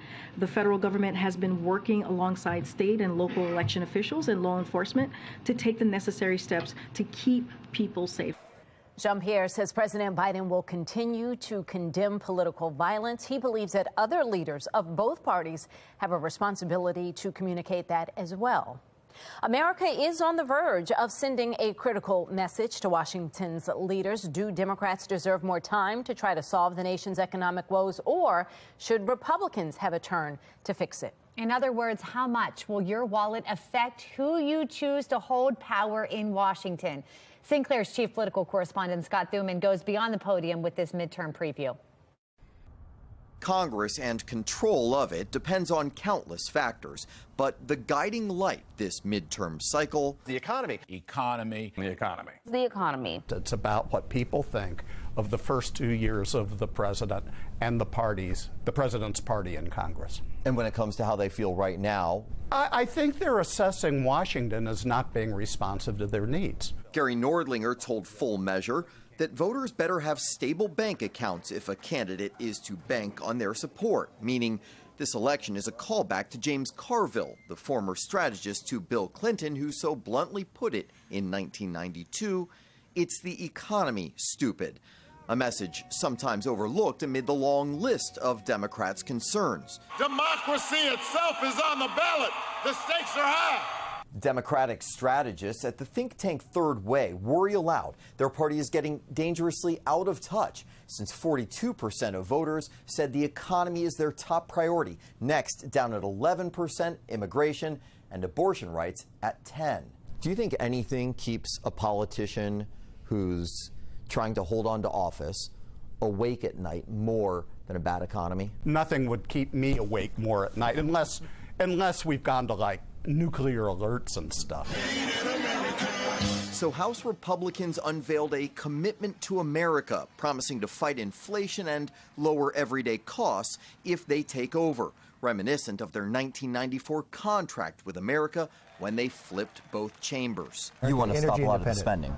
Oh, yeah, to stop this growth in inflation. They have spent more than any Congress in this amount of time. But President Biden, whose policies are directly driving votes this election, is optimistic. I think we're going to keep the Senate, pick up a seat. I think we have a chance of winning the House. Though if polls truly do reflect voter sentiment, that optimism may not last through the night. In Washington, I'm Scott Thuman.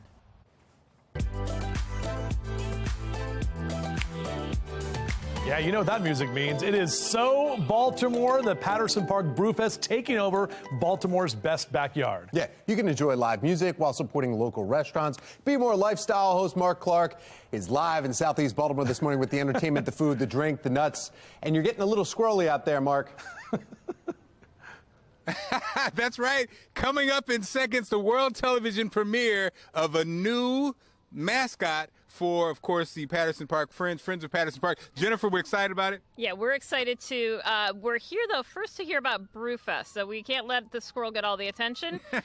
We've got Chrissy with us from Oliver Brewing Company, and they're one of the 8 great local breweries that's going to be on site Saturday for Brewfest. So Chrissy, I think, brought some of the beers that are going to be here.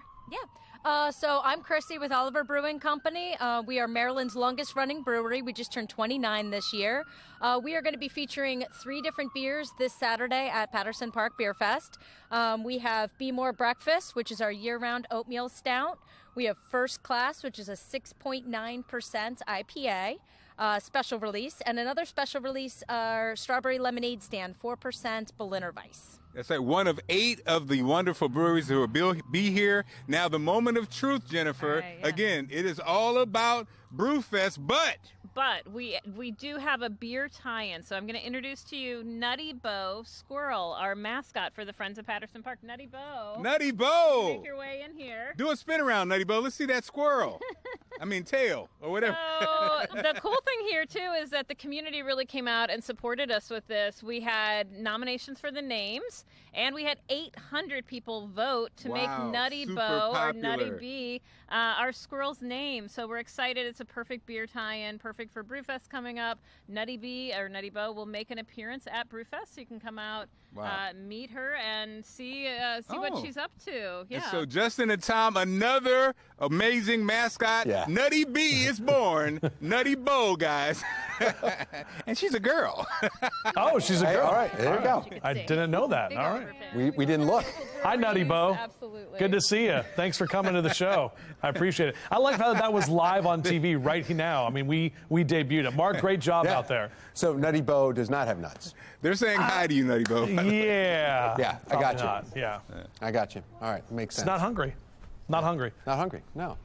All right, if you'd like some more information about this event, Brewfest, and going out to meet Natty Bo, just head to foxbaltimore.com. Nutty Bo. Nutty Bo, I know. Nutty Bo. Natty Bo's a whole other thing. He's doing his own thing. It's chilly this morning. Looking out over the Inner Harbor, we can see that sun that is up there. Meteorologist Jasmine Lomax, our Weather Authority team in the house, letting you know how Election Day is shaping up. A 13-year-old girl is fighting for her life after being shot in southeast Baltimore. Coming up, why police believe she was not the intended target. You're watching Fox 45 News. Good day, Baltimore.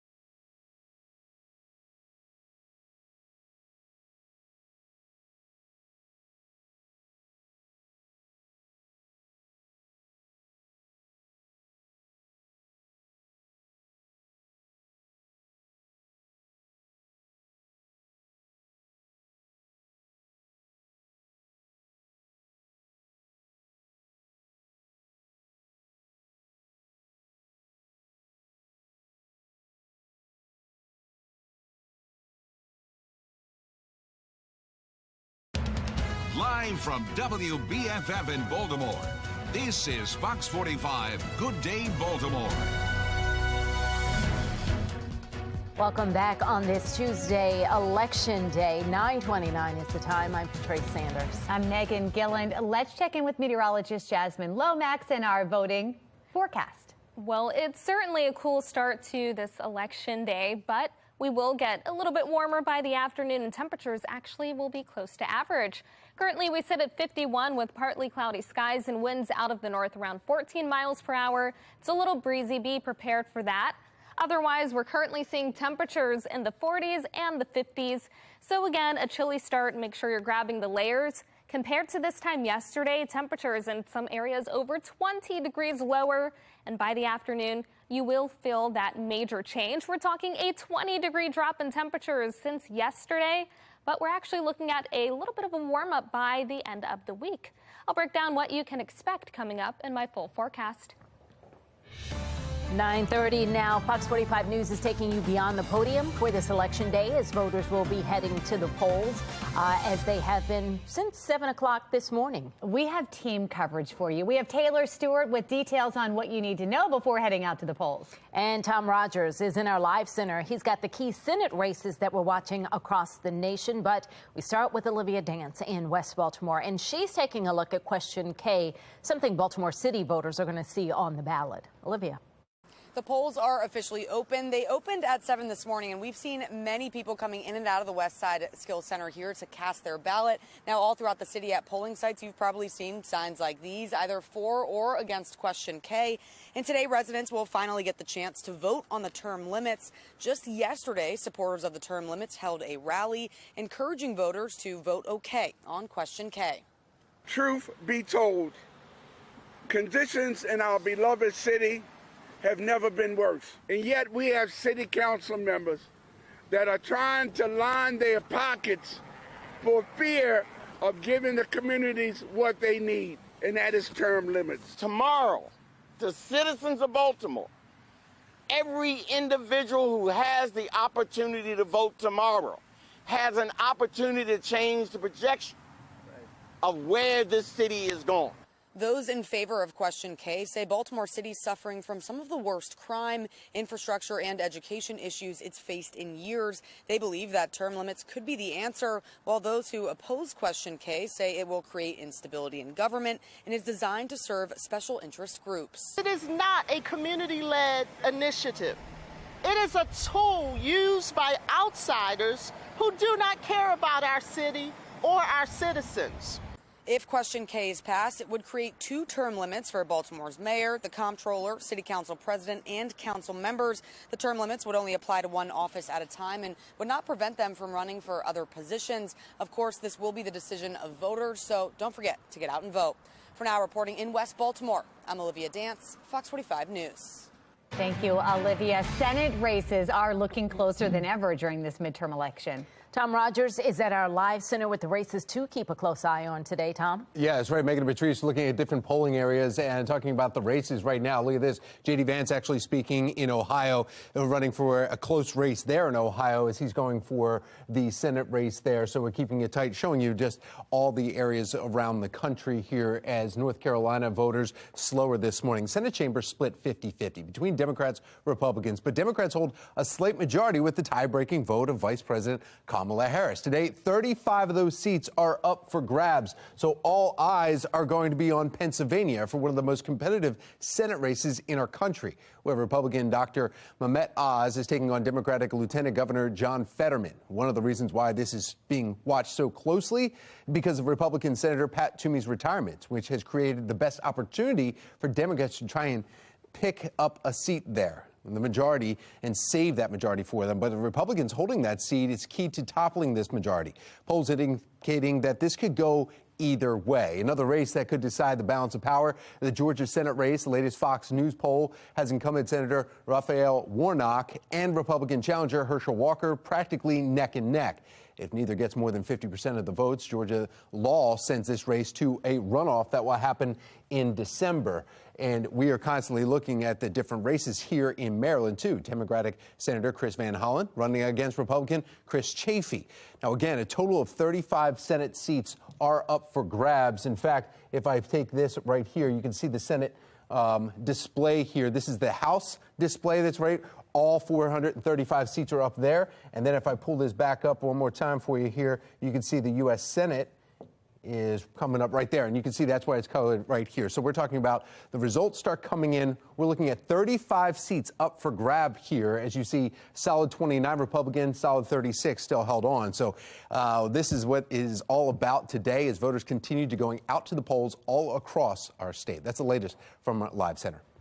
All right, Tom, thank you. Now to a city in crisis. A 13-year-old girl fighting for her life this morning after she was hit by a bullet police believe was not meant for her. That shooting happened in southeast Baltimore yesterday evening, and now Mayor Brandon Scott is responding. Shannon Lilly joining us live with what we're learning this morning. Shannon. Well, the mayor is speaking out, Megan, calling this recent act of violence just senseless. That 13-year-old girl is now in the hospital in grave condition. But we want to get you now to a look at the scene, what this looked like yesterday evening around 5 p.m. It happened not far from Hopkins Hospital on East Fayette Street near Caroline Street. Police say when they arrived, they found that 13-year-old girl shot in the head. Investigators say someone with a gun fired into a parked car trying to shoot someone else when apparently the bullet hit that girl who was standing nearby just minding her own business, and now she is struggling just to live.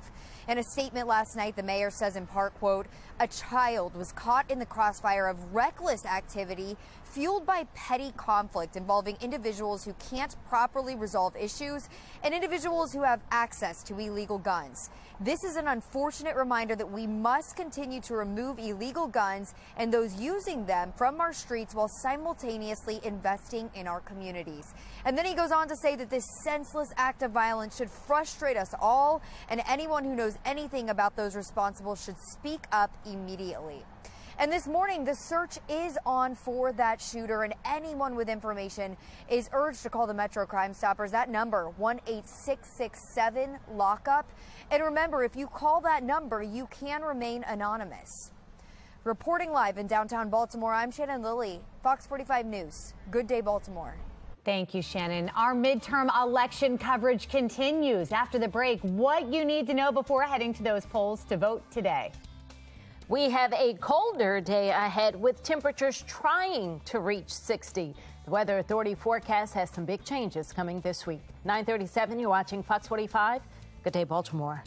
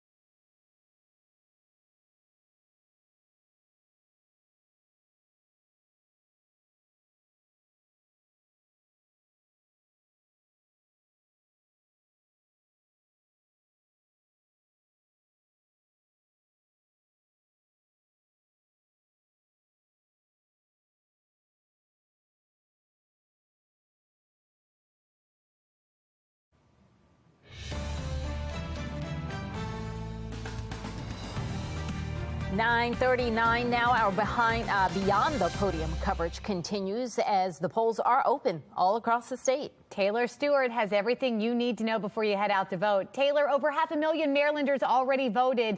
Is it too late to register? That's right. Voting got underway here about 2 hours ago, but it's not too late to vote and register to vote, actually, if you haven't already. All you need is something that verifies your address, something like your ID or a bank statement. But folks have already come by here to slip in their mail-in ballots today. But take a look at the list of things you should bring if you have not done so already. MVA license, an ID card, an address change, that'll work. The Maryland Board of Elections saying you can expect to see these election results later this afternoon. Polls close tonight at 8 o'clock, and jurisdictions will begin releasing their early voting Election Day totals. The 11 jurisdictions that chose to count mail-in ballots before Election Day will also release those results. The 13 that chose to wait will begin counting mail-in ballots on the 10th. Provisional ballots will be counted on the 16th, and the remaining, well, those will be canvassed by the 18th, the day the election will be certified. But look at how many folks already turned out here in Maryland. Nearly 800,000 people already cast their ballots ahead of Election Day.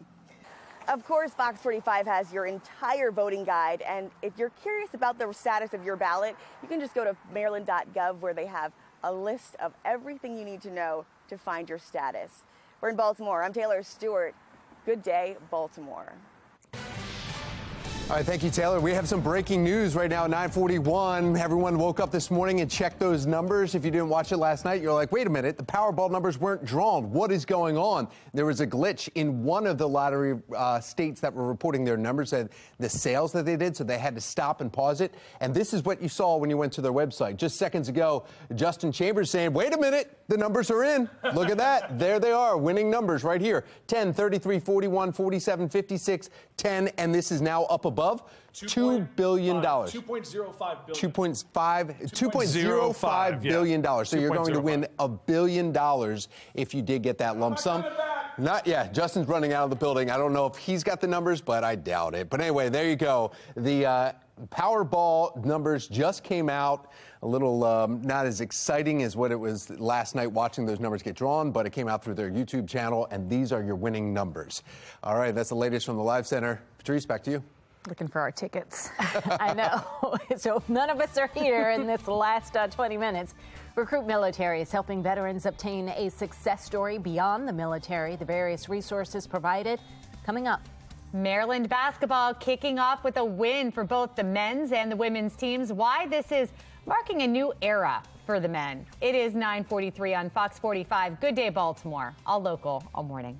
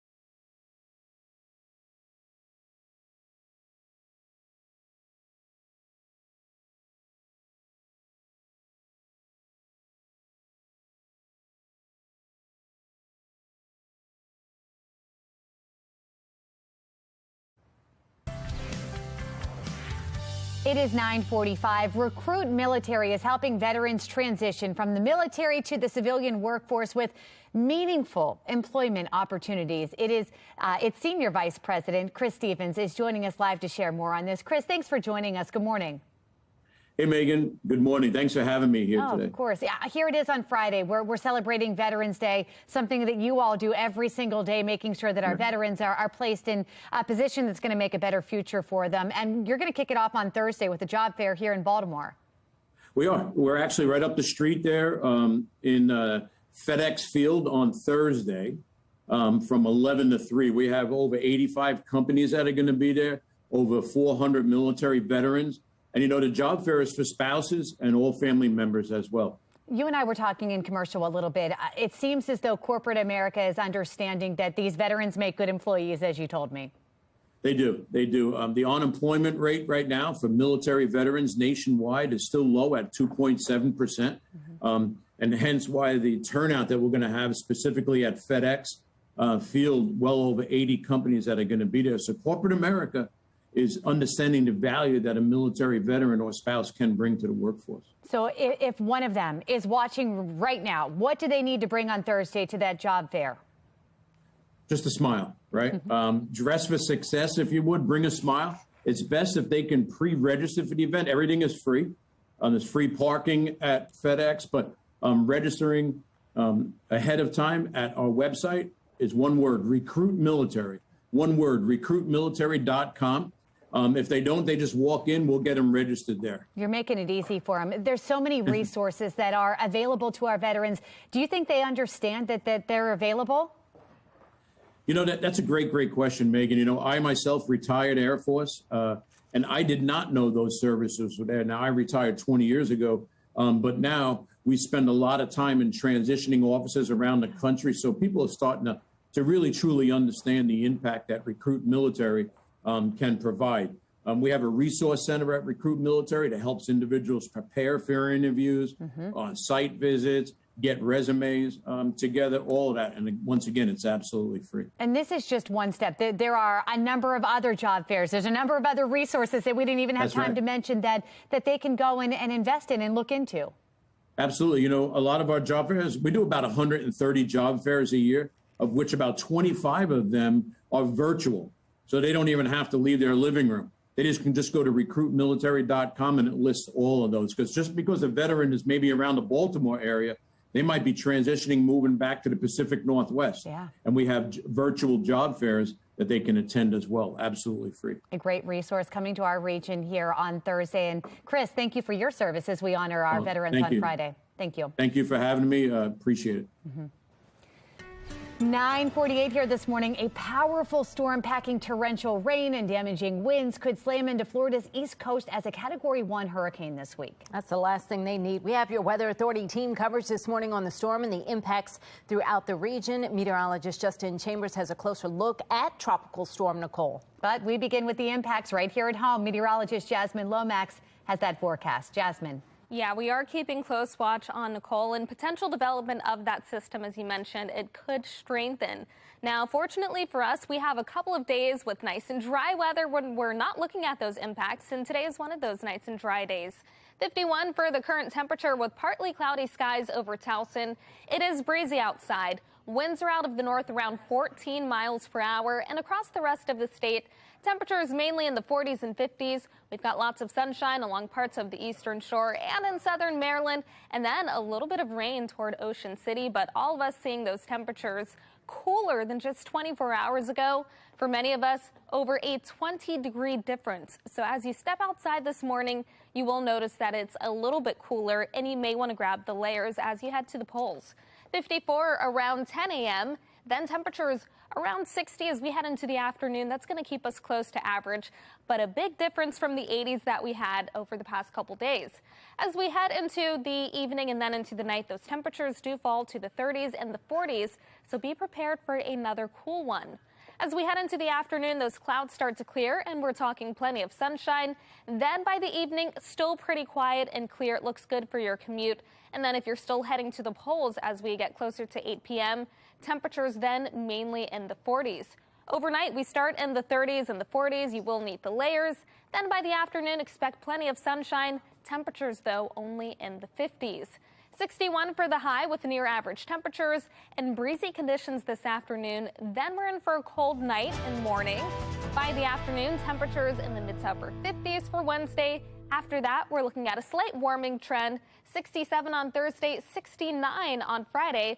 Then over the weekend, temperatures go from the 60s to the 40s. Now, Justin, we could be dealing with a little bit of rain over the weekend from Nicole. What are we seeing and what are we expecting? Yeah, you and I were both talking about it, Jasmine, how this hurricane season has been so odd. It was very quiet for a long time. Then we had Ian. That was a major impact, not only in Florida, but for here at home. And now we're late in the season. The season goes until November 30th, but now we have subtropical storm Nicole. And this is subtropical because the core of this storm is actually cold, and it actually formed north of where we typically see these storms form. So this storm is actually going to turn back into tropical storm Nicole over the next couple of hours as it tracks here toward Florida. There's the track on it right there. And it is expected by the time we get into early Thursday morning north of West Palm Beach to potentially hit as a Category 1 storm with about 75-mile-an-hour winds. Now, then it's going to make a turn to the north and then a big right turn right up through Georgia and the Carolinas and heading our way by Friday, especially Friday afternoon into early Saturday. Some of the early model indications, at least a good inch of rain, could see some 2 to 3 inches as well, and the wind that will be with us also. So obviously we'll continue to track this with our Weather Authority team and give you more updates as we get closer. All right, Justin, thank you. College basketball officially tipped off for both men's and women's Maryland basketball, and it's a new era for the men. Head coach Kevin Willard is the 4th head coach since 1989, and in his first game, the Terps beat the Niagara Purple Eagles 71-49. The women, who are ranked 17th in the country, also opened their season with a win. They made the short trip to Fairfax, Virginia to take on George Mason. They beat the Patriots 88-51. Now, the Ravens are waking up victorious this morning after beating the New Orleans Saints 27-13. Who needs Powerball when we've got a Ravens win? The next time we'll see the Flock back in action is November 20th. They'll be playing at home after having this well-deserved weekend off. That's the next home game, is on the 20th. We've got a mostly sunny, mostly breezy day ahead with highs reaching towards 60. Meteorologist Jasmine Lomax taking one final look at the colder temps throughout the rest of the week in that 10-day forecast. It's 9:53 and you're watching Fox 45. Good day, Baltimore. All local, all morning.